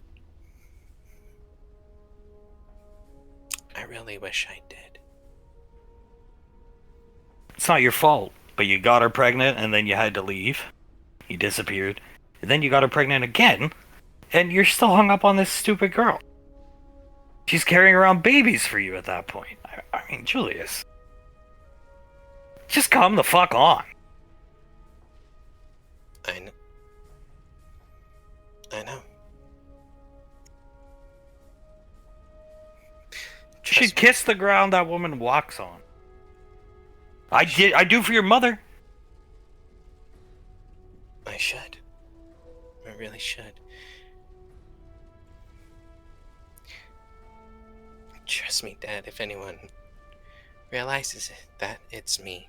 Especially right now. Life is like, I always say without your mother I'd be nothing. That's not necessarily true. I probably would still be in the military, a high-ranking officer, probably in charge of something important, but I'd still have nothing. That's why I always say, without your mother, I'd be nothing, right? So, and without you tell me where you think you'd be if you didn't have her. Just answer honestly. Think about it. Dead in a ditch. There you go. You should tell her that. I should. Because, I mean, would life be worth living if you didn't have those kids, or her, but you had the Colonel emblem? And no Sasha, no Towns, none of the friends you have, no seeing Ash every once in a while. And you're just, because that would have been me, somewhere stationed on Gateway, 9 to 5. Chuckles. Julius chuckles. Nothing would be worth the Colonel emblem if I didn't have all them there. Well,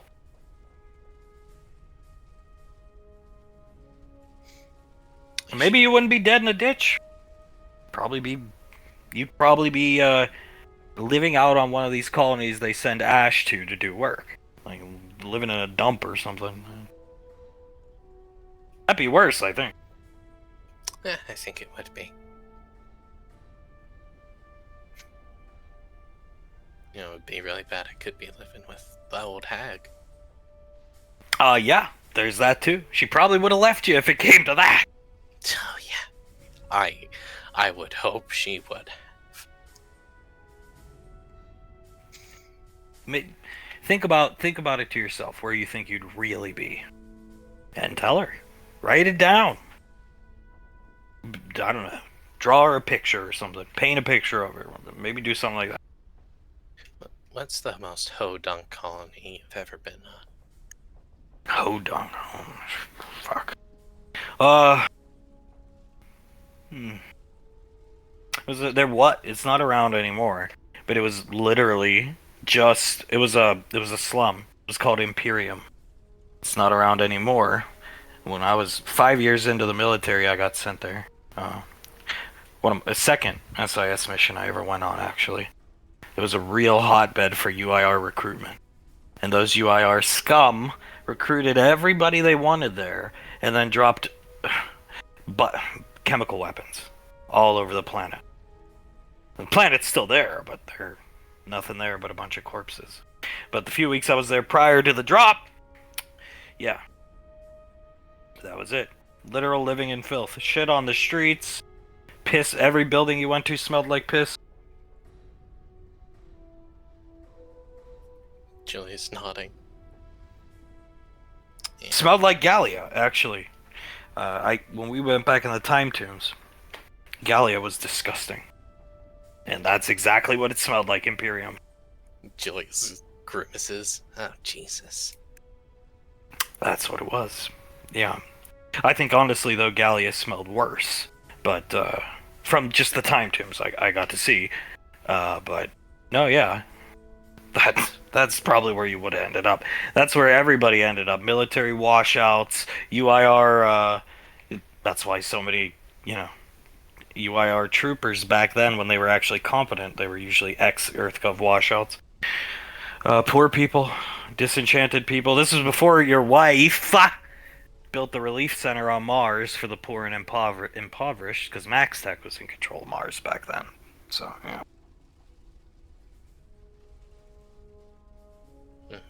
Yeah, probably would have ended up there. Well, if it was still around by the time I was around. Yeah, probably.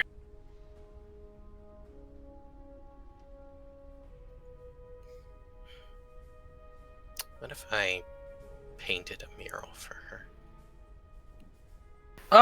Like the one Nicole has? That'd be nice, I think, yeah. It's pin her a mural. Talk to her. Say... Apologize. Exactly. I think is what you need to do. Apologize. Apologize to her. Tell her pretty much everything that we've been talking about. Especially the part about me probably ending up on Imperium.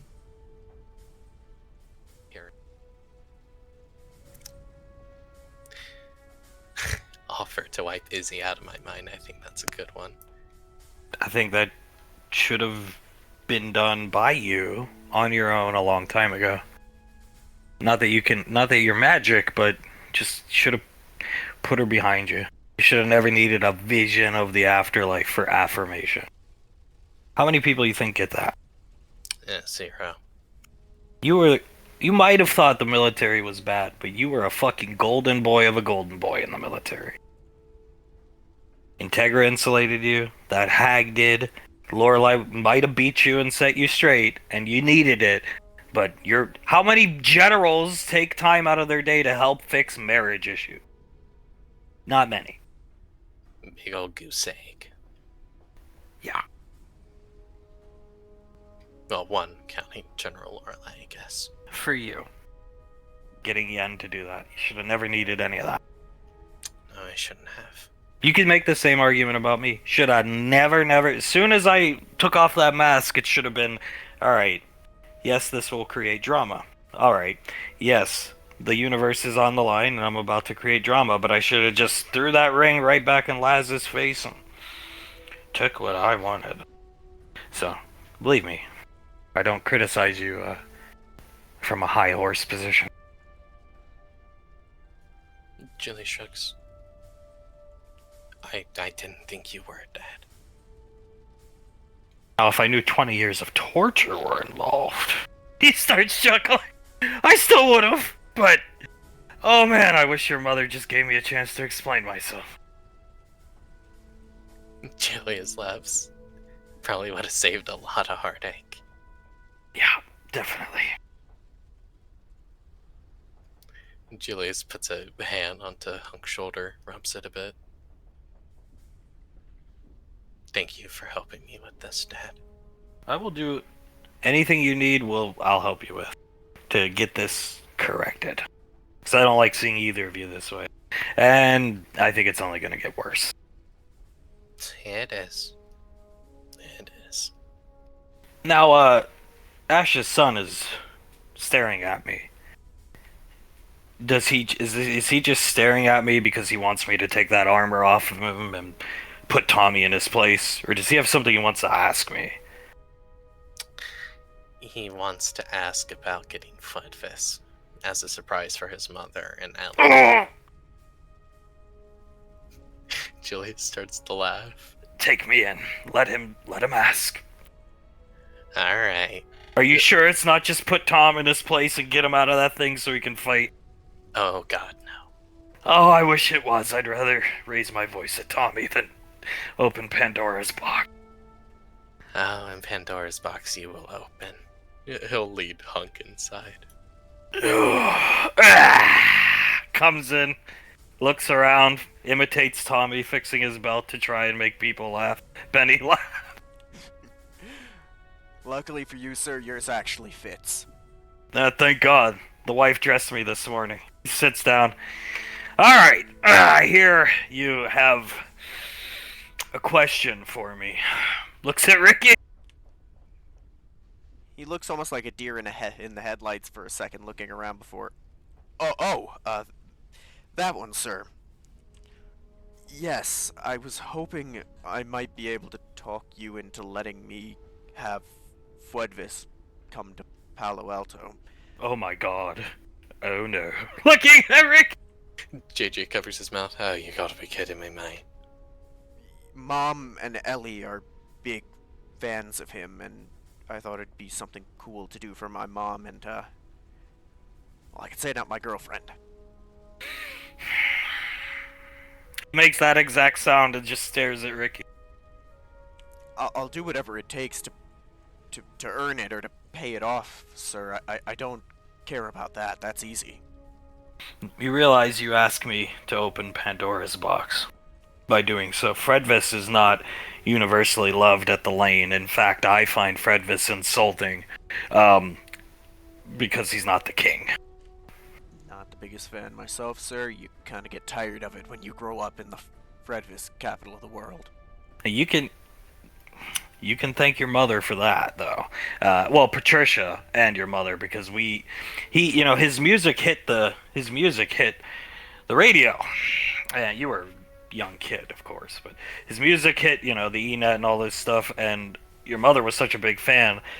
Patricia told him your first concert's in Palo Alto, and that's why it was there. Now, when this concert happened, he looks over his shoulder at Julius, and Julius knows it was like a riot, just like we saw, Elvis. Building destruction, this, that, all this stuff. He looks over at Julius. That's probably going to happen again. Yes, sir. I would assume it would if it happened. It'll probably be bigger, but that's worth it for them.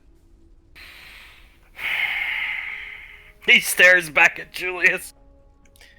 Julius gives him a shrug and gestures for him to do it. All right. I'll ask your father, and then if he says yes, I'll send him. We will send him, but yeah, without alerting your mother to what's happening, of course.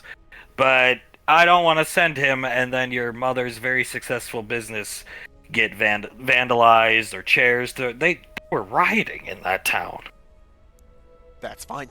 Thank you, sir. Thank you very much.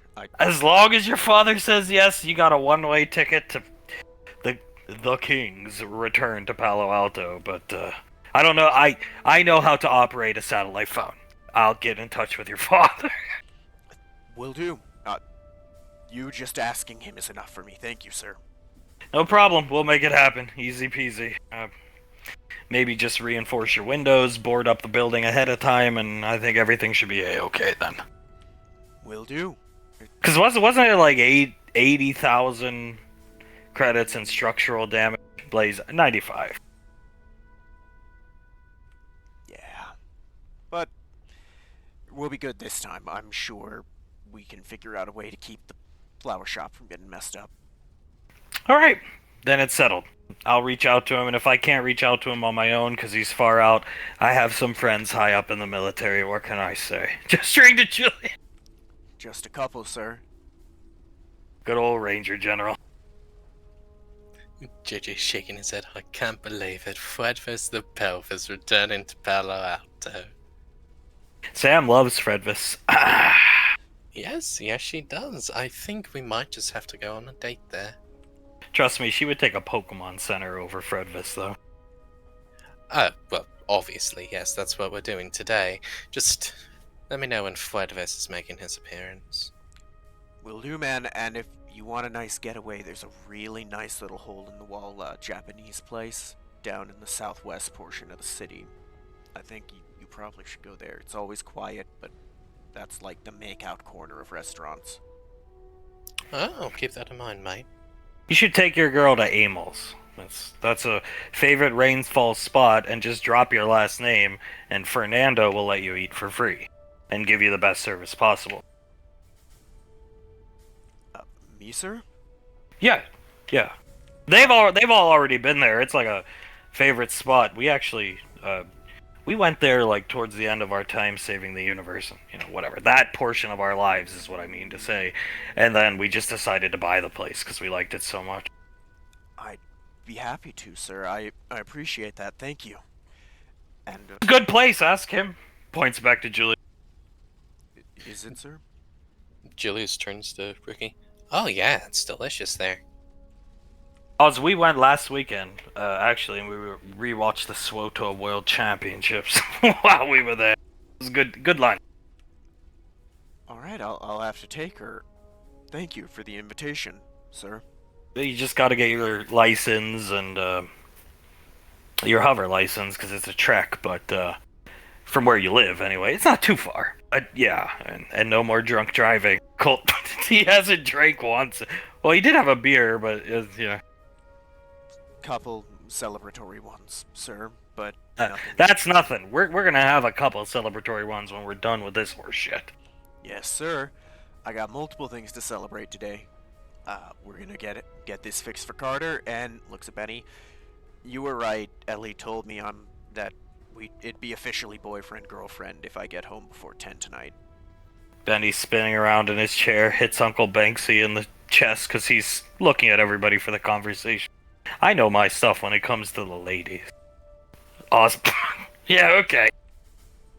I mean, he kinda does. He's been batting lights out so far. I knew just by looking at Laz she wanted Oz. I could tell. Maybe. I mean, doing a better job than I was. JJ looks over at Oz. You're kidding, mate. As soon as I saw you two together, I saw how starstruck she was for you, and you guys were already together at that point. God bless Memory Ann. She gave us like the rundown on rainfalls, the ears, the hand fetish, the where to rub them. She demonstrated on Carter over there back when she was a bit healthier.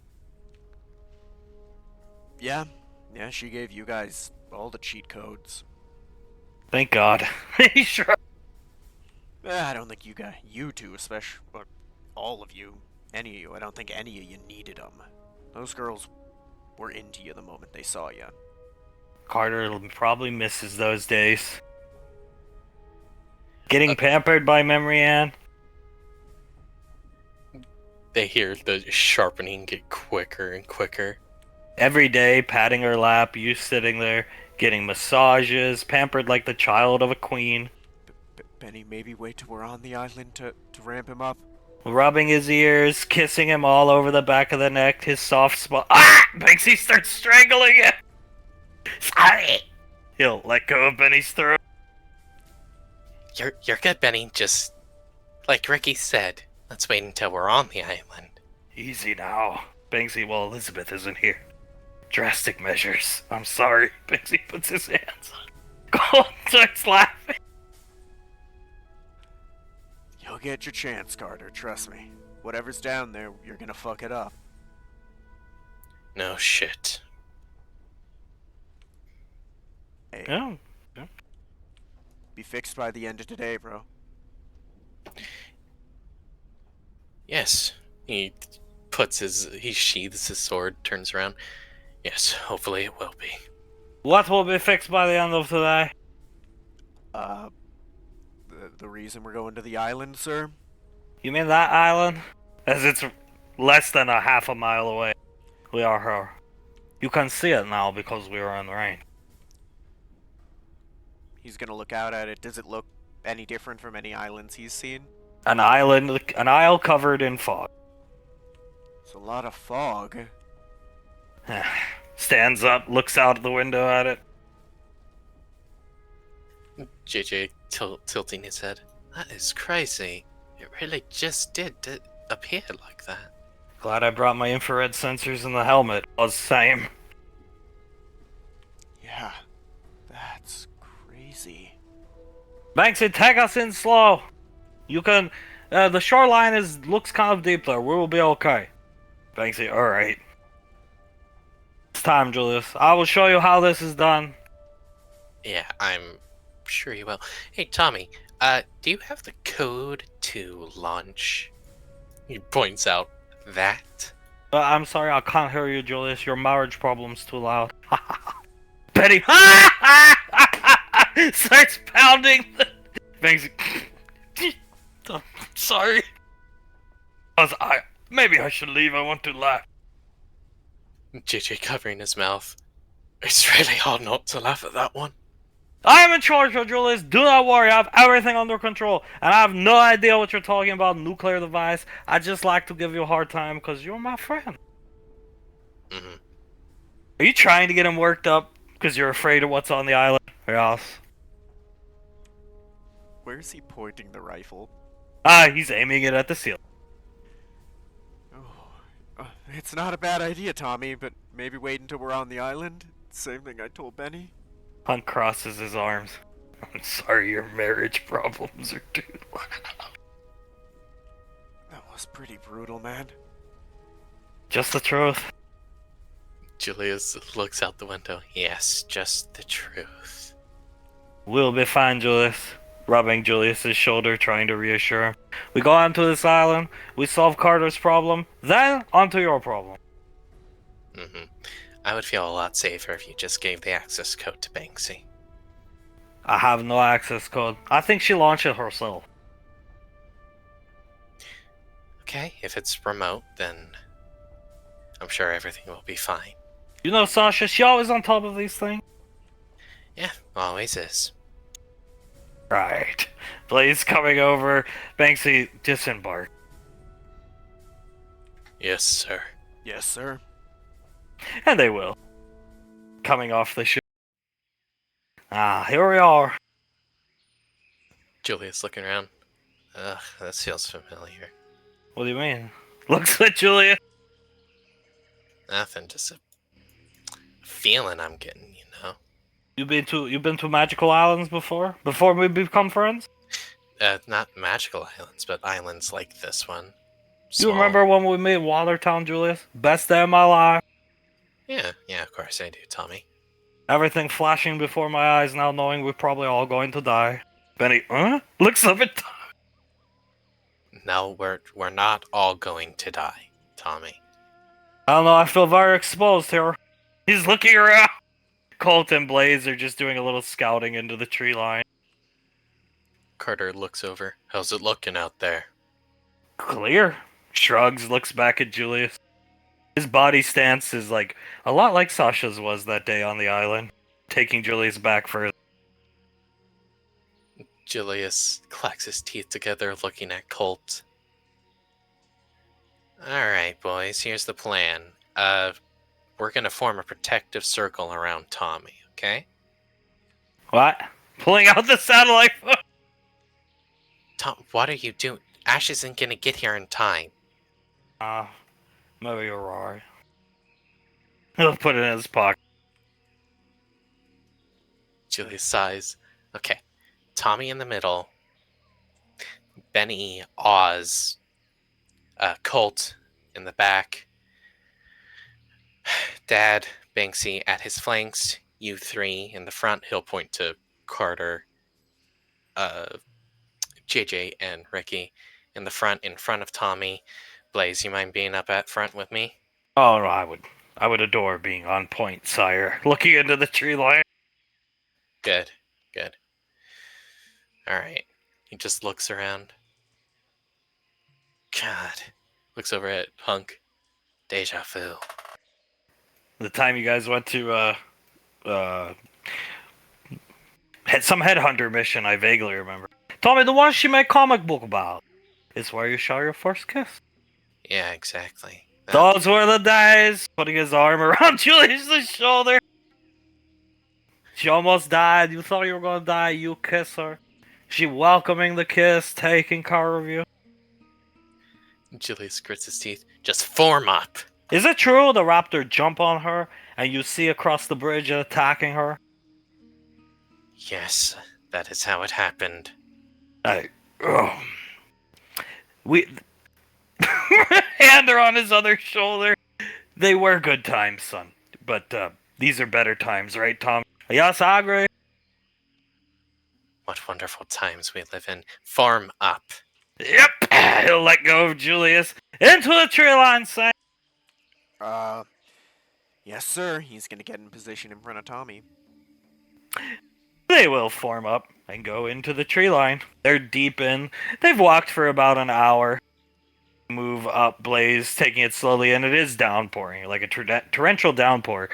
But it only started when they started breaking into the forest. Just mere does the air feel kinda heavy, sir, and not from the rain. Does Carter feel anything about this place? It feels. There's definitely a lot of magic here. It's almost like sensory overload.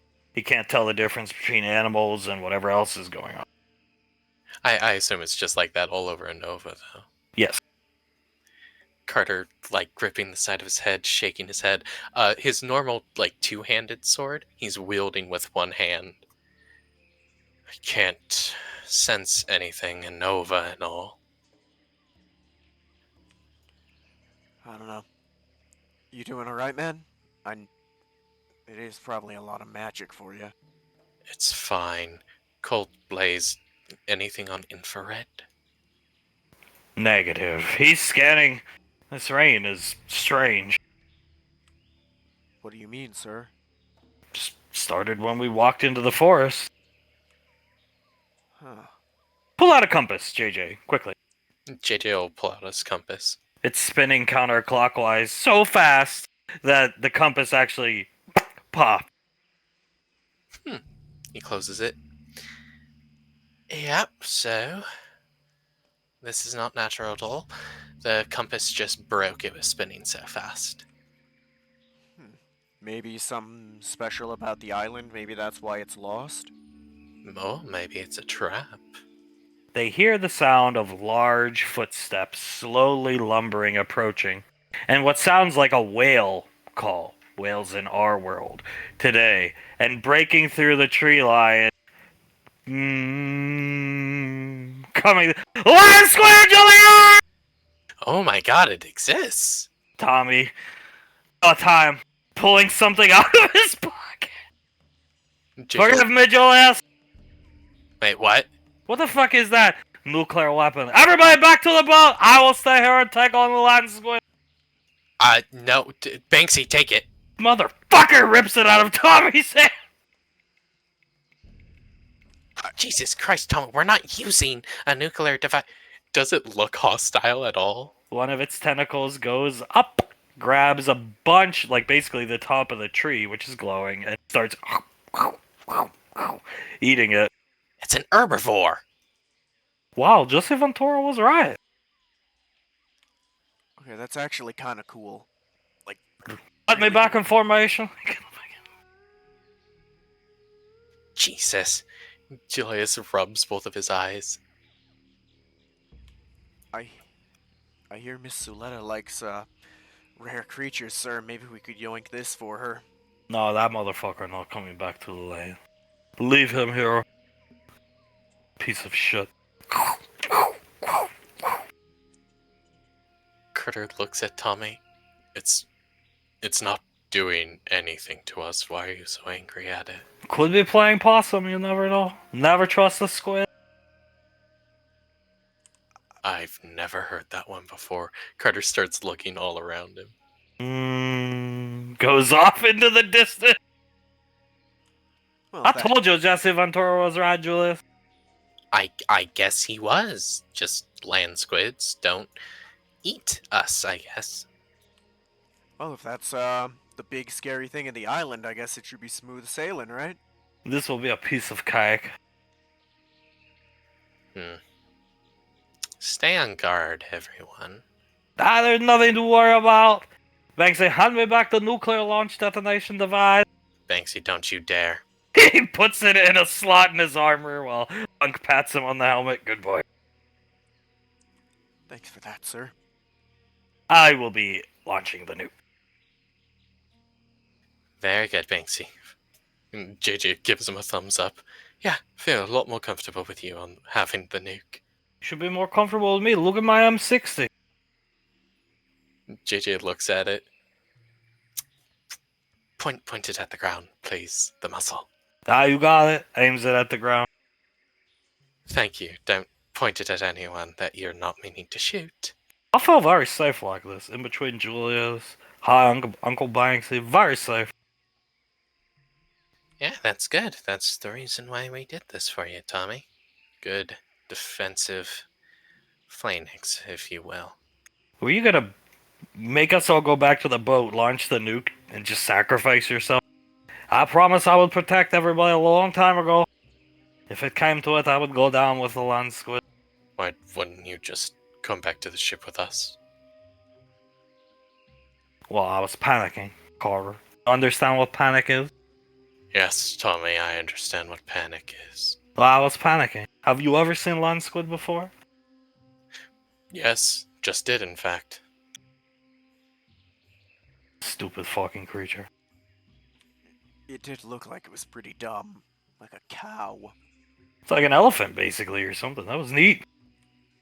Yeah, it was pretty cool. It's a shame we gotta nuke the place. Yeah, I guess. Julia's looking around in the tree lines. There's a structure ahead. Looks man-made. It's not ancient. That's Let's weird. push forward then. We're gonna... They do.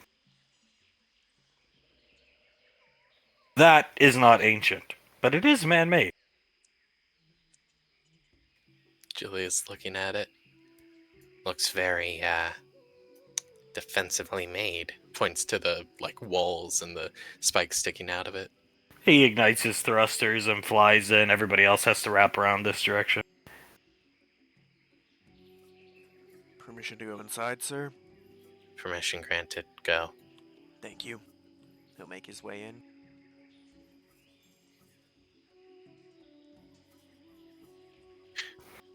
Following the same. Julius, JJ, Carter, they all follow after. What do you think, old Blaze? 50, 60 years old, maybe. Some type of expedition. Skeletal remains all over. And a table, actually. Is there any evidence on the table?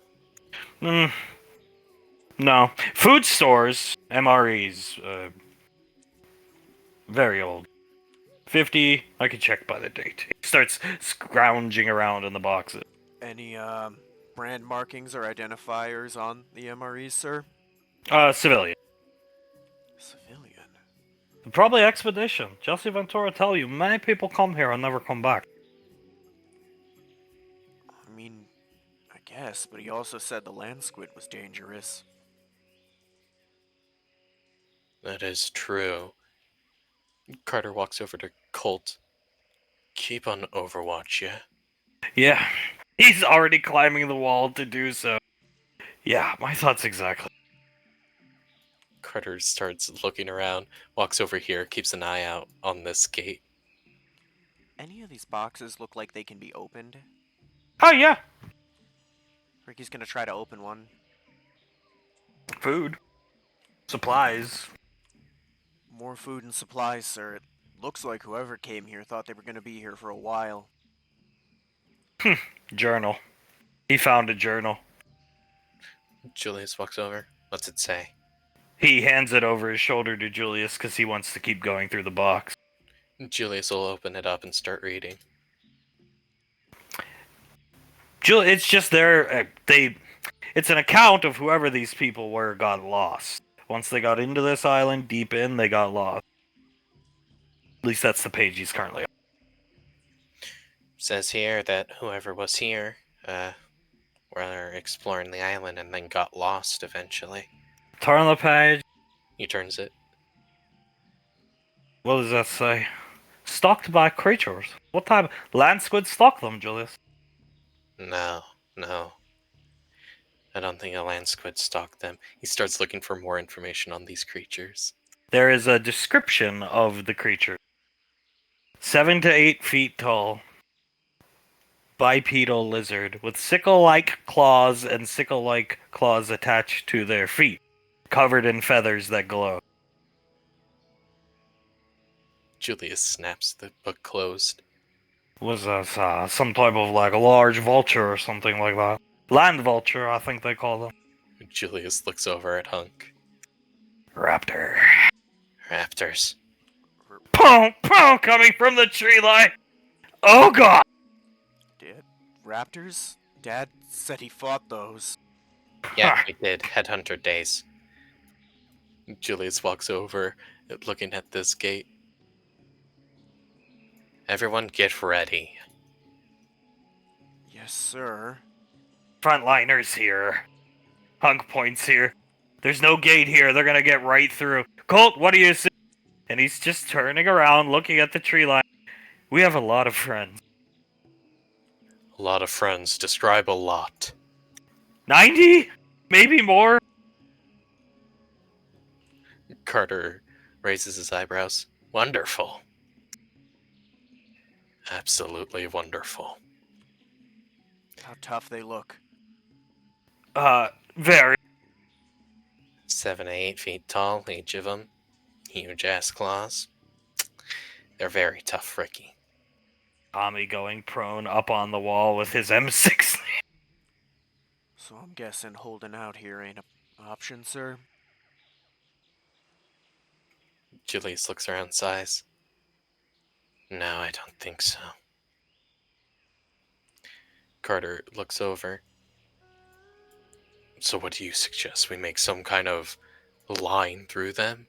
I don't know about you, but I don't think all of us can take on 90 raptors. Jumping on the wall. Pong! Pong! Roll initiative. Hunk, less talking, more getting ready to fight.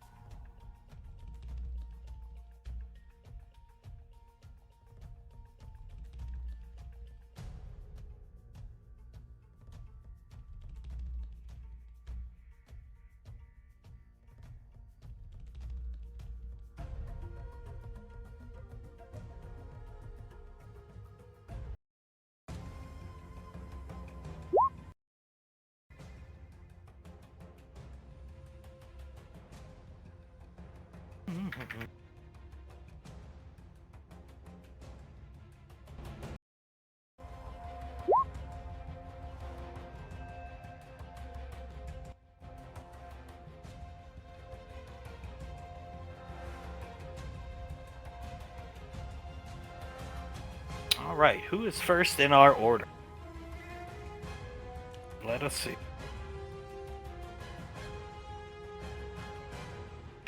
Okay, perfect.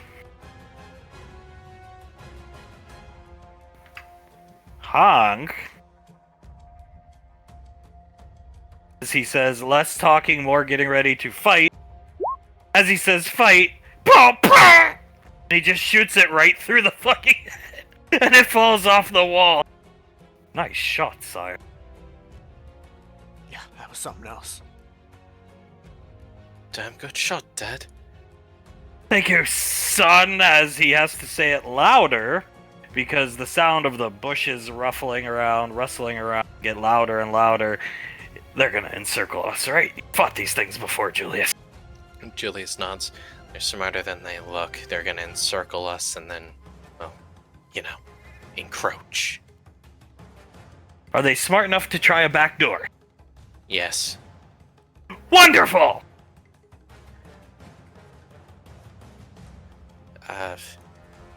Over there.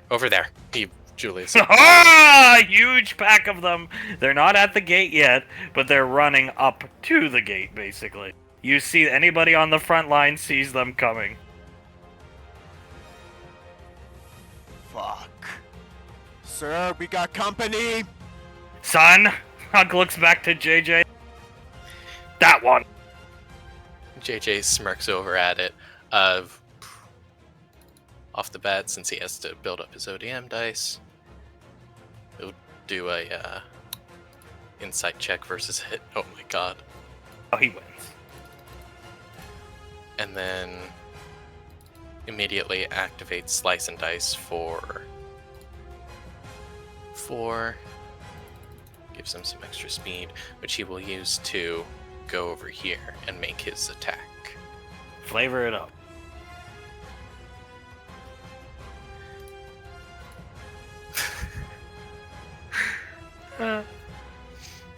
He ODM's over. The harpoons stick into the wall above him. He runs up it, flips over the raptor, and strikes at the back of its neck. As he's doing that, I'm gonna give him the kill. As he's doing that, he sees a bunch of them running towards the back! It's like Julius said, they are smart enough to try the back door. Well, fuck!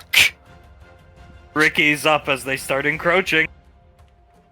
Shit! He's gonna look down at the pipe, shake his head, ignite his keyblades, and move up to the one in the front. So, the nearest one is that one, and he's gonna make attacks at it.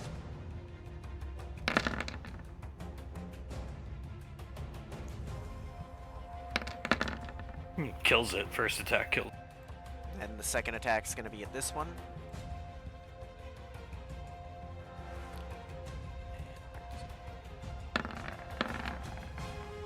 He'll move up and take his third attack at this one.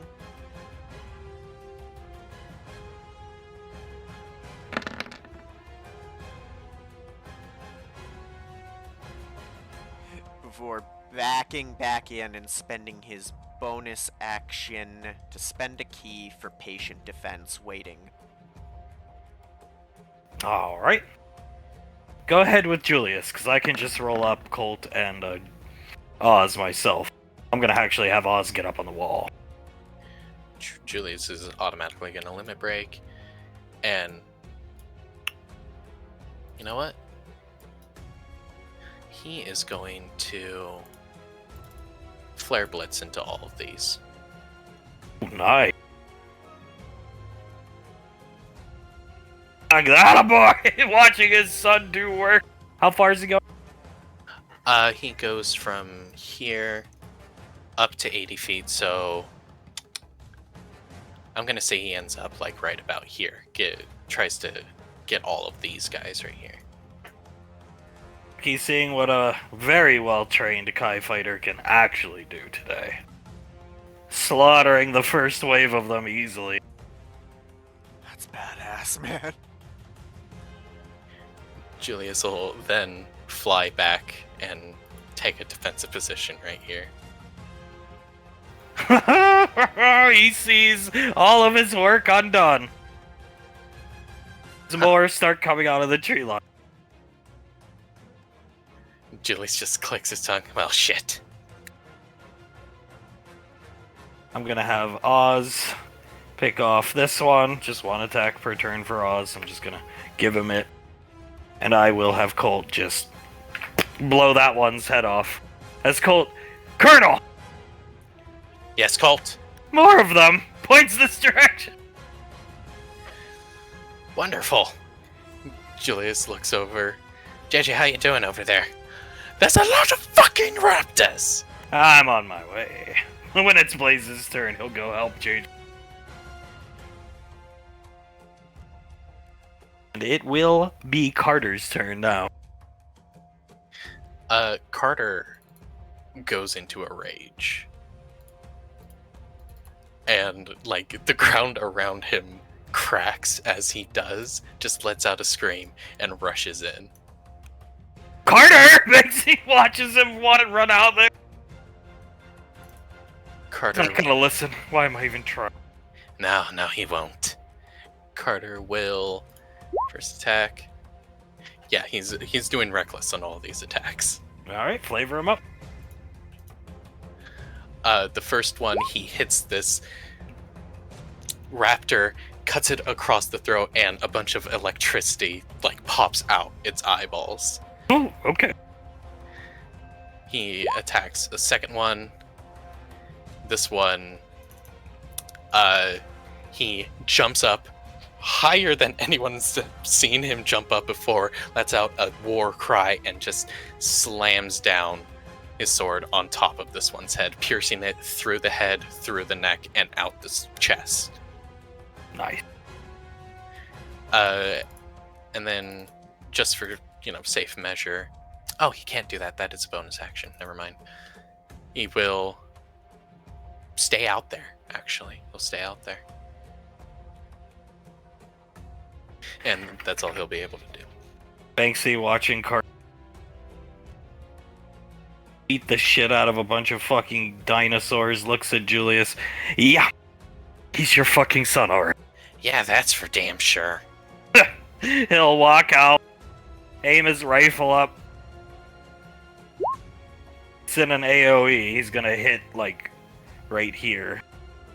And read what it does. There you go. So all the raptors, as he ignites his shield, will start attacking him. Taking the game and real life, climbing up the wall. Gotta love that taunt.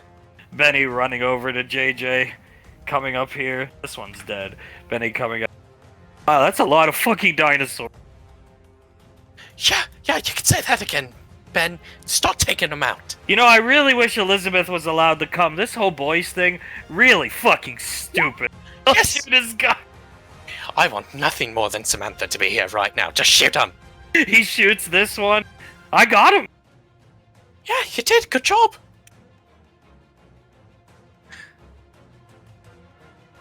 It's just a whole hell of a lot more out there. Yeah!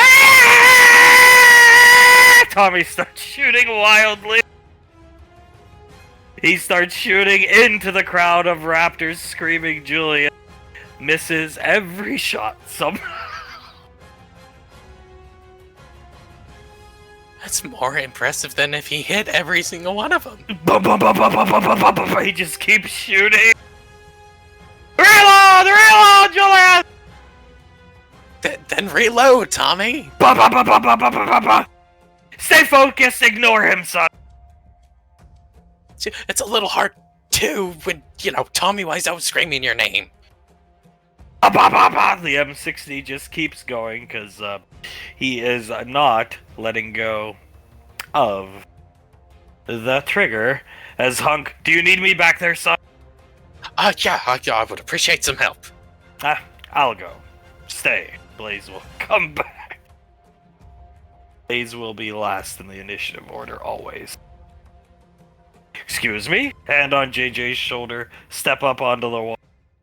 JJ gestures for him to go for it. His little holes all over his shoulders open up.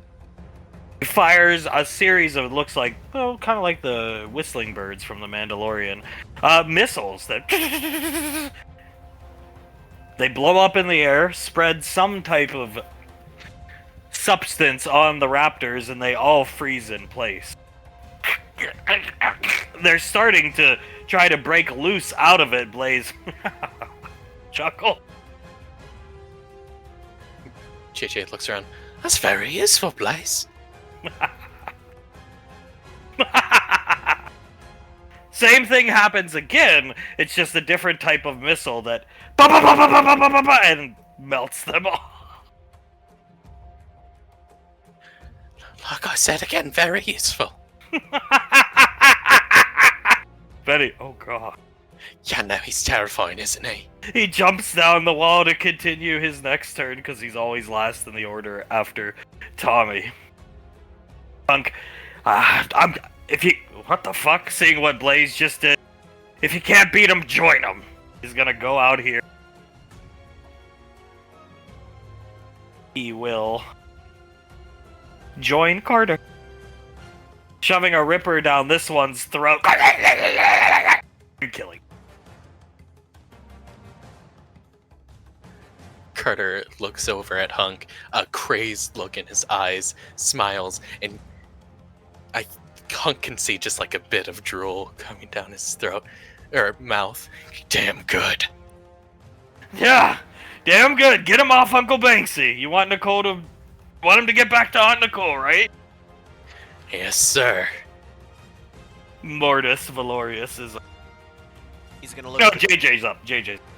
Sorry. JJ is going to turn around, see these raptors right here, and ODM over to them. Where's this character sheet? There he is. They were trying to come up to get the Colt, so good call. Just real quick, he needs some more dice. Quick insight check for ODM dice. And then he will make his attack against the one nearest to Colt. Go for it. Might want to make another attack. Yeah. Holy shit. One second. Let me read Insightful Fighting real quick. I miss Sam too, JJ, but come the fuck off! You need to shut the fuck up, Colt! He's not chuckling, he's because the raptor's right in between the two. No, this might be a little much, but can JJ like just try to push this raptor over so he can take its spot? Mm-hmm. Yeah, he's gonna try to do that. Okay. I suppose that would be some kind of dex check. Oh my god! Hmm.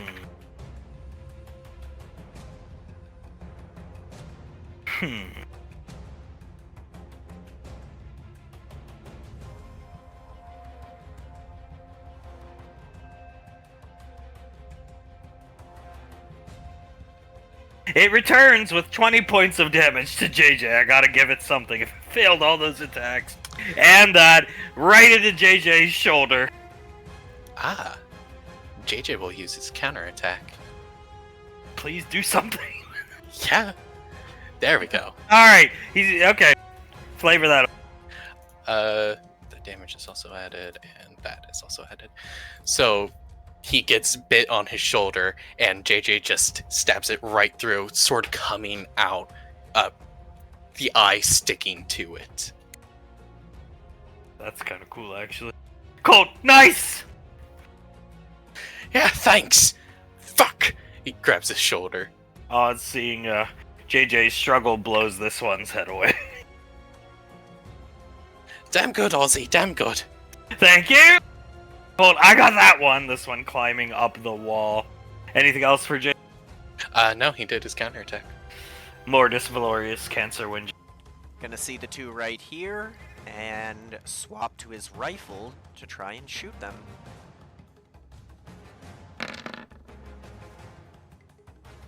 Miss on the first attack. Oof. Second attack's going at him.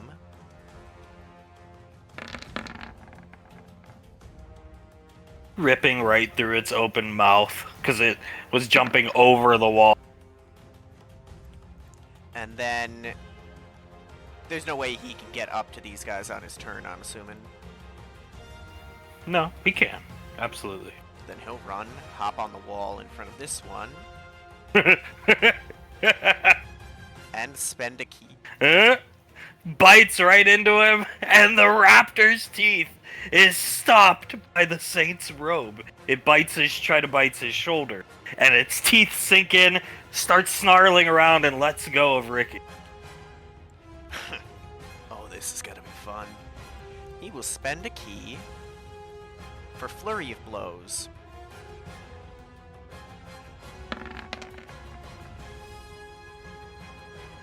Flavor. He's gonna get bit, see it get off, smirk, and just do an elbow to the side of the raptor's head and kick it off the, kick it in the neck to get it off the wall they're on. And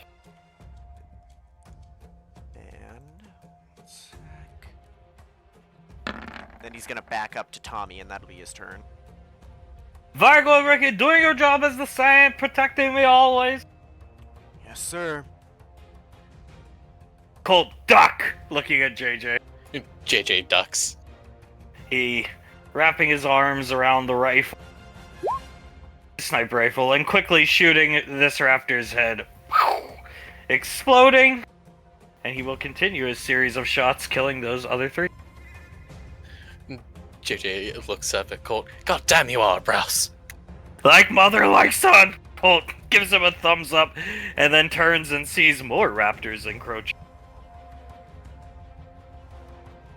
Oh, really? No, I possibly couldn't. I'm far too full on raptors. Julius is up. Julius is going to move right here. He's got to get some of these guys off his tank. Which is his normal attacks. There it is. One on the one right in front of him, and then there we go. The second on this guy. I like to imagine he punches this one in the jaw so hard it dislocates and he falls over. Kind of like the one all those years ago, but he didn't punch that one, but yeah. Yeah, he dislocates that one's jaw, and then the one next to Carter here, he wraps his leg around its neck and just snaps it. Snapping its neck. Anything else? Yes, 2 more attacks. So the one right in front of him, he will... There we go. He'll do the Kano fatality from Mortal Kombat, pull its heart out. Splattering blood on Banksy. But also hitting Carter right in the face. With blood. The blood splatters Carter in the face, and Hunk hears him.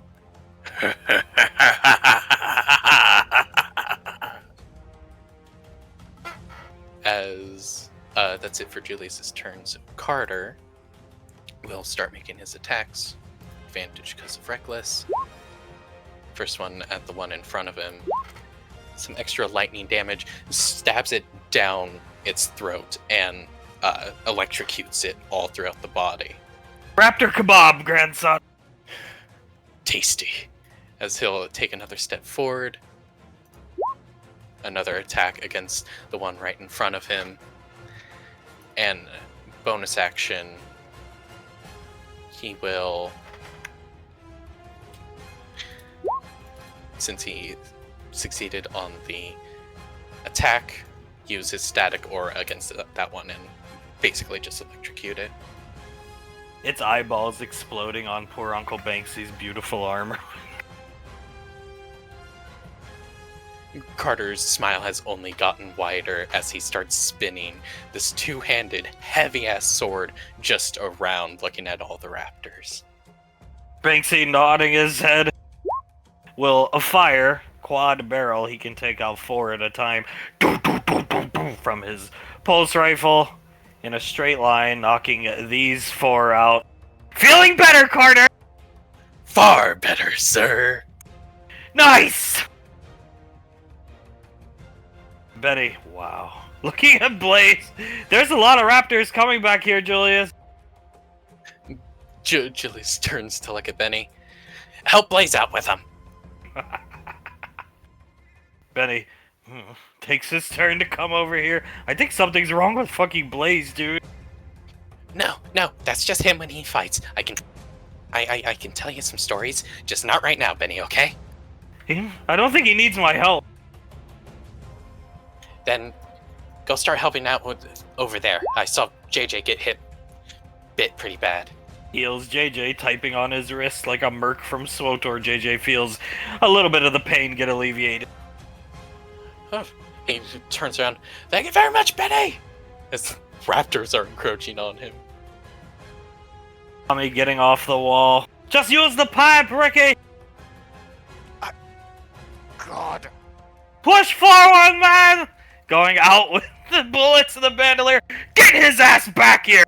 Tommy!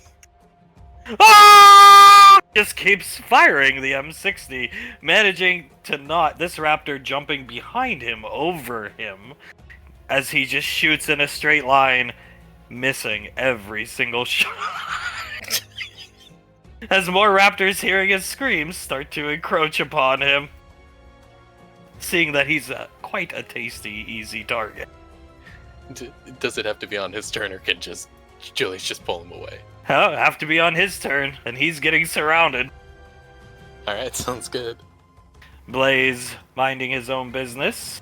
We'll go to JJ, because Blaze is going to do something as JJ does his turn. Okay, JJ is... Oh, damn. Okay, he still builds the ODM dice, thankfully. There should be... Bless. Yeah, there we go.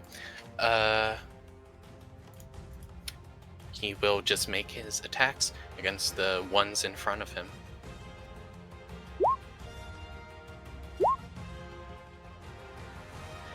And on that attack, he will use Fluid Combat to add 3 to his Slice and Dice counter.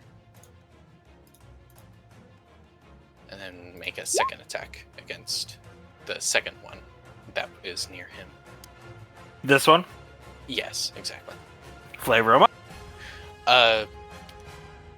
It's not really 2 attacks, it's just because of the Fluid Combat, something takes over JJ and he just, in one fell swoop, decapitates both of them with one sword.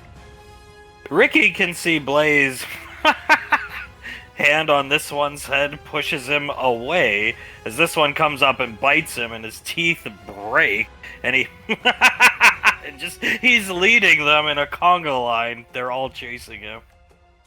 I don't think Mr. Blaze needs our help, sir.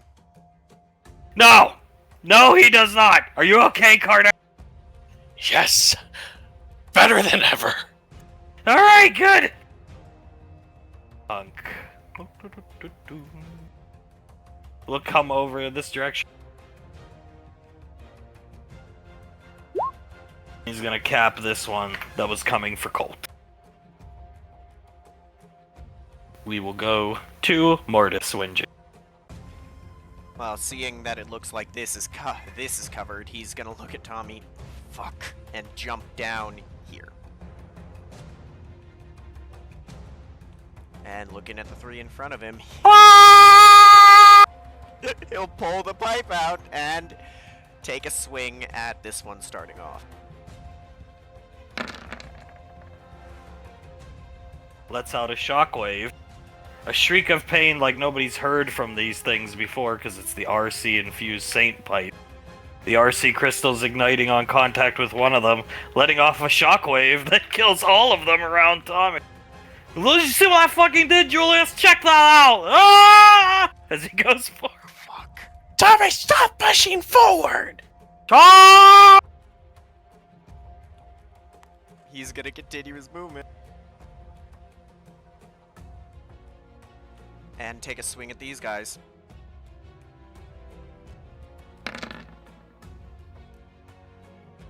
Shockwave going up. Cold, God bless Aunt Nicole! God bless her indeed. Move a little ahead of Tommy, and that's all of his movement for this turn. In the background, Blaze gathering up his flock. He's jumped over the wall. Everybody out front sees him shrug as they all, heads lowered, following him, jaws snapping at him. Walking this way! Alright, great! They've taken the fort behind us, wonderful. Julius nods towards Blaze. Oh, he's gonna do something, you know it. Yeah! Yeah! We'll go with Julius. I'm just gonna give Colt this kill, and Oz this kill. Okay, Julius sees all the raptors there. Well, can't put Tommy there, as he'll move up here and start taking out these ones that Tommy is trying to take out. Get the fuck out of my line of fire! Friendly fire, Julius! Julius looks at Tommy. There, happy. Ah! He still somehow missed all of them, as he'll... Oh my god, there it is. Start attacking. 5 attacks to 5 of those raptors. falling easily. Starts to push forward a bit. Tommy, just stay behind me and Ricky, okay? Reload, Ricky! Opening the top of the M60 because he needs reloaded. Ricky'll help him reload. Jesus, man. The ones over there could probably use some bullets. Carter's up. Carter is going to go right over here and advantage.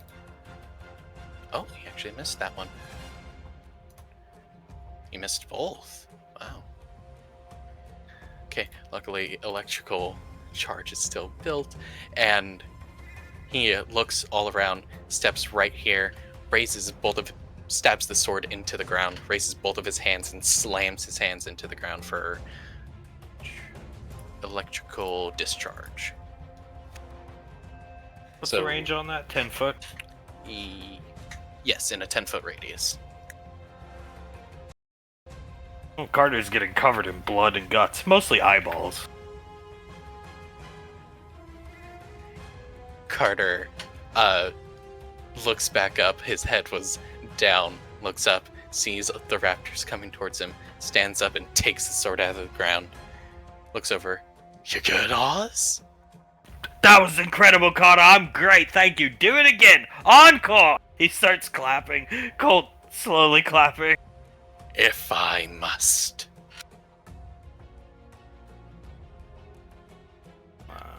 Yeah, that's it for Carter. Perfect. Boom, boom, boom.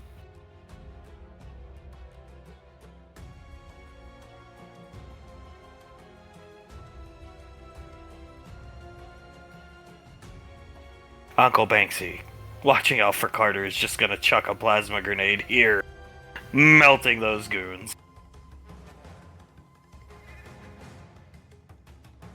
As Benny, I'm gonna have him heal JJ again.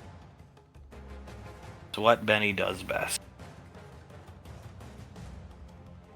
He's gonna heal JJ. An attempt to heal him to full, because he ain't going back in here. Yeah, he's up to full. I mean, reload! Helping you reload, sir, and he'll help him reload. Put the belt in here this way. Do you know what you're doing? Yes, sir. Trust me, they taught me how to do this, Tommy.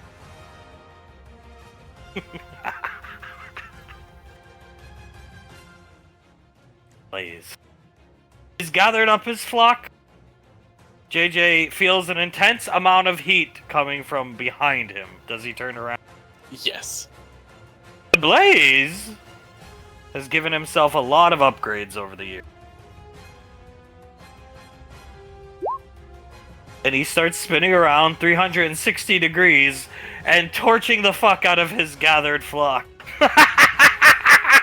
As they all start melting to bones, and then the bones start to melt. Kind of like Starship Troopers. JJ, eyes wide. Oh my god! Flame stream carefully hitting all the ones up here, not coming anywhere near JJ. As they all start to melt, the light from the flame is so intense that everybody turns to look at it. Jesus, can we bring him with next time we go on a mission? He's really good at what he does. What he does is killing, it looks like. As everybody's looking back, Carter sees a raptor out here. Bobs its head up at Carter, and he sees a gemstone next to its head, floating there. Carter, JJ notices it, doesn't see a gemstone. Colt goes to shoot at it. Carter looks at it, grips his sword tighter, and he starts to run after it. Carter! Hunk sees Carter running away. Gemstone! Pow! Pow! Almost taunting Carter, and it runs off super. It's way faster than Carter. He still starts to chase after it. Hunk looks at Julius, sees more raptors. Fast movers! JJ, Colt, Ricky, go! Yes, sir.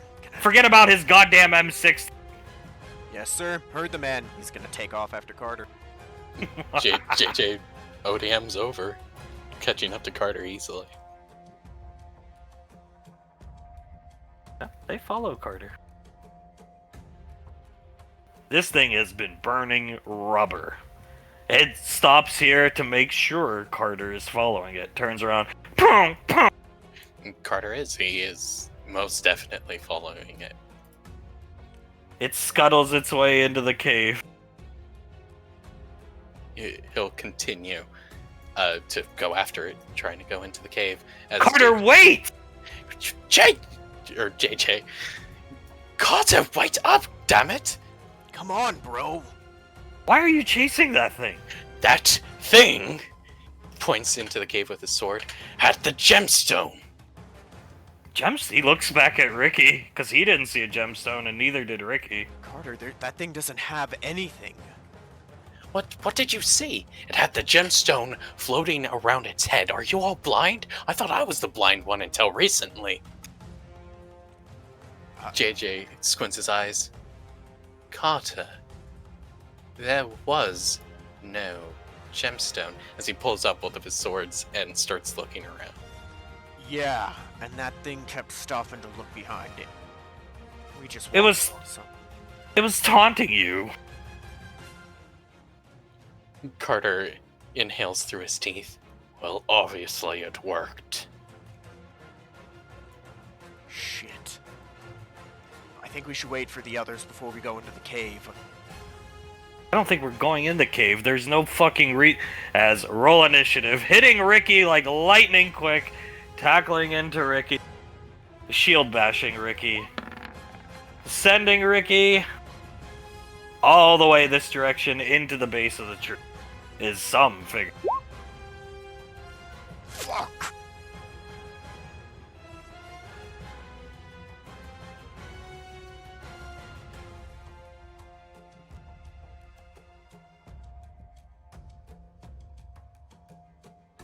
Carter most definitely hears the sound of a bowstring being pulled back. As he hears that, he points over to wherever he heard it from. Colt, bowstring.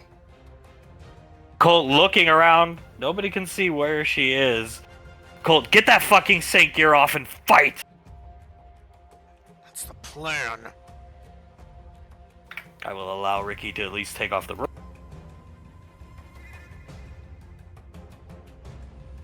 Next turn. As long as he can get that guy, so I want to go back to his normal token. Pinned against the tree.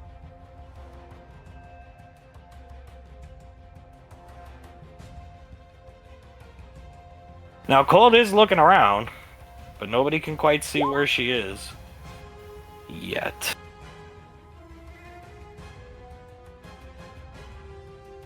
Boom. And unfortunately, for Carter, he is going to find himself hit by a flurry of arrows. And then the person will reveal themselves disengaging atop this rock. That's a piercing damage, just so I can make sure. Right? Yep. Okay. Carter gets hit by the arrow, drops to one knee really quickly, pulls it out, and points to him. Get him.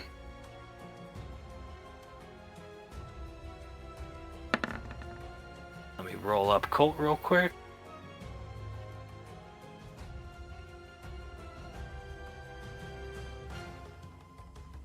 Alright, JJ's actually up first. JJ is going to... He's going to help Ricky out. He's going to make his way to... Cleo? Is that how you pronounce it, I think? Mm-hmm. Yeah, so he'll make his way over to Cleo and... Insightful fighting first for sneak attack.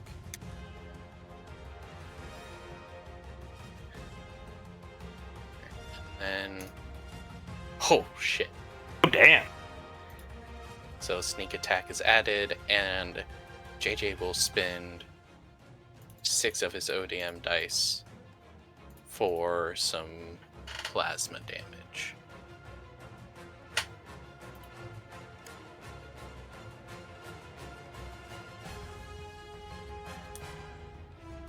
he ODMs over Ricky pinned against the wall, and just straight up the back, he runs his sword up Khalil. I'm gonna give it to Ricky. This person fucking has to let go of the pressure on Ricky, pinning him to the tree, and stumbles this direction.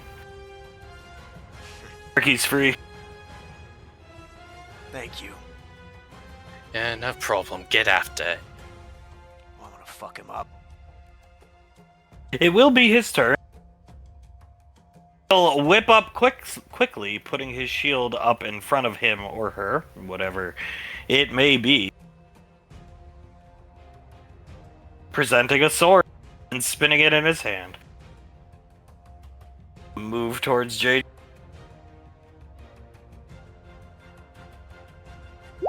And hits. Slash across the stomach. JJ will uncanny dodge that to reduce it by half, so he'll only take 10 damage. And then, since he used his uncanny dodge, he will try and counterattack. It misses. JJ definitely feels like he's lost some vigor from that swing, though. He takes a stumble and breathes heavy. Oh, what the hell? Carter, if he's in the right state of mind to be keeping track of what he feels, it's some type of diffusion magic that makes JJ do less damage. Carter looks over. Diffusion, less damage. Don't get hit. Good idea! Oh, these ancient Anovians just know all the fucking tricks, don't they? Cole. Ah! He's grabbing her eyes. She doesn't know what a flashbang is. He hits her right in the face, trying to prime her up for Carter. Carter starts to laugh when he sees that. So her turn is skipped. Mortis Wingy is up. He's gonna move up here and start attacking with the blades.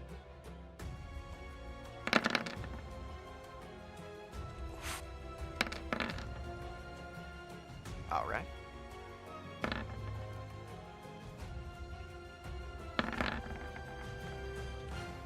And I believe that's all he can do at the moment. That's 2 hits. Okay. Okay. Carter is going to... Let me just measure this out real quick. Make sure he can actually reach her. Oh yeah, just barely. He will run after Calliope and make his 2 attacks against her. Both reckless. Oh, they're getting dunked on. All right. And then, since he hit, he is going to apply his static aura for her for some more lightning damage. Okay. Nice! Watching Carter do the work. 1 cut across the back of the knee, 1 up the chest, and then he puts his hand directly in their face and applies the aura around her. JJ's up. JJ will... he has to insightful fighting again. Yeah. For some more dice. Stab a turn. And then he'll make his attacks. There we go. And sneak attack gets added to that. While he's at it, he will fluid combat again, adding 3 to his slice and dice. Alright. Very nice. That's all JJ can do. Carter feels the force knock him back. Like he gets knocked back against the rock on his ass. Coming up around her, just like what they... Magic shield. Carter tilts his head looking at it. Can he feel if he can break them or not? He can feel he can break them, but they can take a lot of punishment. Shit.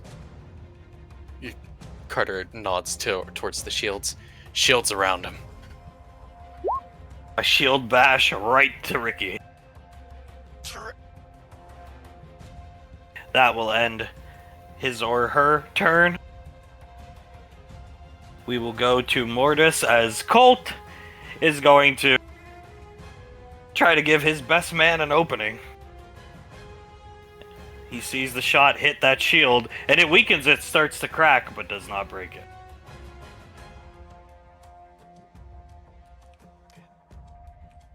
Attacks at this guy.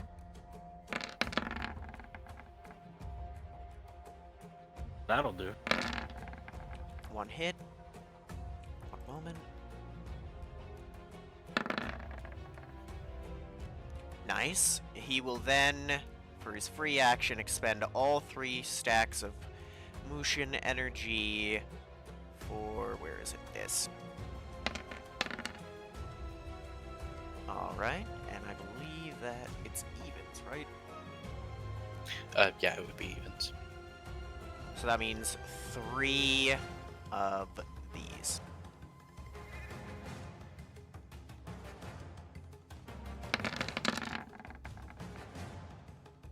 That one misses, but then there's the 2 strikes with it. Oh, that all missed, but it was flashy. Carter sees her aim her bow up into the air and fire arrows off. And then the arrows explode, and coming down they start getting pelted with small, sharp, serrated, what looks like enchanted stars. Carter, like a duck spit. What the fuck is this? Colt falls out of the fucking tree because the tree starts collapsing around him. Colt, are you okay? I'm good!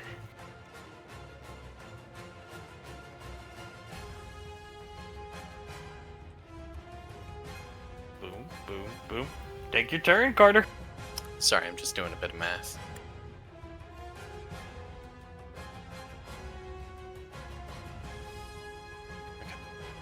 Okay, Carter is going to rush up, attack this shield wall in front of him. Beginning of his turn, though, the Calliope takes 11 points of damage from his dot. He will do 2 attacks against the shield wall. Ooh, that's gonna break through. And then, as soon as the shield wall is broken, Carter puts his hand back up and electrical overload with 5 electrical charge. Okay, he can move up. As he broke the wall, he can occupy the space. So, that much damage, Constitution saving throw, or be pushed back 20 feet.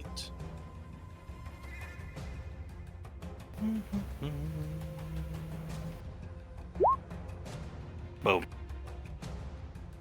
Succeeds. Anything else? Not from Carter, no.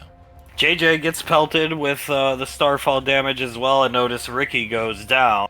And this guy still standing definitely can tell, you know, with the shields. And this guy's the damage dealer, this guy's the tank, so to speak. JJ is going to... Eesh. Yep, it's a full fighting.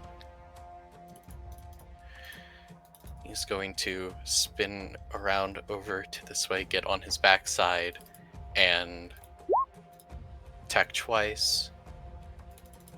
He will spend 5 ODM dice for 5d6 more damage on top of sneak attack.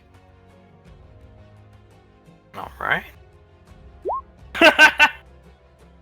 Whistling past Carter's fucking head, hitting the back lot, well, hitting her, just blowing up all the shields and knocking her ass back this direction. Some type of rocket JJ's never seen, and it flies this lady back off the map, basically. And Hunk running up, looking around, what in the fuck? Seeing this lady over here. JJ just gestures towards Kaleo. Don't got a clue, just ambushed us. She notices what he just did, notices Hunk, and immediately disengages, and they're very nimble. They're quick, jumping from tree to tree. They're human, they're ancient Anovians, but they don't move like humans. Following her, And Hunk's gonna come over and toss a heal grenade, a heal to full for everybody. Not on my watch, Ash's son going down. Thanks, sir. Careful Oh, of that. God, that fucking bitch! Grabbing his back. Carter walking over. Whole lot of shit. Both of them are casters. One has diffusion magic. The other's some type of solar magic, maybe. Not sure. Looked like stars. Shoots arrows that split into 1,000 each. What the fuck are these ancient Anovians made out of? Pure fucking mana, maybe? Alright, after them. The rest are coming. Yes. Carter turns around and starts running after him. You may continue after them as Hunk is going to look over his shoulder, make sure everybody else is coming, and then follow the rest of the boys to a very mysterious lighthouse. As they're recovering, this lady's shambling towards the lighthouse with the fast movers on top of her and the shield wall in front. Protecting. JJ reaches pulls out his swords and A lightning strike hits right in front of JJ and Ricky's feet. JJ stumbles a step back. What the fuck? Hunk grabbing Ricky, dragging him back. Not on my watch! Fine, I could... What the fuck that guy up?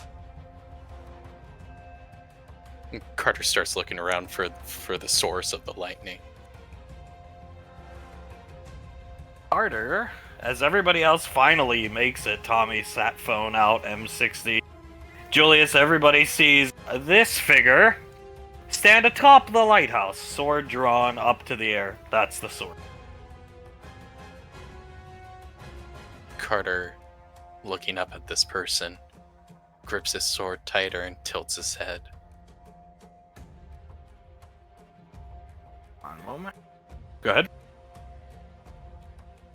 Can he notice anything to that? Sees it on her neck. She has it. That's the gemstone. Carter grits his teeth. Correct, and we're going to take it. Nimbly jumping atop the lighthouse and disappearing inside, she raises her sword to the sky again, and multiple lightning strikes in the ocean behind her. JJ looking all around.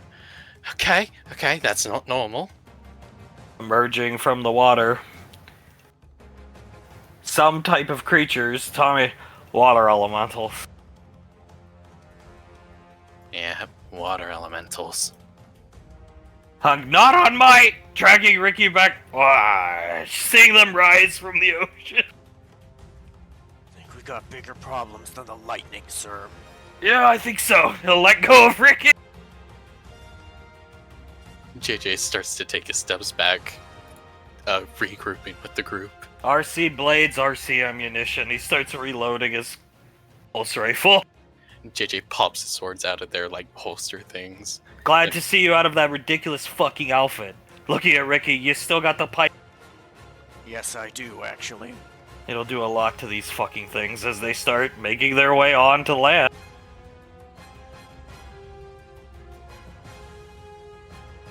Carter sees them making their way onto land, and he points his sword up at the woman in front of him. She gestures, bring it on to Carter, hand out with her fingers gesturing, disappearing down into the lighthouse. Hunk, Julius, come on, we're going in. You got this? Banksy, we got it. Just stay on my back, Tommy. Tommy's riding Banksy's back with the M60. Julius nods. Yeah, let's get going. And they will. Head into the depths. Whoever she is, lighthouse. As, flashing back to the movie theater, the girls just finished watching Air Force One. Pequod has not said a word. Well, as always, what an amazing movie that is, Jessica. Yeah, one of my favorites. One of my favorite to work on.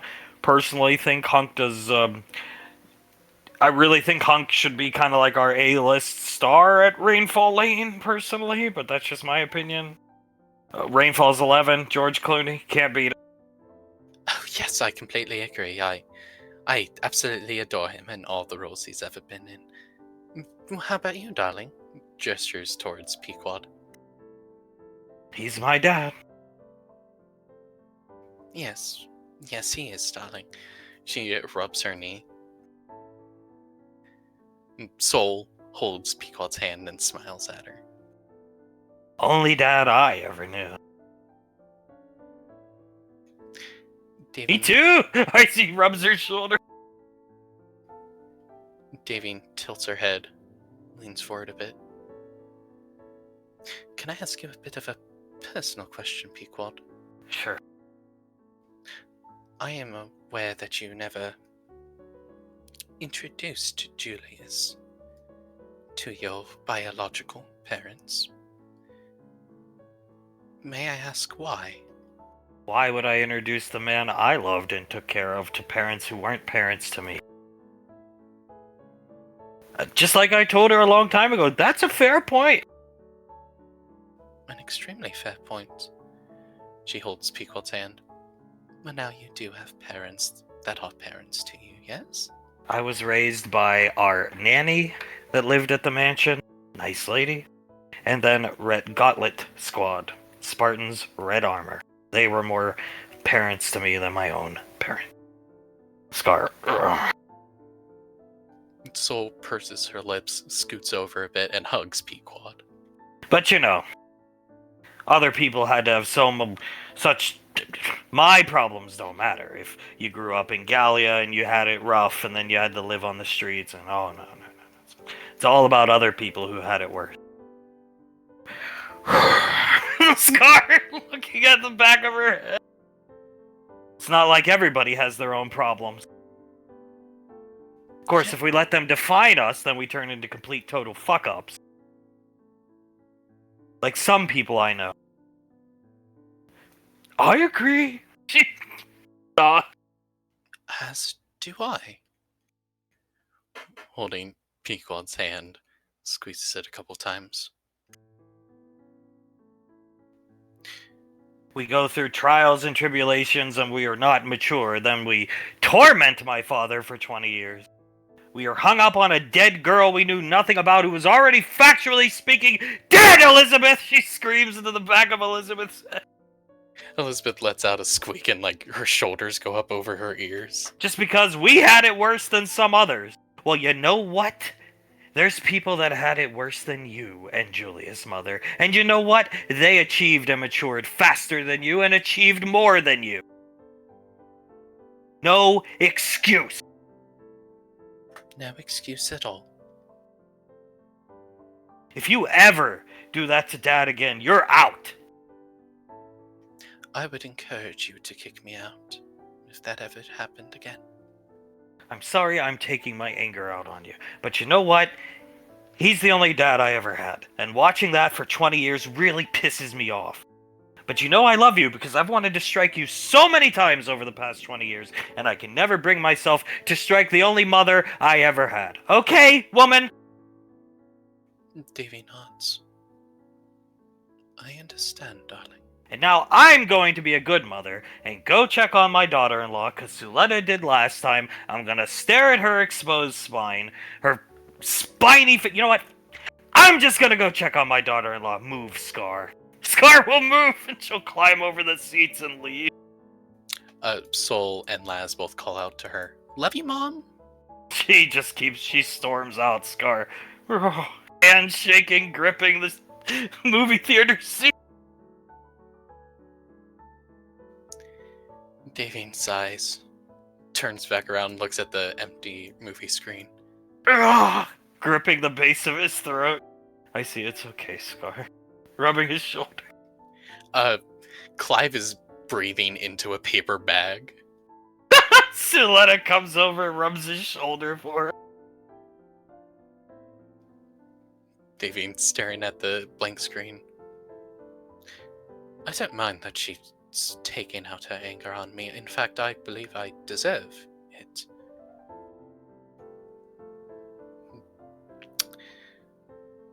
In fact, I know I deserve it. Anything that helps her through this, anything that helps her get her emotions out, I will do it, and I will take it on the chin because I am her mother, and that's what a good mother would do. Opening a beer can after she's done saying that. Icy. Yeah. Yeah. She's mostly just angry at Julius, though. Davy nods. I know. But it has to feel good to yell at me for that. I know she's wanted to. I know she wants to strike me, or has wanted to in the past. So it must feel good to at least scream at me. But she never will, because you're the only mother she had. Sniffling, looking down at Clive. Give me a tissue. One, you did not blow your nose. I haven't blown my nose all day, since you know what happened. I understand. He hands her a tissue and starts rubbing her back to comfort her. Scar, trials and tribulations of the rainfall. Laz, tilting her head, is there anything we can do to at least cheer her up a bit, maybe? I don't think so. Soul sighs. We can at least be there for her. Yeah, you can be there while she's going through this. Yeah, exactly. She looks over at Icy. I want to be there for my mom because she is the best mom in the world. And I know that if I or Laz or any of us here were going through the same, she would do the same for us and want to be here for us, even if she knew she couldn't help. Good daughters. Smiling at them. She smiles at Icy. And you're a good auntie. Oh god, there ain't enough beer in the world. No, it's not. He pulls out a beer himself, looks up at Suletta. You want one? Yes. And cracks it open for her and hands it to her. I don't think we'll be doing the date at the pool house anytime soon, Nicole. I see, nah. No smoking the weed for a while, I think. Julius has caused a... Well, you know, everybody gives Carter shit for making a tear in the family. I think Julius caused one, too. Davy nods. Oh, I believe so. I believe he did. If she looks at where Pequod was once sitting, if that wasn't telling enough that he did or not. I ought to sock him when he gets back to the lane, but I'm so drunk I don't think I could even hit him. I'll probably miss, see like 6 of him. Clive, you sock him right in the face. Suletta, don't. Clive holds up his arm. Are you kidding me? If I try to punch that guy's face, I'd break my damn wrist. It's just not a good idea. Starts to drink his own beer. Fair enough. Sits down, lights a cigarette. Icy, give me one. Scar will give her one. Soul looks over, bites her lip a bit. No, Colt wouldn't be happy. Can just heal the damage. Soul looks at Icy. You can make it so he never knows that I smoked a cigarette? Smell gone and all. Scar, here you go, honey. She walks over, takes a cigarette, and lights it herself. Here you go. Sitting back in his chair. It's a beautiful day in the neighborhood. Oh god, 20 years of fucking Julius drama. Well, it's coming to a head very soon. Tensions are high. No matter how it goes, it will end.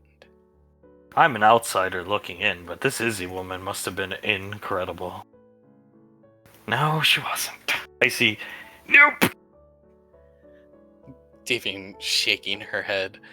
Laz leans forward a bit, both to get away from the smoke smell, and whispered to Sam. Don't say that in front of my mom, please. I won't. If you're hung up on somebody for 400 million years, you're either really pathetic or she was really incredible. Laz shrugs. I think the pathetic one. I think the pathetic option is the correct one here.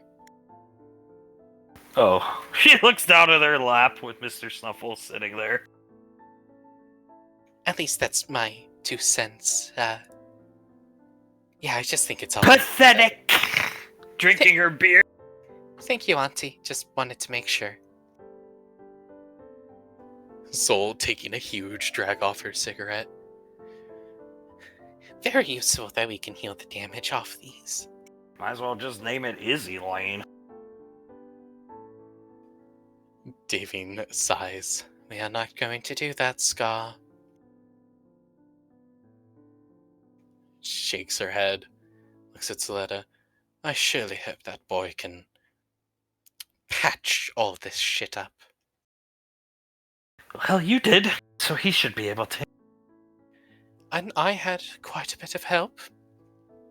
She swallows. Which we will also help him with this, yes? Dad will help him. I see nodding her. Yes, Dad will help him. I hope he's already had a bit of a discussion with him. And if he hasn't, that he eventually will. Davine sighs heavily. I haven't smoked in 40 years. Give me one of those cigarettes. Icy will just hand Davine her. She takes a drag off it and then hands it back to Icy. We can share. Oh, sounds good to me. Well, I'm getting tired of this. Where is JJ? When is he coming back? He shouldn't have to be out on some island. None of them should. Scar, that's what you'd think. Wow, he is really drunk. Whispering in Davine's ear. Davine nods. If you just treat your woman good, you don't gotta do this stuff. You think is... He starts laughing. I see. Oh my god, he's wasted. Soul looking at Scar. How many fingers am I putting up? She puts up 3. 12. Oh, okay. Maybe you wanna cut back on the drinking a bit, Uncle? Do you know how much he has to drink of that to get drunk, given his stature and weight? Are you And kidding the me? fact he's a Leogan? Are you kidding me, Scar? She wasn't putting up 12. That's impossible. There's 9. I'll be taking that. She takes Clive's beer from him. I need it. You've had enough. Oh, go right ahead, ma'am. Go right ahead. Laz laughing at the 2 of them here, Clive and Scar. Oh, good. They'll be back soon. Okay? She starts to rub Sam's shoulders. I mean, I know I'm a cat person and all. I got the furry dick, which some chicks ain't into, but at his age, if I bumped into a woman like Patricia, I would have been not worried about any other person. Okay? I see his voice is cracked. She still leans over to Icy. Are those tears welling up? Yeah. They say it's better to have loved and lost than never loved before, but that's not true. So, looking down at Scott. Soul nods.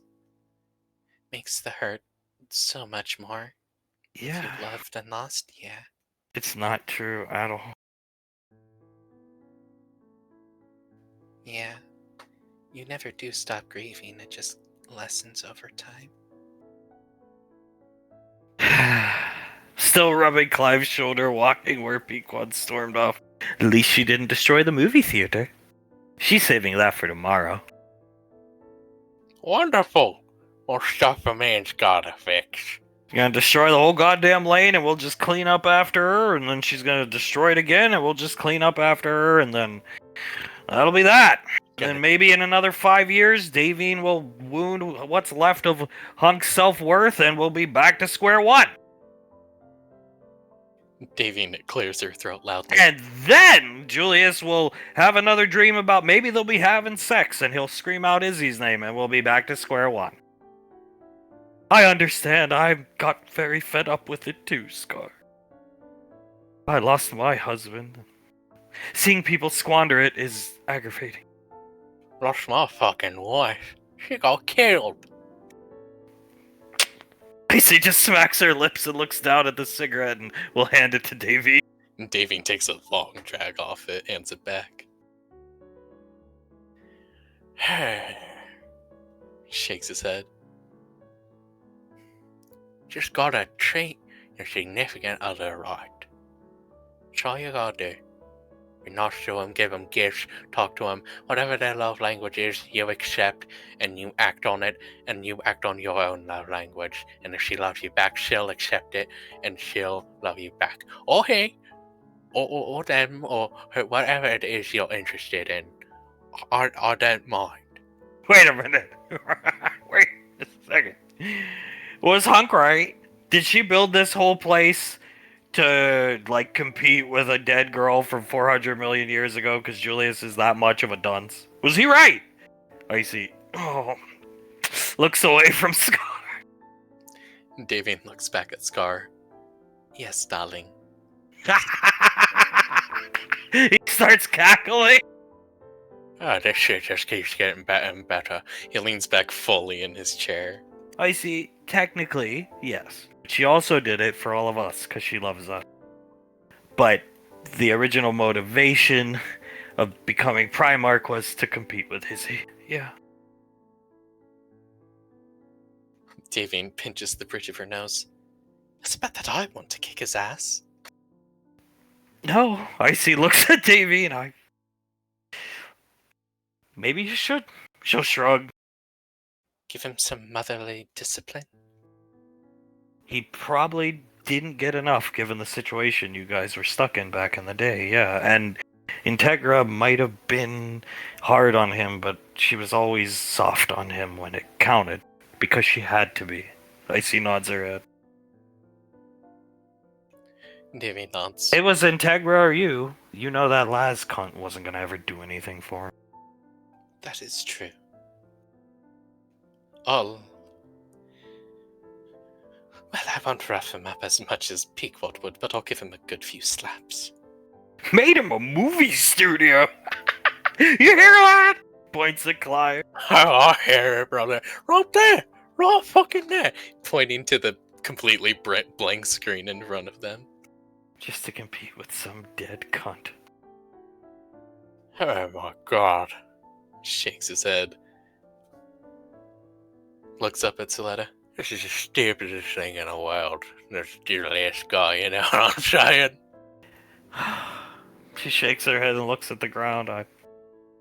I wish I could disagree with you. But given the events of today, I can't. That's okay. He pats her on the arm. You don't gotta disagree with me. 'Cause it's true. And I know it's true. Taps his temple. I disciplined him once. Maybe I should have done more. I just didn't feel it was my place. Clive shrugs. Yeah, maybe he should have. Can't change the past now, I can look towards the future, you know. How'd you discipline him? Put him over my knee and spanked him. I see. That was funny.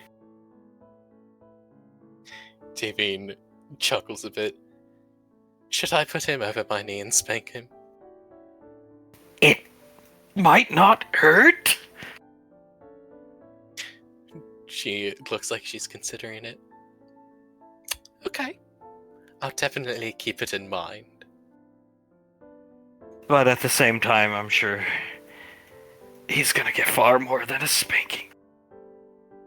Oh, I am very sure of that. Just look at the cafeteria. Ugh, that fucking cafeteria. Scar, we're gonna get the Mercurius units to help out on that shit. Hey, yeah, that is not a two-man job. And if it was a two-man job, you know what we would have right afterwards? Beer clock? Fucking beer o'clock, mate. As I see. Okay. Mom, why don't we take everybody back to your house and wait for, the guys? Davy nods. I agree. What a wonderful idea, darling. How about we have Coney stew waiting for them? Because these guys need to eat and I'm hungry. Sam, Coney stew. Laz rubs her stomach and Souls just starts to grumble. Yes, darling. Kisses Icy on the top of the head. I will make coney stew for all of us. And they will get up and leave to let a helping guide Clive as you go into the lighthouse, and then it's just a series of winding stairs down to almost a, if you will, underground bunker, and it opens into this ballroom. We're standing up here, staring down at the three of them, is this individual. Hunk, okay. Moves up one square. Julius follows after. That's not intimidating at all.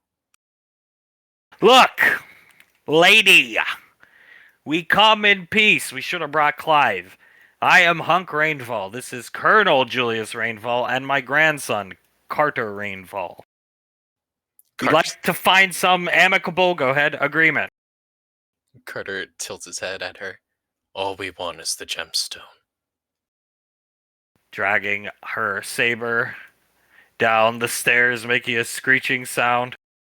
She'll put her hand out, and Carter's sword comes to her. Oh shit. Watches the sword go to her. I suppose we aren't going to have a peaceful resolution to this, are we? Curiously inspecting the sword, realizing what it is, she will respectfully place it on the stairs and pitch Carter a dueling scabbard, basically. Fencing sword. He catches it, looks at it. A fair duel. Ma'am. He starts to walk forward and presents the sword to her. She'll move forward up to Carter, putting her sword out to meet Carter. I will give you one last chance. Surrender, give me the gem, or have your guts strewn about the lighthouse. She will quickly, Carter can barely see the hand move, slap Carter across the face. Carter's smile grows. I suppose that answers my question. Oh, here comes the fucking Ninja Turtle clowns. Jumping down. She's up on the rafters, bow aimed at Julius. Julius looks up. Alright, which one you want to handle, bow or shield? Jumping down this direction. I'll take shield. Get the bow. That's the one I think that does the damage. At least what the kids told me. Julius cracks his neck. No problem. Roll initiative.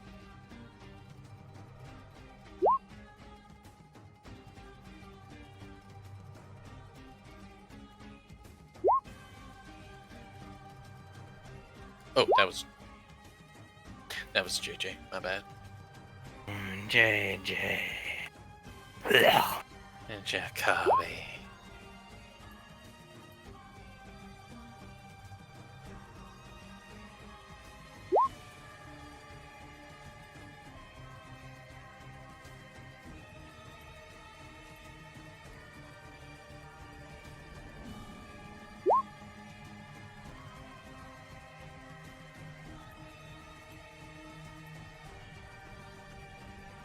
Now,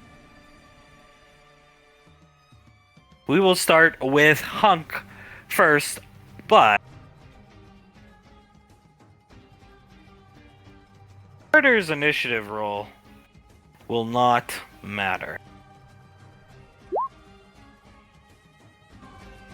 Take his turn on her turn. So, starting with Hunk, and we're going to go ahead and have Hunk move right up, hands out to his side. You know, I believe we can talk about this. Just walking up, trying to be somewhat amicable with this person, as we'll skip to Carter. Or should I say, the Queen of the Sea. She's gonna open nice and quick against Carter. Puts her guard up, attempting to bait Carter. You can tell Carter is very angry. And Carter failed! So, Carter lunging forward, and as almost almost like you would do to a child, Carter lunges forward. She blocks the strike and just flicks Carter across the back of the head with her sword, not cutting him, but almost in an insulting manner. She laughs. Carter turns around, smiles at her. It is a funny joke, isn't it? Now,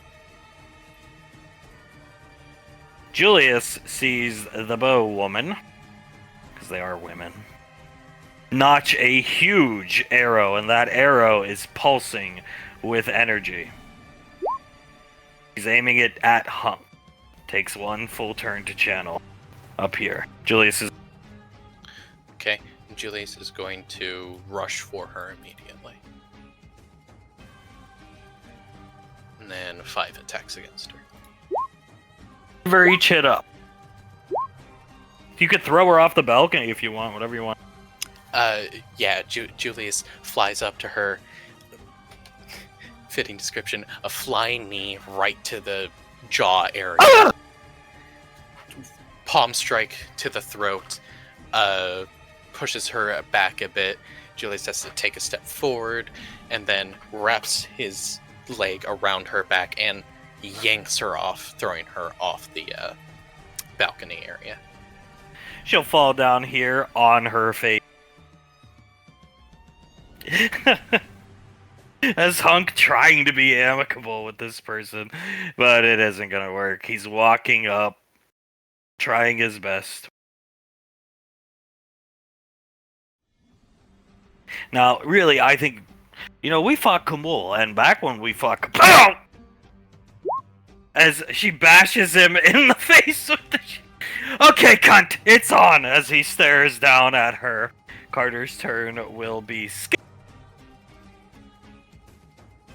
As Hunk, whipping out his pistol, caps her in the knee, and she screams, revealing she's female. It's a female shriek of pain. Psychic damage from the wife. Thank you. And he'll also punch her right in the face as her head recoils and she falls back this direction. Spending her turn getting up. These two aren't going to be any match for these two. In one-on-one or, even a 2v1, these two could take on. The Queen's turn.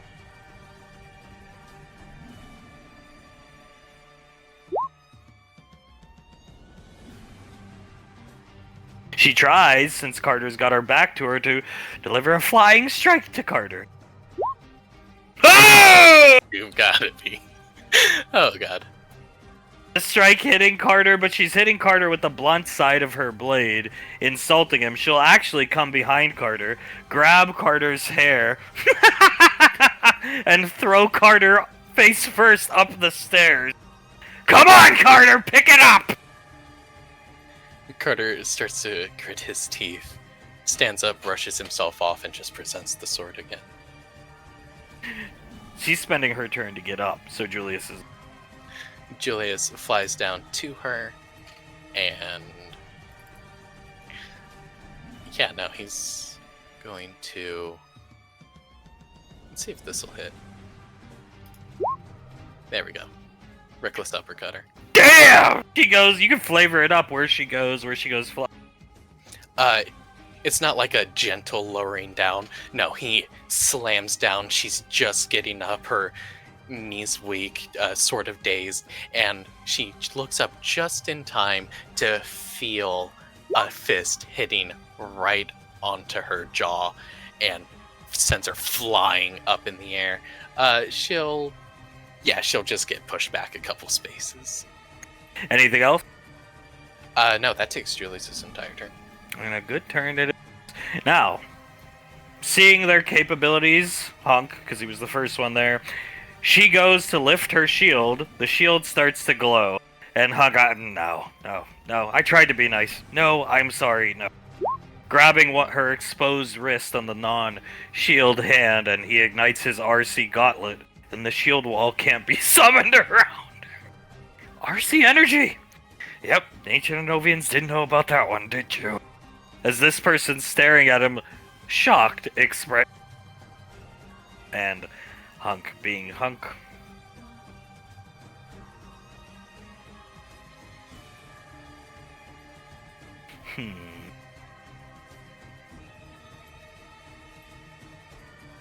Yeah, I want to do it. Cracks her fucking neck! Oh, come on, Carter! Looks up at Carter! Julius looking over at Hunk. Damn good, Dad!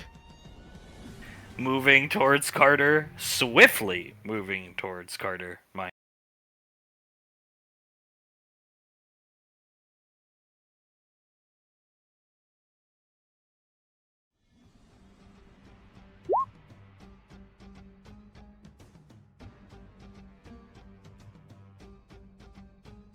Series of strikes! Finally! Flavor up the return damage. She's gotten too cocky. She rushes up to him, goes to open up the strike, and Carter, for a brief second, closes his eyes. Takes in a deep breath. Everything slows down for a second. And then that immediately all goes away as he sees a flash of memory Anne, as skinny as she is, and just him in his head yelling, "You did that to her!" And his eyes open, eyes spark with lightning, and he parries the sword hit away and stabs right up into her chest. Letting out a shriek, pulling herself off the sword, staggering down the stairs. Oh, come on! Not too cocky, are we now, are we? Julius is up. She'll stand up. Her turn skipped, actually, because the uppercut. Julius is going to just continue the beat down. He's gonna use Luna's ring, and that's the damage it'll deal to her. Like daughter, like father. Bum, bum, bum, coming through. Those people, the people outside, see the energy beams crashing through the fucking lighthouse. Probably in amazement as they fight the water elementals. Julius can almost hear the sound of Blaze cackling now that there's an exposed hole in the roof, hitting her, knocking her, sending her flying this. Hunk, you got her, son? You got her, right? Julius tilts his head. Think you got that, bitch? I'm gonna go after her. Just... Yeah, I got her. Take down the sword, bitch. Yeah. He'll step forward. Interestingly enough, she doesn't seem fazed by the death of her companion. Carter sees her hand shoot out. A strange portal-looking thing that's pulsing appears at the back of the room. Huh? Looks behind it. Now you want to negotiate? What is this, a wormhole to your other secret bunker? Julius turns around to look at it. That's not good, is it?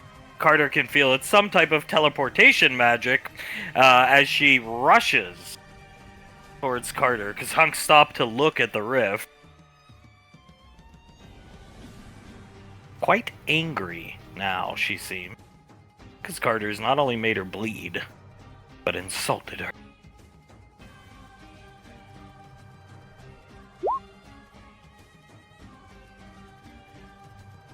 I'm gonna try to hit Carter with a strong strike to knock him off balance. Shit. Her sword meets Carter's sword, and her strength, at least her upper body strength, isn't enough from that strike. What does Carter do? You have a lot of anger in you, don't you? You're angry that I made you bleed. The problem is, he hits the sword away. He strikes her up into the rib cage, almost puncturing her lung. And as he does, another flash of memory Anne and him screaming again, "You don't know how to use it!" Letting out a shrill.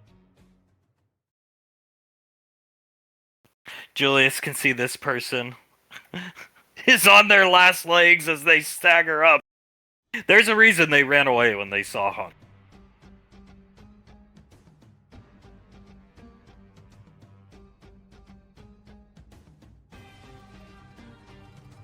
Julius? Oh, I thought they were gonna take their turn. My bad. No. She's standing back up. She ain't doing anything else. Oh, okay, my bad. He just tilts his head. Oh, that's here. He just flies up to her, and I'll roll 5 but tell me how many attacks it takes to kill her. Just flavor all 5 up however Julius wants to get out of here because he knows he's going home to a very upset wife. He flies up, grabs her by the throat, puts his thumb behind her windpipe, pulls out, breaks her windpipe. You can see it coming out of the skin. Steps down on her knee and then palm strike up the nose, breaking the nose bone into the brain. He said, I did good. That was nice. Julius cracks his neck. I'm a bit focused right now. I understand. Hunk holds out a frag grenade, gestures towards Julius, pulls the pin, tosses it into the reality rift. Alright, that should be taken care of. RC fragmentation grenade. Julius cracks his knuckles. Yep, all good there. Back up on the stairs, she's bleeding. Pulling away from Carter. Once again, she'll put her guard up.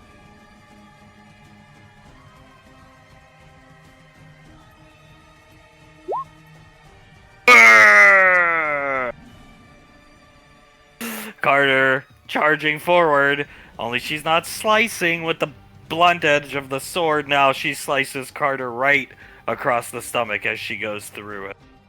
No longer laughing. Carter holds his stomach, looks at the blood on the cut, looks to her, and wipes it on his face. Her head recoils almost seeing Carter do that. As the grenade goes off and Hunk... Alright, how do you want to handle her, Julius? Looking up at her. Julius tilts his head. I don't know. You go high, I go low. A roar of a large creature coming from...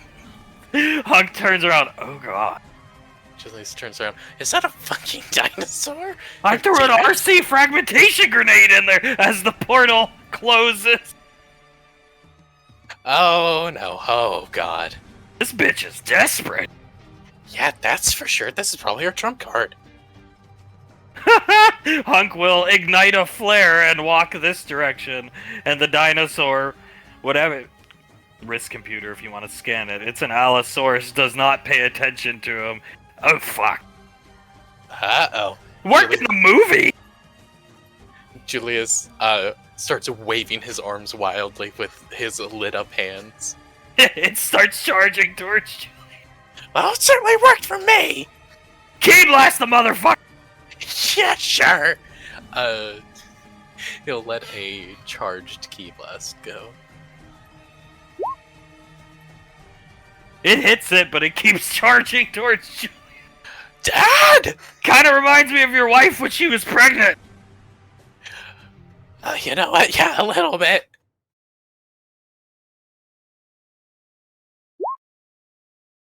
Back with Carter. Ooh. Alright, she rears back with her thrust. Losing to Carter again. Flavor it up. She rears back. Carter just takes the opportunity, takes a step forward, grabs her wrist with the sword that she has the sword in it, yanks her arm, overextending it, and stabs up into her armpit. Ah! Letting out a shriek, Carter dragging her down this way. He then spins his sword around and points it right at her face. The dinosaur bounding about. I imagine Julius is running this way. Oh yeah, he is flying that way. God bless Blaze! The sound of a missile whistling through. Julius turns, looking over his shoulder, and gets splattered with blood and dinosaur brain matter as its head explodes. Julius, eyes closed, blinks a couple times, wipes the blood away from his eyelids and opens them. My fucking mouth was open. I'm sorry, son. I was trying to save your life. Well, thank you for that, but Jesus Christ, that was disgusting. As they're having this father-son moment. Whipping her hand out quickly. 3 more of the portals get summoned. Okay, serious time. Starts walking towards the portal. You got more of those rockets? Tons more. Infinite ammo in this thing. Nanotechnology. Julius You almost cracks- done playing with your fucking friend, Carter? Fuck off! Getting quite angry.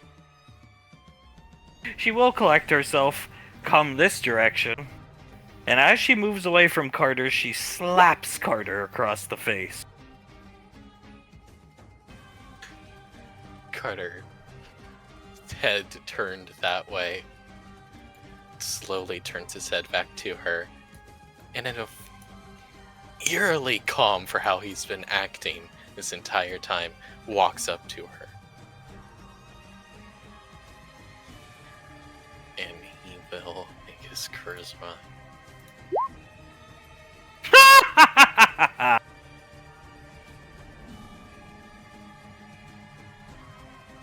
Roll just one of Carter's sword attack, then he'll take that down. Okay, he takes 21 divided by 2, rounded down. It's 10. She cackles at Carter as Hunk, you got that one, I got this one, pulling out his rocket launcher. Julius cracks his neck. Sounds good. He'll fire a rocket down into it, the explosion going off. What does Julius do to hit? Julius fires. He's gonna go Mushin and just fire a huge key blast into it. Good call.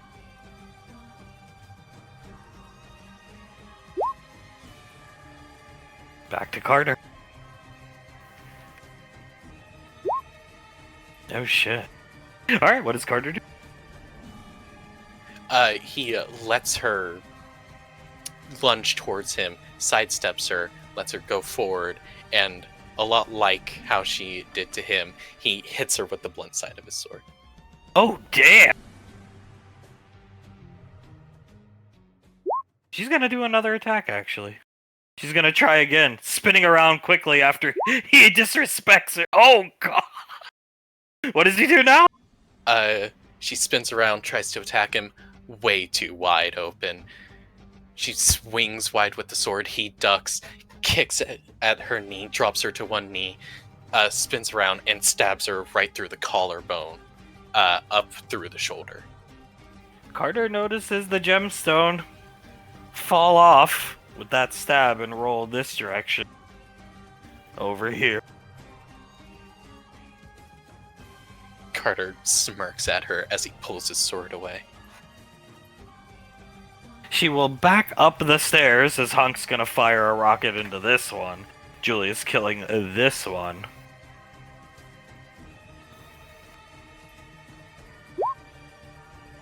Putting the sword up again. Challenging Carter one more time. To see if he can beat her. Oh god, what does he do?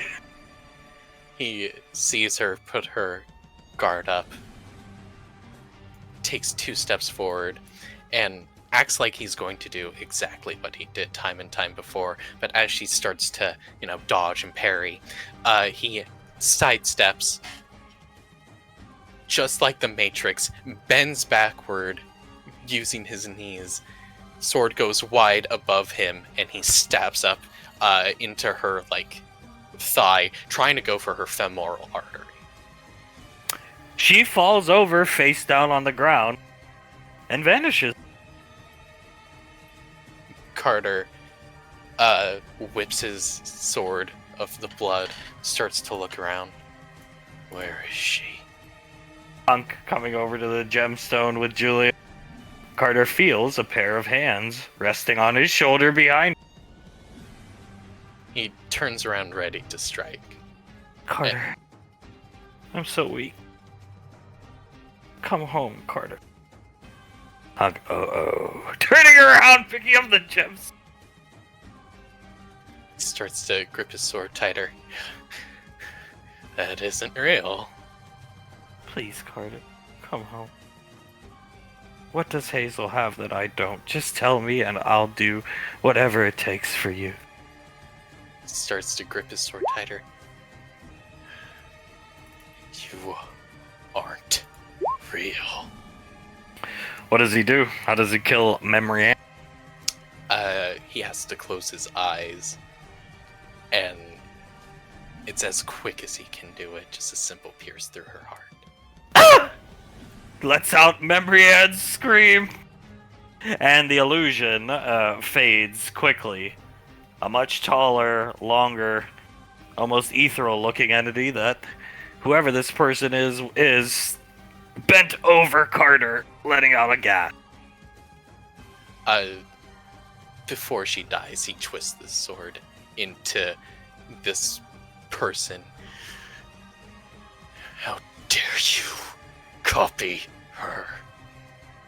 Squeezing Carter's shoulder tight with one hand, digging her gauntlet that she wears on both of her hands into Carter's shoulder, trying to cause as much damage. She'll fall to one knee. He shakes his head, swings his sword around in a circular motion, slits her throat. And she falls over dead. This hunk picks up the gem. Carter drops the sword he was using, goes over, picks up Kumul's sword, and sheathes it. Think this is yours? Walks over. Yeah, it is. You okay? Hand on his shoulder. He thinks a couple times. I knew it wasn't real. Master illusionist or something? Could he feel a spell coming off her? Yeah, she was more of an illusionist than she ever was a spellcaster. And a beast tamer, for sure. Illusion magic. Makes sense. She hit her island. Oh, hit it pretty damn well.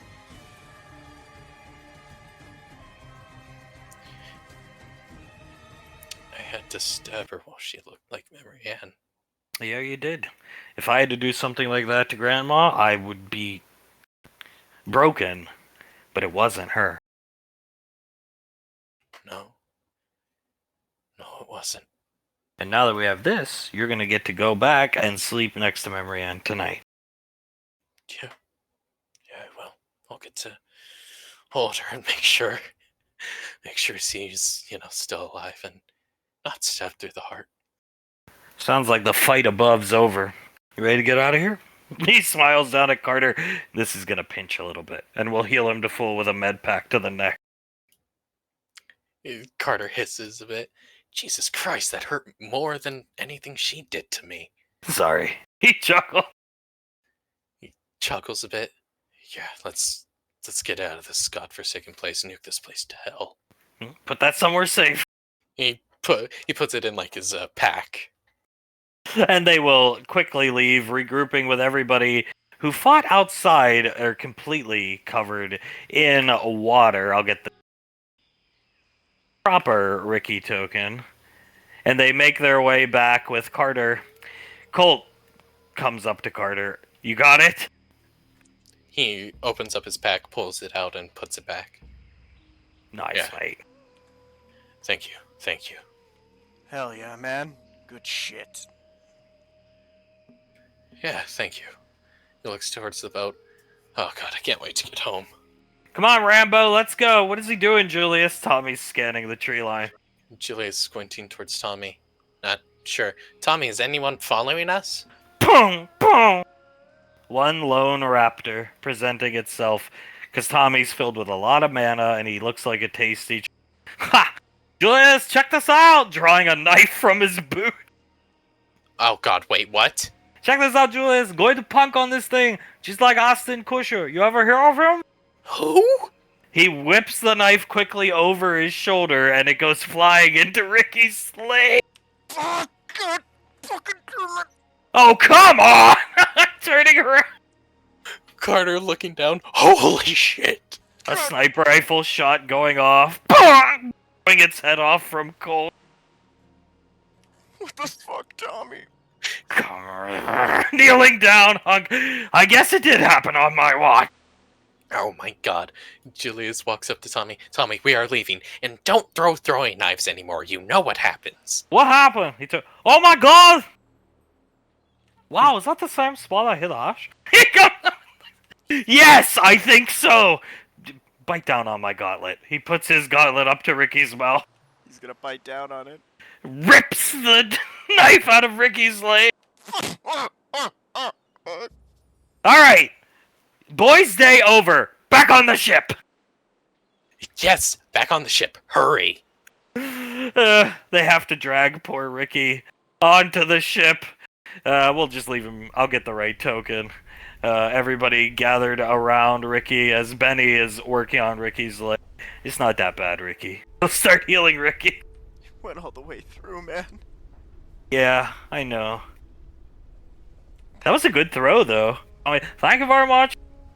Would have been a great one if you'd hit the raptor. I was trying. Yeah, and it truthfully was a good throw. Maybe we give you some more practice and grip strength. I don't know. Why did you let go? What? I felt like it was the right time, Julius. Back in my baseball career, you let go at that time to throw a fastball. Yeah, sure. Wrapping Ricky's leg. Please. Maybe just turn around next time you're gonna throw. JJ laughs. Yeah, maybe then you'll hit the raptor. He'll be okay. Don't worry about it. Trials and tribulations, the same. Must face. Banksy. Yeah. Yeah. Yeah. Julius looks up towards the island. You far enough away to launch that nuke, Banksy? Banksy pulls out the remote and pitches it to Carter.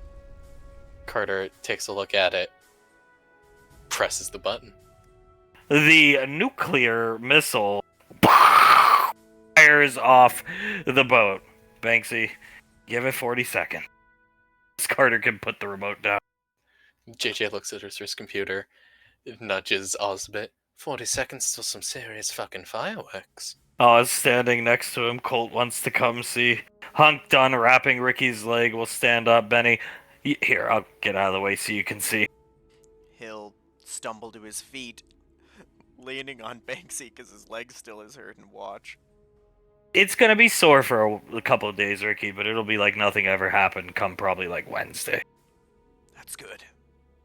As the missile impacts the island, as Ricky's about to say that, a boom, blowing up the island. Yeah, that's pretty badass. Pretty fun. Sasha does have a flare to her, sitting down next to Blake. Yeah, she certainly does. Ooh, that was pretty cool. As he suddenly stops talking. Dude, can you hold this for a second? Yeah, sure.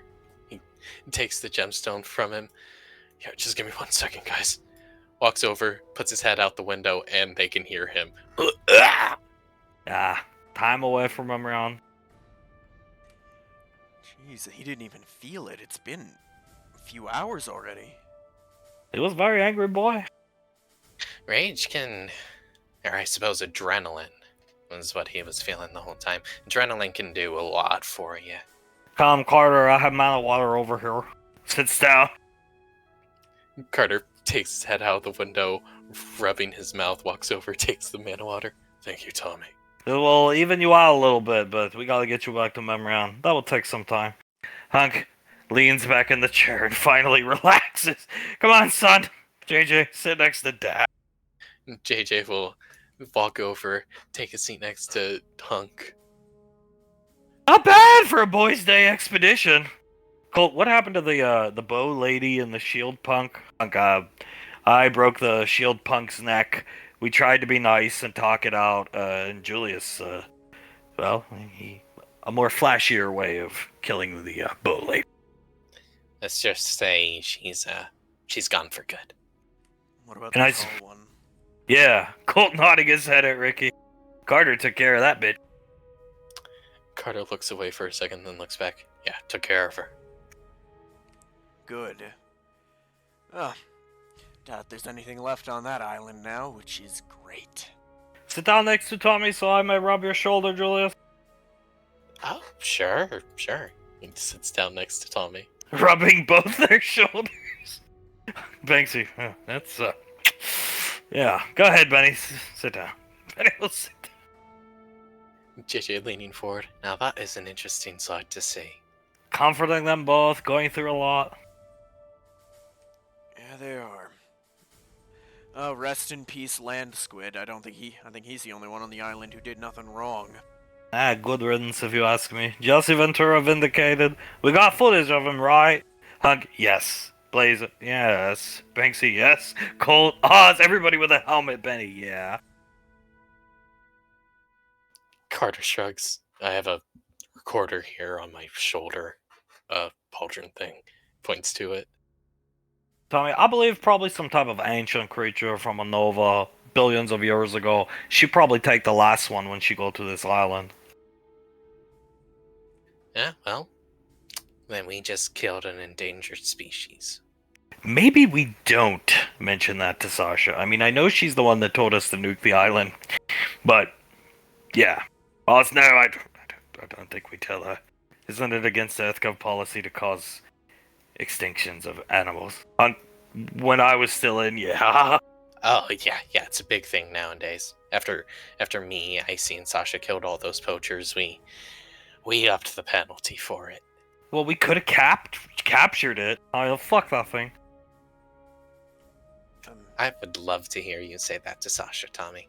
I will not. I will tell her that we never saw any land squid. Yeah, that's a good plan, Tom. Good plan. Probably for the best. Colt sitting down on the ground in front of us. Also means you can't vindicate Jesse Ventura. Ah, well, you know. We'll vindicate him on memory anniversary. She can't get mad then. The memory anniversary! Rubbing Carter's shoulder. Carter actually chuckles. Memory anniversary, yeah. Colt, have you ever thought about renewing your wedding vows? Looking up at Julius. Julius, Looking down. Julius blinks a couple times, stands up and walks over to Colt, both hands on his shoulders. You got your father's mind, kid. He really fucking does. Looking. Pulls Colt in for a hug. I am glad to call you my son-in-law. Thank you, sir. Looking up at him. Pats him on the head a couple times. Good boy, good boy. Oh my god. Looks to Hunk and gives him a little shrug. I knew he was the one for Soul the second I saw him drooling at her when he was like 10. Oh my god, there was so much drool. It was actually sort of worrying. Banksy inspecting the gemstone. Hands it to Ricky. He's gonna just hold it. So, this thing is, what we came here for. Kind of. Never seen anything like it, Ricky, have you? No. I don't know much about rocks, Tommy, but, something tells me this thing's a little big to use on a ring. It's ridiculously heavy for its size. Carter nods, rubs the back of his neck. Then we have to take it to a jeweler, gemsmith. I can't remember what they're called. Someone to work on the gem. Shrink it down so it fits on a ring. Let me see that real quick, Larry. Here, he'll toss it to Tommy. He catches it. Oh no. Ha! What? Carter looks over at Tommy. What's oh no, Tom? Carter, you know, maybe we just buy a ring from like Kmart or something like that. What's oh no, Tommy? This thing has spell on it. Ancient Anovian spell. Only a Novian work with this gem. Oh god. Blaze speaks. Julius leans back. Are you fucking kidding me, Benny? Carter stands up. You have to be. Runs over to the window again and starts throwing up. Aren't they extinct, Tommy? How could Jesse Ventura lie to us like this? Carter pulls back. I don't know, maybe it's because he's a fucking cyborg made by Max Tech? And everybody just calm down. I know exactly where we can take this thing. Back in time, sir? No, the classified planet. You don't need to know the name. Until Patricia... Well, she's never going to declassify it, but you'll get to meet them, I promise. The ancient... Nicole's sister. Her biological sister, if you will. Ancient Anovians are still around. We bumped into them last week. Chuckles, rubbing the back of his neck. Julia's nodding. Yeah, they told us. Yeah. You bumped into a thought to be extinct civilization just randomly? We went to the time tombs, saw some things which you don't need to know. It's family business. And Suletta, in all her brilliance, was able to chart the star chart, and I wanted fucking answers about why they gave Nicole away when she was a child. And we went with the intent to beat them up, Ricky, and you know what? That's the wrong intent when you're meeting people you don't know all the answers to. He points at Ricky. And anyway, yeah, so we got it fixed, Carter. Relax. Carter lets out a sigh of relief, walks over, gives Hunk a hug, and while he's hugging him, is that why you tried to talk to the shield chick? Yes, and listen, I don't know, I'm not in the military. I was in the military. I have a deep respect for it and the code. But when me and your grandmother, Suletta and Blaze were there, points at Ricky, they had a xenomorph skull on a fucking pillar as a trophy. That's why it's classified. That and the public don't need to know their planet they're on. We're gonna protect the planet, but yeah. So there's more than meets the eyes here, kids. Carter stumbles a step back. Xenomorph skull? A big one. Bigger than the one I fought years ago. Bigger than the one Ash, your father, fought with us. The same one I'm talking about, Ricky. Yeah, they have it up at like a fucking trophy. Yes, they do. Nodding his head over this sacred pool, if you will, where they can summon visions. Then they know stuff about them. Yeah, and you're all gonna get to go. Ricky, you, the whole squad, you're all coming with me and Grandma. We're gonna go. Clive, instead of being an idiot like me and wanting to beat these people up without knowing the context, Clive built a bridge. We're gonna take Clive and we're gonna see what information we can gather on these creatures, but yeah. Nice. Well, maybe they got some way to for sure kill them. Maybe they got a good weapon against them. I should hope, because that skull's bigger than the skull I saw, and the one we fought years ago alongside your father was, Julius, that thing was fucking huge. Wasn't it easily towering over the buildings? Julius nods. He thinks back to the purple one they fought back in the Headhunters. Yeah, I believe it was a king. Tilts his head. Oh, I surely hope that's not it. I don't know what it was, but we saw that skull and didn't feel like it was our place to ask at the time, and then they found out that my wife killed Kamul, and they invited us back for a feast. And when we go back, we're gonna get answers. And they also have a problem with something called a plague drake that I think we're gonna bring the old A team out of retirement and go take it down. Unfortunately, your dad's out doing... Well, not unfortunately. Fortunately, your dad's out doing important stuff for our sake. He can't come, but everybody will get to go meet him. I promise. Alright, I'm down. That'll be really cool. Be, one of the first people to reconnect with the lost civilization.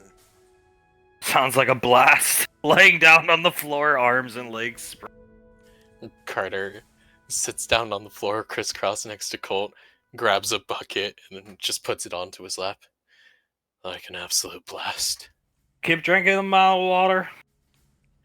He holds up the man of water and starts drinking it. They got this big creature that's literally Boar from the mana plane. It's the moth that fertilizes it. Really cool place. You'll all get to come. I mean, I can only imagine the kind of knowledge they have on how to grow Anovan plants. Probably. And they love Clive too. He starts chuckling. Carter chuckles a bit. Can we go now? Yes. We're gonna, once we get back to the Condor, we're gonna go there, drop that gemstone off. Thank you, Grandpa. I would rather propose to her sooner rather than later. I agree. That's a good plan. He chuckles a bit, nods, and takes another sip of his mana water. Best plan we can get right now, because I don't think either of you can handle much longer of this. Don't think any of us can. Carter shakes his head. No, I don't think so. Blaze, drama has its impacts on everybody. Yeah, it does. Well, he closes his eyes. Hopefully in at least, I don't know, 2 weeks' time, all this is solved. And my drama is done. So if Ash is busy doing important business, I assume tracking down this rogue group of individuals who would take Ash's place. Suletta, maybe I could come fight this plague drake. Of course, I'm just not just. Julius lets out a chuckle. Yes, Blaze, you can come with us. I really much like the touch of the leading them around and just barbecuing raptors they were. Yeah, that was interesting. It was badass. Pretty sick, man. Not often I get to fight these days. No, I can tell, especially since all the maniacal laughing. I had the situation under control at the front of the fortress. Kidding. Yes, you did. You were doing good, Tom. Gives him a thumbs up. I base it off Rambo. You ever see Rambo 5? Terrible movie. Gets big machine gun, just starts screaming. Wait, were you purposely reenacting that, or did it just come to you like that? I was trying to channel Sylvester Stallone. Don't understand why my bullets didn't do anything. Oh, it's a Mister. Are you sure it wasn't loaded with blanks? Oh, Sasha, give me that ammunition. Why would she do that to Tommy? Oh, I'm sure it wasn't loaded with blanks. Just malfunction with the weapon, probably something like that. I dropped the air rifle on the island. Would never get it back. Oh, that's probably for the best. I have to go use the bathroom. Here, hold this, Julius. He goes downstairs. Ricky knows, and Colt knows, and Carter knows. The M60 were blank. Oh, those were blank, sir. I saw while reloading. And Carter starts to laugh. Me and Colt, while we were putting the bandoliers on him, took the blue tape mags and took the tape off. My mom's very smart. Nodding her head. That she is, Colt. You know what Tommy's problem was? He chose to emulate Stallone and not Arnold. That would be a good fucking movie, dude. Commando starring Tom. Julie starts to laugh. It would be an interesting film, that's for sure. I think Tommy can play the Colombian villain and somebody else play Rambo. Maybe JJ. I think Sam would get a kick. JJ nudges a hunk. I think Mom would get a big kick out of you playing that role. I wouldn't mind. Apparently Suletta and Nicole are writing up some special scripts for me, though. It's like based off some movies called The Equalizer I haven't seen. Surprisingly, I've seen a lot of the good old stuff, but never saw those. Either way, I don't want to hog all the spotlight. Ah, no, that's fair enough. I'll take the role if you aren't available. And look at it. Even stopping at the ancient Enovian place, stopping to drop Ricky off home, still gonna be home before 8. Thank you, Dad. Pats him on the shoulder. Would not want to disappoint my woman. No, you wouldn't. JJ just shaking his head. No, I would not. If I was back after 8 and I, for whatever reason, missed our date, oh god, I would, 1, never forgive myself, 2, probably never hear the end of it. She's very high maintenance girl. Yes, she is. Yeah, but that's how I like it. Yeah, she's a good match for you, bro. You're lucky. I am. I really am. He smiles to himself. I miss Firecrotch. Carter looks over. You mean my sister, right? Yeah, sorry. He looks around. Julia starts to laugh, looking It's a good nickname. That's what I call Nicole. He shrugged. That's what Pequot sometimes calls me. It's a good nickname. more information than I needed to know about you, Colonel. Oh, calm down. It's all guys here. Who cares? Fair enough. Yeah, it's not often you get a boys just moment, so, yeah. Yeah, and hey, whatever that chick was, you beat her, Carter. I mean, I'm guessing she was the one who was making the island lost, right? Carter nods. She was an illusionist, beast tamer, as a secondary school of magic, I guess you can say, but an illusionist. I don't know a lot about sword fighting. Grandma could take a look at the footage, but I think she knew a thing or two about whatever that's called, like fencing or something. It was fencing. We were fighting with sabers, rapiers, whatever you want to call He shrugs. Bitch. Looking back at the island. Dead them. Carter scoffs a bit. Dead bitch. now. Oh, you I- got to. You go.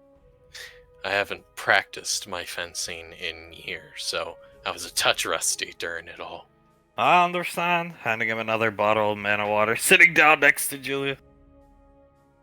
Oh god, my head is killing me. Starts drinking the mana water. I'm sorry about all my snide remarks today, Julius, but I just hate seeing this situation. I know, I hate seeing it too. And I do think what will Integra think is an honest question. Not to be mean about it. I'm not trying to guilt trip you. It's just, what the fuck? How are we here again? Yeah. Julia's shaking his head. Oh, she would be so disappointed in me. It's not. Dad would know what I'm talking about. It wouldn't be like severe disappointment or like her yelling at me or anything. It would just be a look of disappointment and a simple Julius to me. And I think that hurts more than anything else that she could ever say. You know how Nicole was with you know who when I was married to them? Like, she was like happy for me, but not really the situation. Integra told me not to accept the proposal, but I did. Then I think she was happy for me, but should have listened. So you're not the only one that let her down, Julius, okay? Chuckle. Julius chuckles. Fair enough, Dad, fair enough. Grandma'd have faith in you to fix it, though, sir. I agree. Hug nod. She would. And with a couple bomb-ass ideas from Colt and his father over here, I got a bit more hope than before. Renewing the wedding vow is an amazing idea. I will do it for you. Anytime, any place, just not the memory anniversary date. Of course not. February 14th, right? And they hear Carter groan a bit. Valentine's Day, her birthday, wedding anniversary. Tickets will go on sale soon to be outside of Buckingham Palace. All at Buckingham Palace. How the fuck do you top Buckingham Palace, Colt? Looks down at Colt. You don't. He looks up at Carter. You just be there for her. Forever. And never make her feel this way again. Well, obviously, the last one, that I can do. Just, I want it to be perfect for her, and I don't know if just, like, doing that is perfect for her, you know? I don't plan on trying to top my wedding day with Soul. Doesn't it kind of undermine the point of a wedding to try to top it? It's supposed to be the happiest day of your life, I plan to just show her every day that I'm grateful I get to see her, let alone touch her, hold her, kiss her. Yeah, man, I mean, like Benny said a little while back to me, just be there for her, do what she loves, be with her, and that's more than anyone can do. That's the most anyone can really do, just be there for her. Townsroy is such a good child. Looking at A very good child. Carter nodding to himself. Yeah, I'll take that under consideration. He bites his bottom lip. What if I go to Anova and get her another? No, that wouldn't be good enough. No, you just do what your friend told you, Carter. He looks at Hunk. Right. Sorry. Rubs the top of his head, or his forehead. Sorry. Take it from the expert. If I had just took the blinders off and listened to Grandma. Carter looks at Hunk, nods. Yeah, I'll just listen. I'll just listen, see how it goes, I guess. You should just listen and relax. Yeah, relax. He takes another drink of the water. This stuff is a godsend. How many tickets do you think you're gonna sell? We'll probably sell out very quickly. But selling tickets for everywhere else on multiple planets. Watch parties. Going to be watch party at the Vatican. Watch party in Times Square. Many places. Big statue of Jesus in Brazil. Watch party. God. Carter leans forward and puts his head into the bucket. Yeah, I can't wait for the memory anniversary, but, you know, it's okay. It'll be fine, Carter. Just focus on it being you and her. Nobody else matters. What the fuck happened to Ricky's sink here? The shield guy ripped it off my back. Ah, well, Sasha. Not going to be happy that we nuked it. I think she'll probably just laugh, honestly. You still have the pipe, Ricky, and he does. Holds it up, saved it. Something tells me that was the most expensive part of the attire. Just a guess, given my military history. I'd assume so, given the fact that it evaporated those rafters. Here, let me have that thing. He'll hand it over to Tommy. I'll make sure it gets back to... actually, her, Julius. You give it to her. Probably going to be seeing her a lot as you hide up in the office. Probably. I will come with food for you. Thank you, Tommy. I would appreciate that. You got a good friend there, son. A very good friend. A best friend, in fact. Rubs Tommy's shoulder. His elbows, JJ. What is with the fucking get-up, Tommy? Just... what is with it? What are you talking about? Looks around her. Your outfit, mate. The many shades of black, the pants that don't fit, the belt that doesn't fit. It's very confusing to all of us. I saw you pulling up your pants as you were impersonating Rambo. You don't think what? You don't think this is a good look for Tommy, JJ? I think it definitely looks interesting, just not everyday wear type interesting. Benny, the black shirt should at least match. Tommy, well, you know, I come to help Julius Carter, but also come to show Suletta what she missed out on. I think she's just gonna laugh. Tommy, probably. Think pants that fit might have helped. All I'm saying is, Suletta, that is one fine woman. Carter putting a hand on Colt's shoulder, starting to laugh. Carter's very lucky, that's all I'm saying. I am extremely lucky. Memory Ann is a one-of-a-kind type girl. Suletta is like, when I first met her, you walk up to her and it's like, oh man, she's got a stick up her ass. But she was always super nice to me. Inviting me to eat lunch in her office and stuff like that. Tell me, that's because she finds you attractive. Back then, she didn't know what I looked like though. Read minds, idiot. Oh yeah. Yeah, did she like hug you, shake your hand, touch you in any way when you first met? Yeah, shook hands. Yeah, She read your fucking mind, right, Carter? Yeah, she read your mind. She could tell you were a good man. That's why she gets so angry at Davine and jealous. Oh, he shrugged. Julius chuckles a bit. Yeah. Well, it's quite easy to tell she was always quite interested in you, Dad. Well, he puts both of his hands up. I know what I want. And when I saw what I want, that's what I want. So hey, I'm sorry. Hey, fair enough. And I am grateful for you taking what you want. Very grateful. Just, goddamn, did Suletta want you? As the kids say, she was thirsty. Hey, man. Something to be said for knowing what you want and sticking with it no matter who's thirsting after you. I mean, I think she's a gorgeous woman, but just, Davine, please and thank you. Fair enough. Yeah, fair enough. That's the same thing with me. Other women have flirted with me, yes, believe it or not. I never accepted their advances, and when I saw Sam, yeah, I knew what I wanted. I'm so glad it happened naturally. Samantha coming down, kicking Ricky in the balls, and then bumping into you.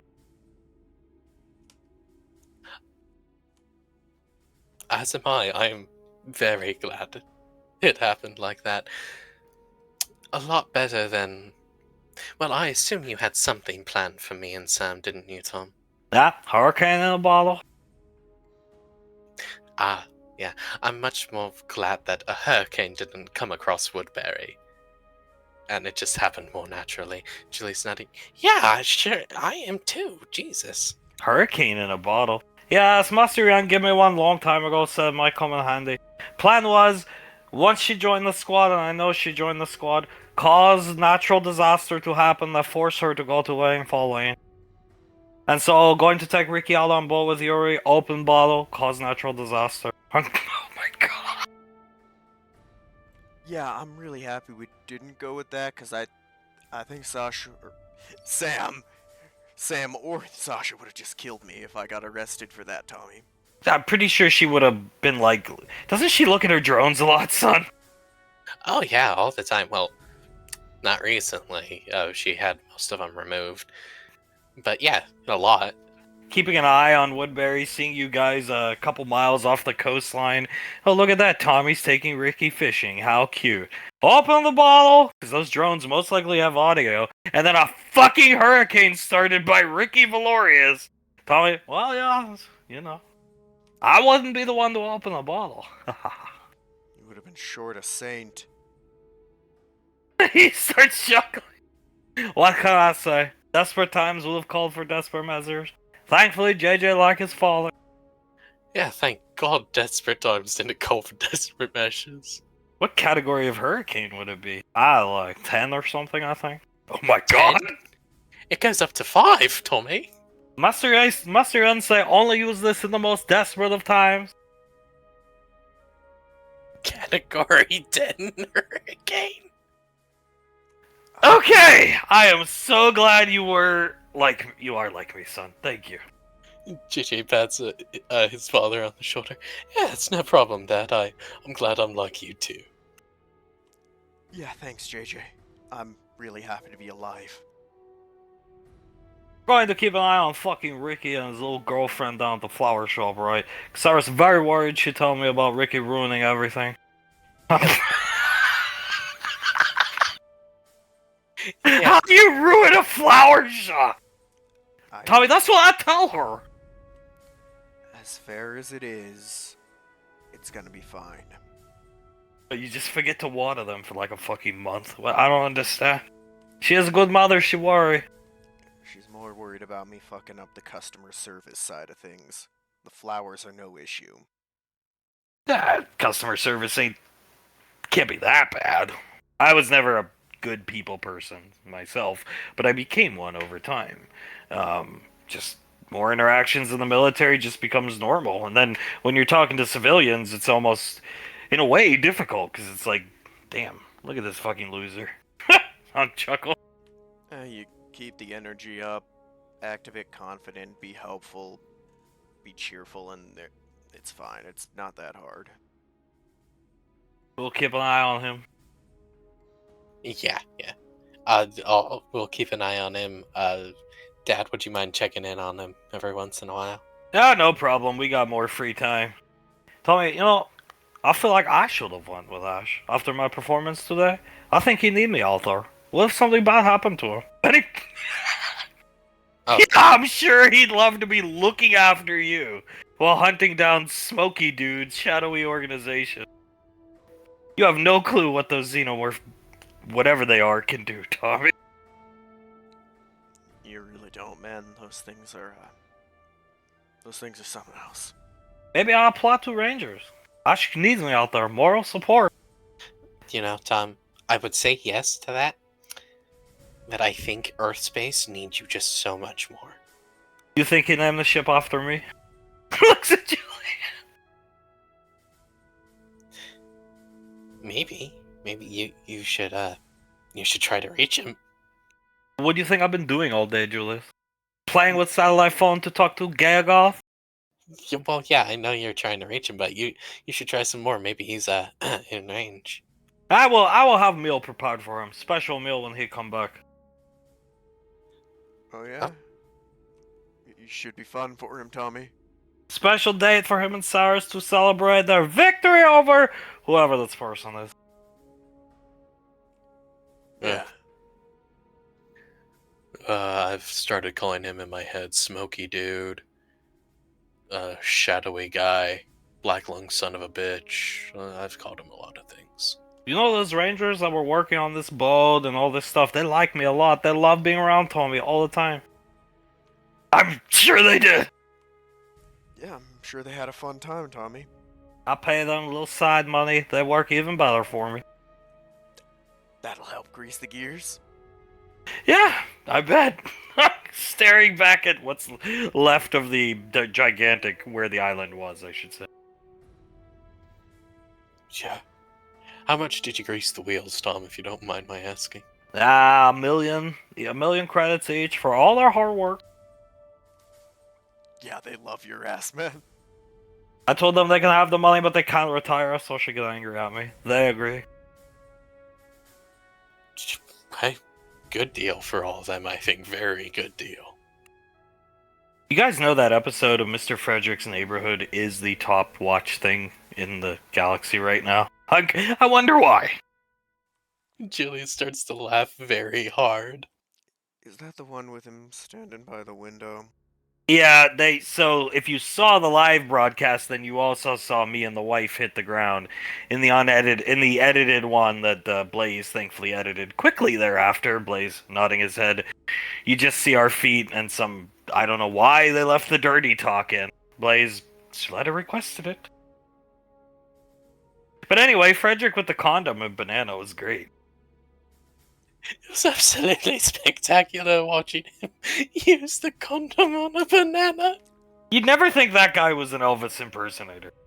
No, you wouldn't. My favorite part is he didn't go from like the bottom part of the banana. No, he went from the top part where like the stem is on.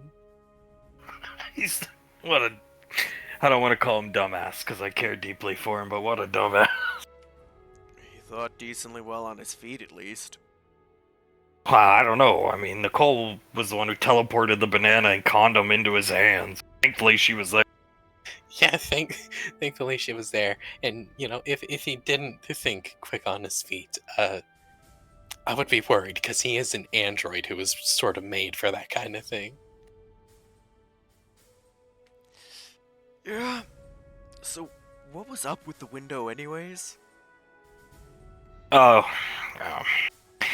You gotta have the window open because Starchild backlighting techniques. I think that's it, right? He looks around. JJ nods. That's what Krellin always says, yeah. If you ask Uncle Scar, an actual award-winning cinematographer, he's gonna tell you the window doesn't do anything. Actually, it makes it worse. Clearly! But, yeah. Julius nodding. Oh, also, Krellin was keeping it open with his mind, from what I hear. That's so fucking stupid. God damn it. Can you imagine getting like this grand, beautiful house, getting the golden ticket of a lifetime, getting to move onto the rainfall lane, getting a way overpaid salary, which, hey, he deserves it, Clive, you know, and then the next day you find out your roommates are going to be those three. Oh god, you know what? Clive has more patience than I ever will. Dude's probably been on a hell of a roller coaster the past few weeks. Oh, no doubt. No doubt. Yeah, no doubt at all. Poor guy had to listen to Outlaw Country his first 2 weeks here. Thankfully, he's got a good friend in Scar. Blaze, yes, they get along very well. Mr. Freetooth needed somebody like Clive. JJ nods. You needed someone like Clive to share his beer clocks with.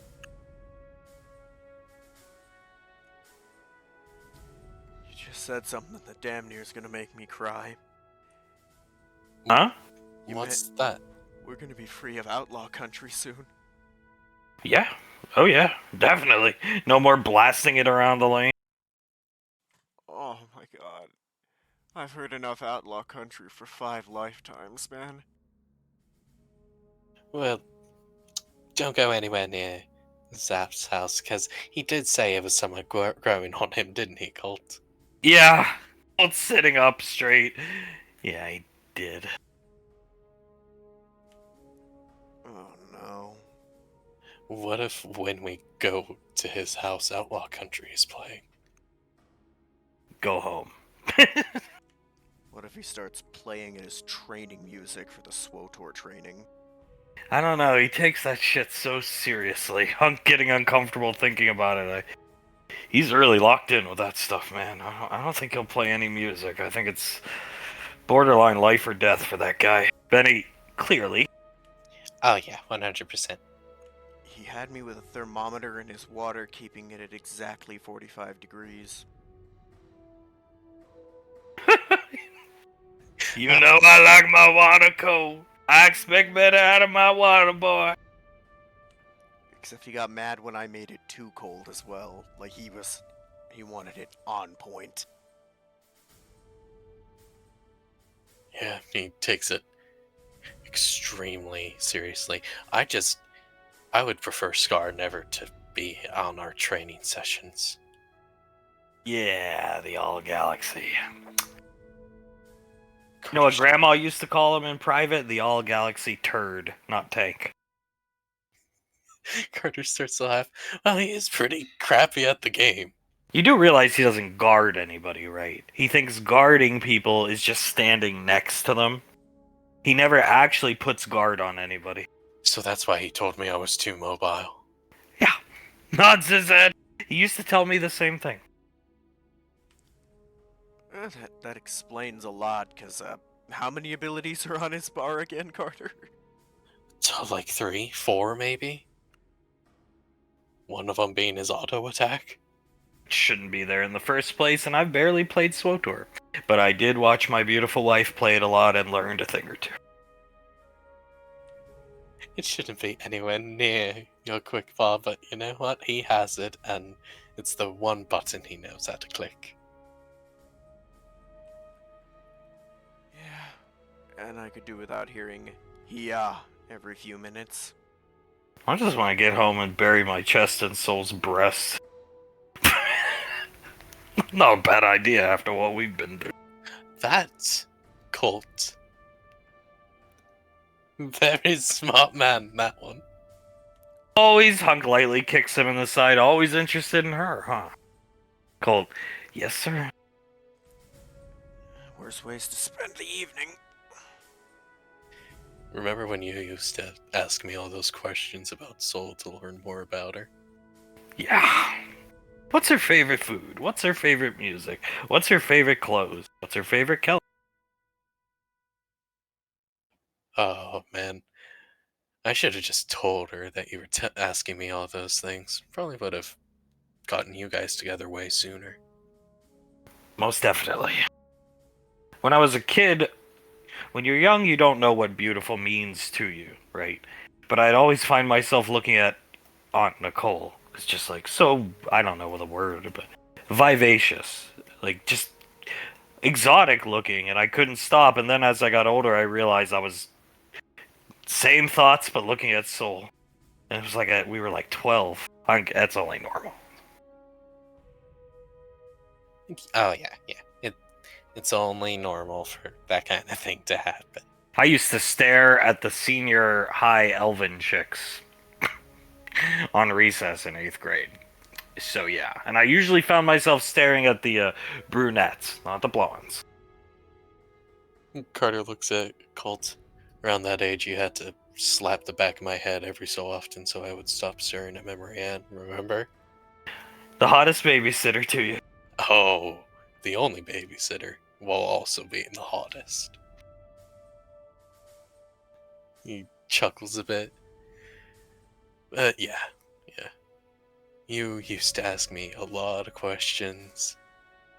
I remember we would just be playing video games, and then out of nowhere you would be like, hey, just asking, so like any of this type of music? And then I knew I was going to be there for about 30 minutes. Better than what I did. I show up at base, and there's a beautiful woman. Who is that fine, with all due respects, Colonel, fine piece of ass? Oh, that's the Colonel's daughter. Wonderful. Julia starts to laugh.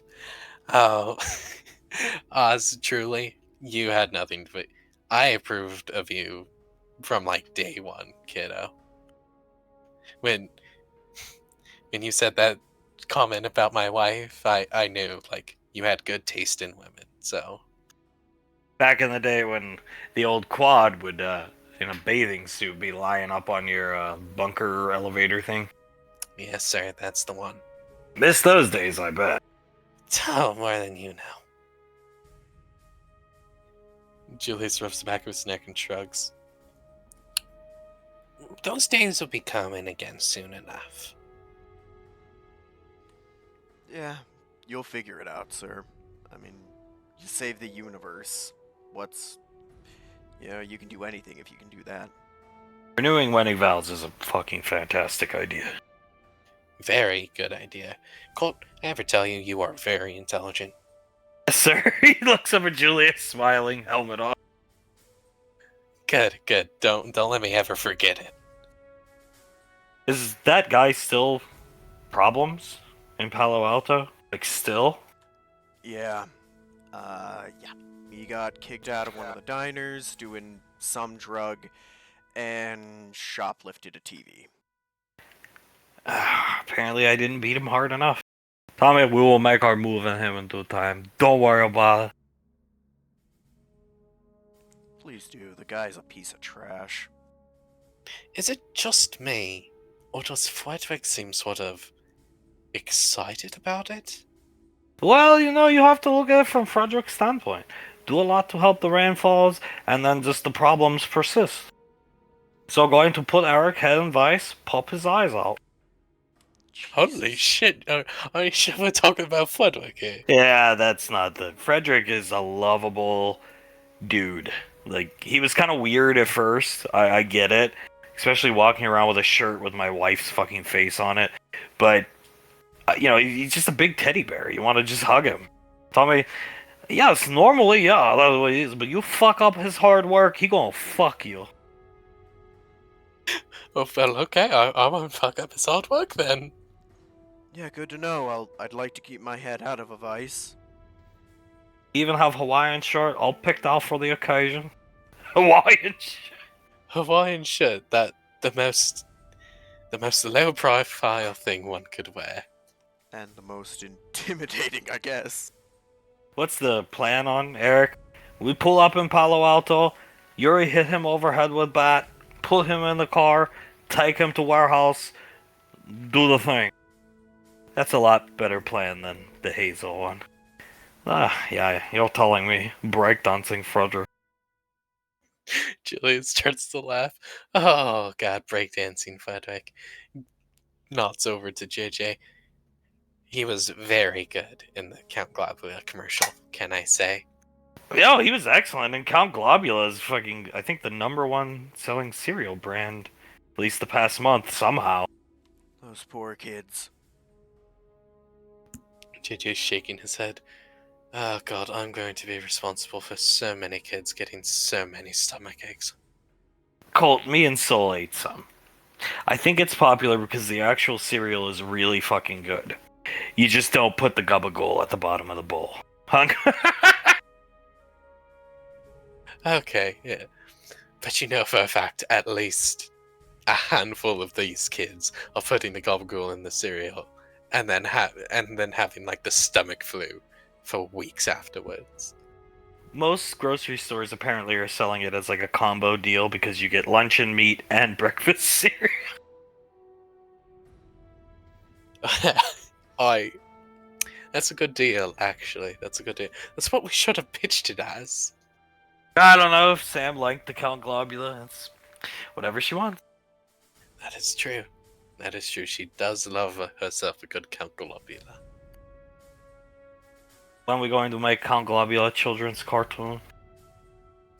I don't think that would be possible to make it a children's cartoon. I have to cuss so much, and it would be so impossible to get around censors and that kind of thing. We can put it on the adult time slot, midnight. Average Channel Fox now. I suppose that's true. Yeah. If it were to appear in the adult time slots, then I think we could get that done quite easily. I think we can also stop at a Jack in the Box and get a couple munchie boxes on the way home before we gotta drop people off. Yeah, I could go for like 3 of those. I'd say we earned them. I'd say so, Dad. I'd say so. Blaze, noticing they're getting back to where they departed, we're here. Good. Carter will stand up, set his bucket off to the side, and crack his neck. Oh, almost there. Almost there. Banksy will hand Carter the gem. Alright, on the ship and then to the ancient Anovian planet. Let's rock, boys. Yes, sir. Yes, sir.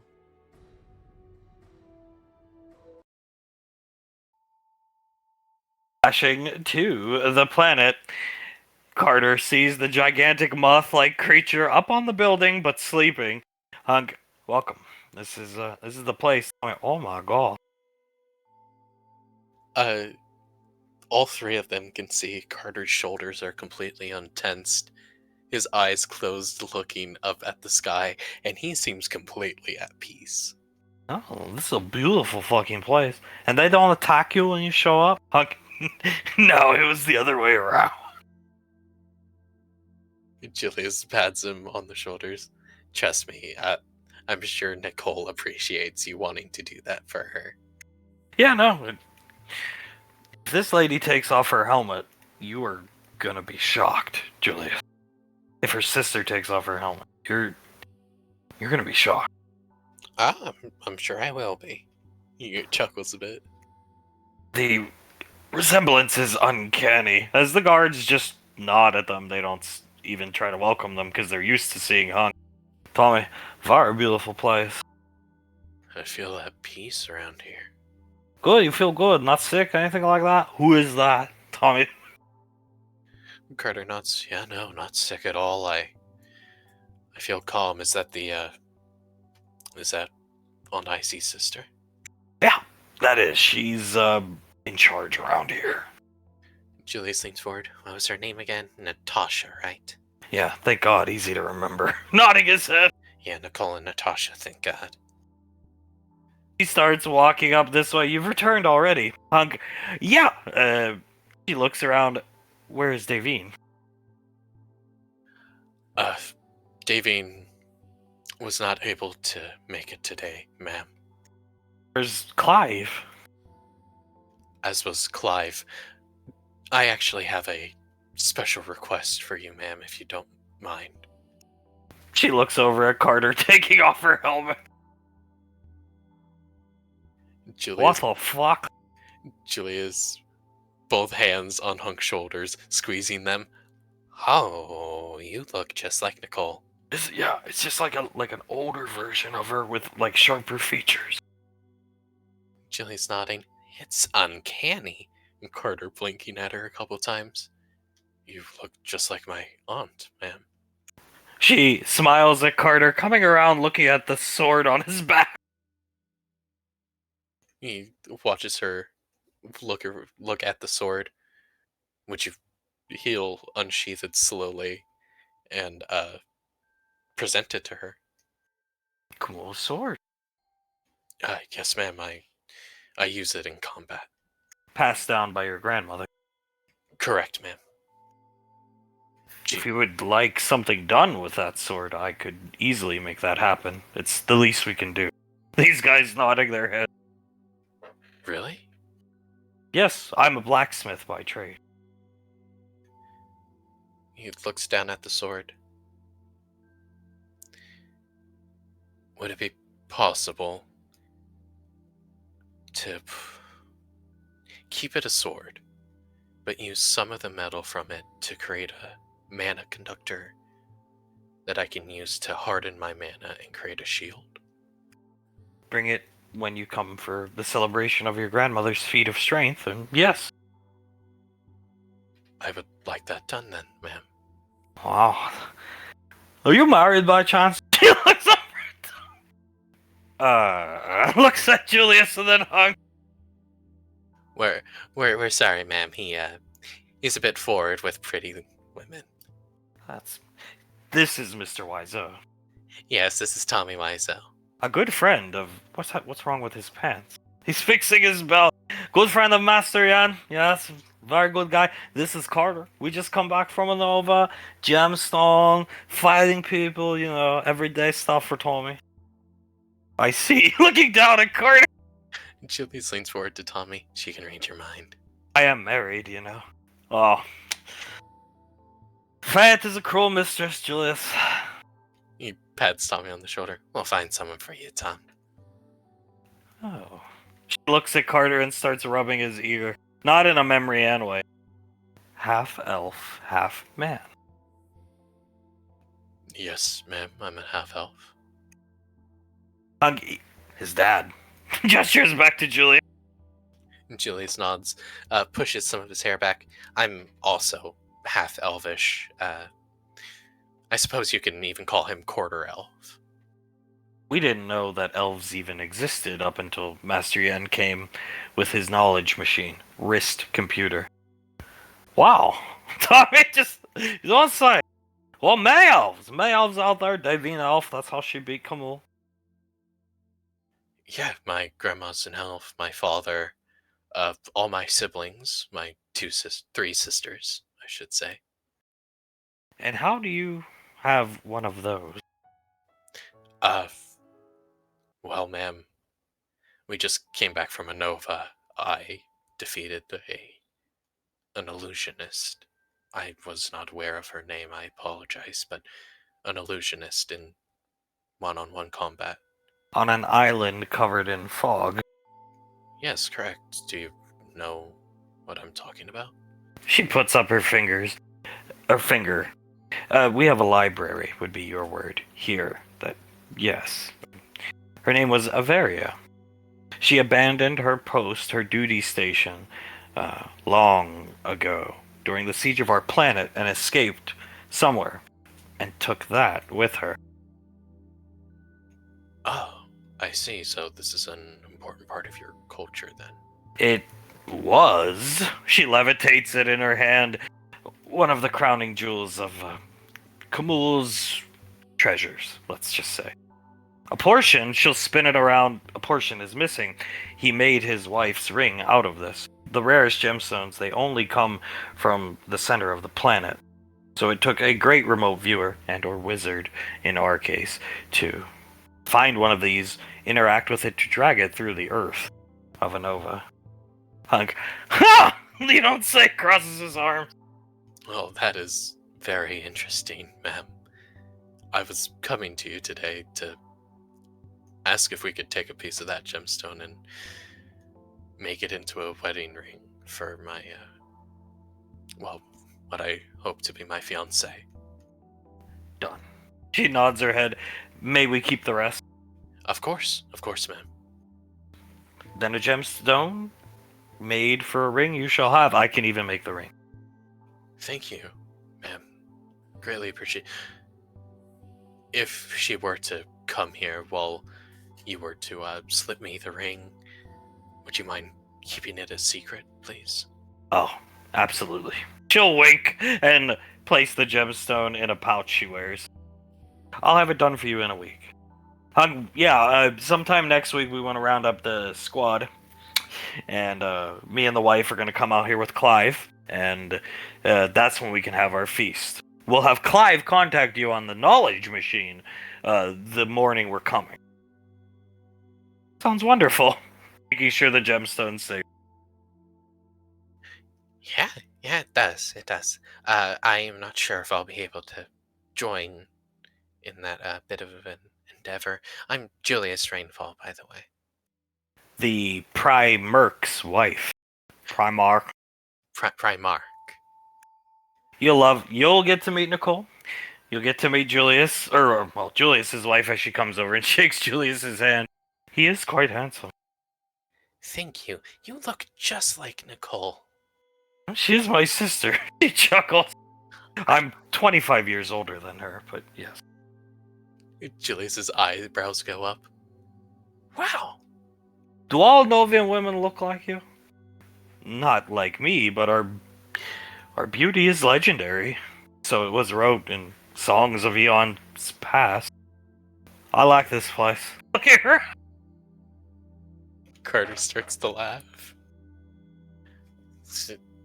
Julius patting Tommy on the shoulder. Yeah, that's good, that's good. I'm sure he's going to be visiting much more. Master Yen said Mr. Wiseau, should he ever stumble upon the planet, was to be welcome. See that? You even got Master Yen on your side, Tommy. Now, I will make time to come here. I will help these people out. I will... Anything you need, you will have from me. She nods and smiles. We didn't think EarthGov would be this welcoming. Given this chance person we heard about, all those people are dead. Yeah, all those people are dead. My wife, my sister, Icy, Nicole, I should say, my good friend Sasha, and myself were all in charge of EarthGov. I should like to meet them all. And you shall. We are quite busy as people running an entire government, so whenever we're available, we would love to visit. Hunk will pull up a picture of Pequod. This is a picture of Julius and Pequod happy together, not realizing it's probably depressing to Julius, but this is them together. And he'll swipe, there's a picture of Nicole with them, so yeah. Sasha, I got a picture of somewhere on me, but she's so elusive and never comes down to the lane. It would take me a while to find it on you. Julius just staring at the wrist computer, blinking slowly. Carter puts his hand onto Hunk's shoulder. You might want to, pull that away. He puts it away. She's squinting, reading Julius's mind. Return to me next week. Smiles, puts her hand out for Julius to shake it. He looks at her hand, shakes it. She nods at Julius, smiling. Shake Hunk's hand. Return in a week, and I'll have your ring ready, and we can work on your sword. Thank you very much. He gives her a bow and then puts his hand out for her to shake. She shakes his hand, but she'll kiss it as well. Very calming kiss. And start walking back to the building. Again, you can meet the Saint next time, too. And Monkey Boy, she turned. The monkey Clive spoke of while we played the box. And Monkey Boy, I guess. And Monkey Boy. You will meet Monkey Boy. And all the guards start to lightly clap as she farewell and goes inside. Tommy, who the fuck they interested in Monkey Boy, Bob? Julius looks at Hunk. I think you said something about them having monkeys, but none of them being boys. Yeah, it was when we were playing the Atari console with them. Awesome people, no? Very awesome, very awesome. Alright. Ricky mentioned something about gotta get back by 10 to his girlfriend. So, Jack in the Box, eat on the way, drop Ricky off, go home. Sounds like a plan, sir. You wanna come spend the rest of the weekend with us? No, I gotta get out of this fucking ridiculous attire. Drop me off at Gateway, Julius. Yeah, no problem, Tom. They will disembark, getting their Jack in the Box, dropping Ricky off as Icy, they'll be here soon. Reading mine. Good, very good. Soul with her hands in her pockets, rolling on her feet. Like a little girl, Miss Cole. Oh, like you wouldn't believe. She smiles at Icy behind her, then turns her head to continue to scan the horizon. Arms crossed, just super angry, looking off. Davine puts a hand onto Pequod's shoulder, smiles at her, gives her a kiss on the top of her head, and then removes it. I imagine they're all excited to get back. Colt and JJ leading the charge. Comes up and does exactly what he said about her. Buries the face in the breath. Oh my! She smiles at him and starts to give him kisses on the top of his head. JJ, using his ODM gear, ODM's over to Sam, sweeps her up, and then does like a badass slide. She fluttering her eye. Well, as she gets picked up, looks up at JJ, starts fluttering her eyes, then realizes his shirt's bloody. He looks down at his shirt. Oh shit, I'm so sorry. What happened?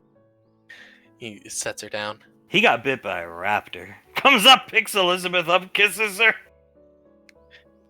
Soul's eyes widen. She looks at Gold. Raptors?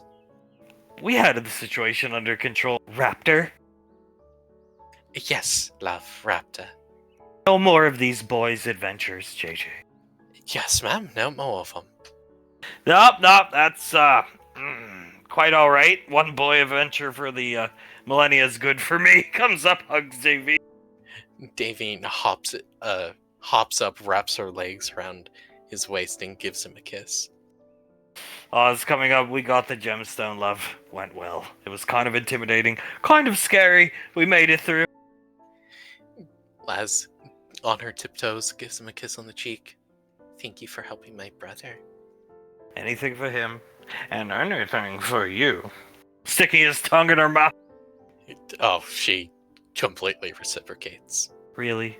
Boys adventure, fighting raptors, get bit, worried all day. I'm sorry, love. It won't happen again. No more boys' adventures. No date tonight. We're gonna stay home. Coney stew. Oh, good coney stew. I love coney stew. You can take me tomorrow. Yes, I will. We'll make an entire day out of it. You at least got the gem. Yes, we did, thankfully. Good job. Pinching his chin. But no more boys adventures. No more boys' adventures. I mean it. Yes, of course, my love. No more boys' adventures. She missed you. Yes, I can tell. Very much so. He gives her a kiss. I missed you more.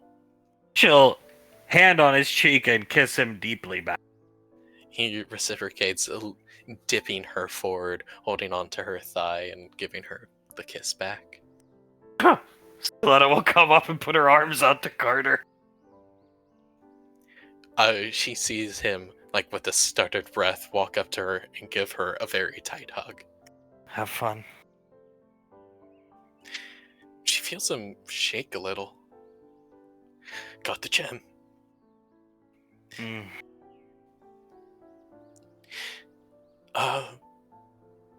We fought an illusionist, you know? And Illusionist? I see pulling away from Banksy, kissing him. Carter nods. An illusionist. Looks at Soletta. She made herself look like Memory Ann. He looks down at his feet. I can't get that image out of my head. Maybe it could be, well, I would say maybe it could be erased, but perhaps it's a valuable lesson. You never would have had... I sound like a broken record. But you never would have had to been there to suffer that if you just played your cards more correctly. Stroking his cheek. He nods. I agree. Yeah, that's true. So, henceforth, you'll play your cards correctly. Allow me to see this gemstone. I do not have it on me. It had a spell on it that can only be worked on by Enovians. I see, I can't work on it. We took it to the ancient Enovians. Granddad, or Dad, has the situation under control. They're gonna work on it for Carter. I see. Good call. Carter nods. They even offered to do some work on the sword a bit. I asked them for like a shield to go with it. Good call. I see winking over at Carter. An illusionist? Yes, ma'am. An illusionist. Also a beast tamer of some kind, but illusions. And raptors, dear? got to throw down with some raptors, an Allosaurus. The rest of the boys got to throw down with water elemental. Davian leans forward, pushes her breast against him. You recorded it all, yes? Yeah, you are gonna love Combat Tommy. Oh, and he actually got down and dirty in the fight. It was impressive. Banksy, yeah, real impressive. Sasha loaded his fucking gun with blanks. She did. They had blue tape on the bullets, look. Carter pulls it up. He actually just takes some blue tape out of his pocket that he stored in there. Me and Colt took all the blue tape off the mags. I think it was for our safety, not so much Mr. Wiseau's. I think so. I completely agree. Did you see the footage of Tommy Rambo screaming? Hey, Rampart screamed. Well, he was using blanks, so he didn't get any kills. How did Ricky's pipe work? Wonderfully. Banksy nods his head. It was quite useful, actually. Yeah, worked like a charm. All those raptors didn't stand a chance. Make sure that gets back to Sasha. We will. And Carter gives her a thumbs up. Good.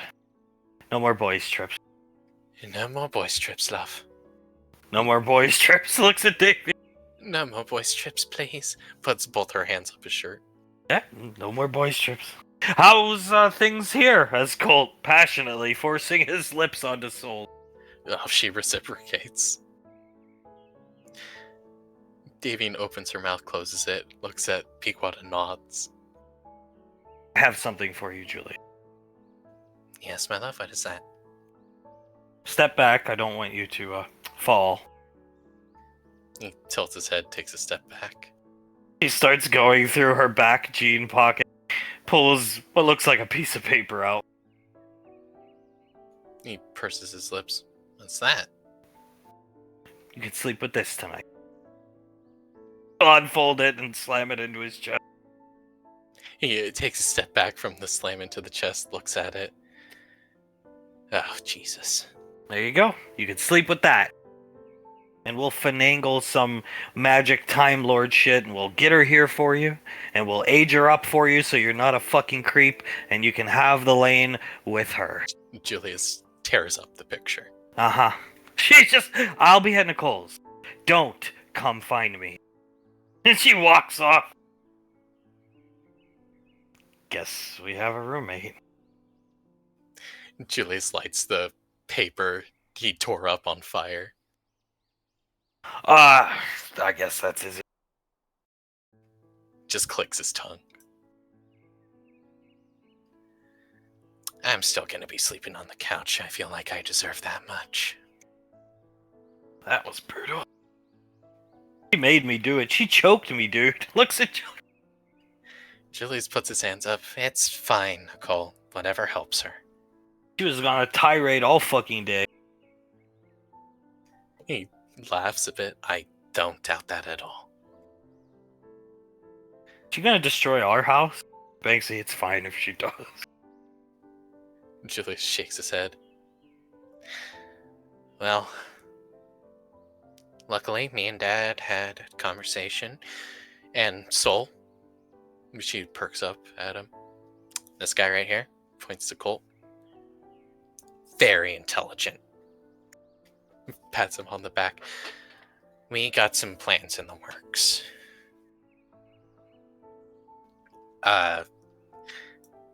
One that really involves you, points to Icy, and some others that include renewing our vows and painting a mural for her, because I think she deserves it. Blaze, I can assist with the mural. Icy, and you know I'll do anything for you, so yeah. Yeah, he thinks in his head, yeah, I'm gonna have you erase Izzy from my mind. Okay, whatever. Whatever you want. She chuckled. Julius shrugs. And yes, please, I would very much like to have some help with that. Alright, and the renewing of wedding vows, Tommy's got covered. Yeah, he does. Julius nodding to himself. Oh. Davian leans forward a bit. I said I would do something. really quickly, just one moment. She steps down from Hunk, walks up to Julius. I feel like I know what's gonna happen. She slaps him twice. Oh my god. Grabs him by the collar and pulls him in close. Are you ever going to treat her like this again? Julius looking at her. No, Mom, I'm not. I swear I'm not. Good. She slaps him one more time. Hunk will slam his hands together and start dusting them like people do seeing this. Oh man, it's good. Good. Very good. She lets go of the collar. I would pray that you didn't, because if you did, oh, it's going to be so much worse than a slap. And you won't do anything back, because you are somewhat of a good son. And she'll walk back over and hop back onto Hunk. He catches her. I see. Elizabeth, Benny, why don't you go get some coney stew and take it to my house? I think Pequod would like some company. Yes, ma'am. No problem, ma'am. Take her some too. She hasn't eaten all day. I will. I definitely will. She looks up at Benny. Pick me up. Yeah, we'll be okay. She loves us. Maybe she'll play Jurassic Park and pretend the dinosaurs are Julius. Julius shakes his head. He doesn't even know he's doing it, but Jesus Christ, the twisting. I think it's time for bed for you. Stroking Carter's hair.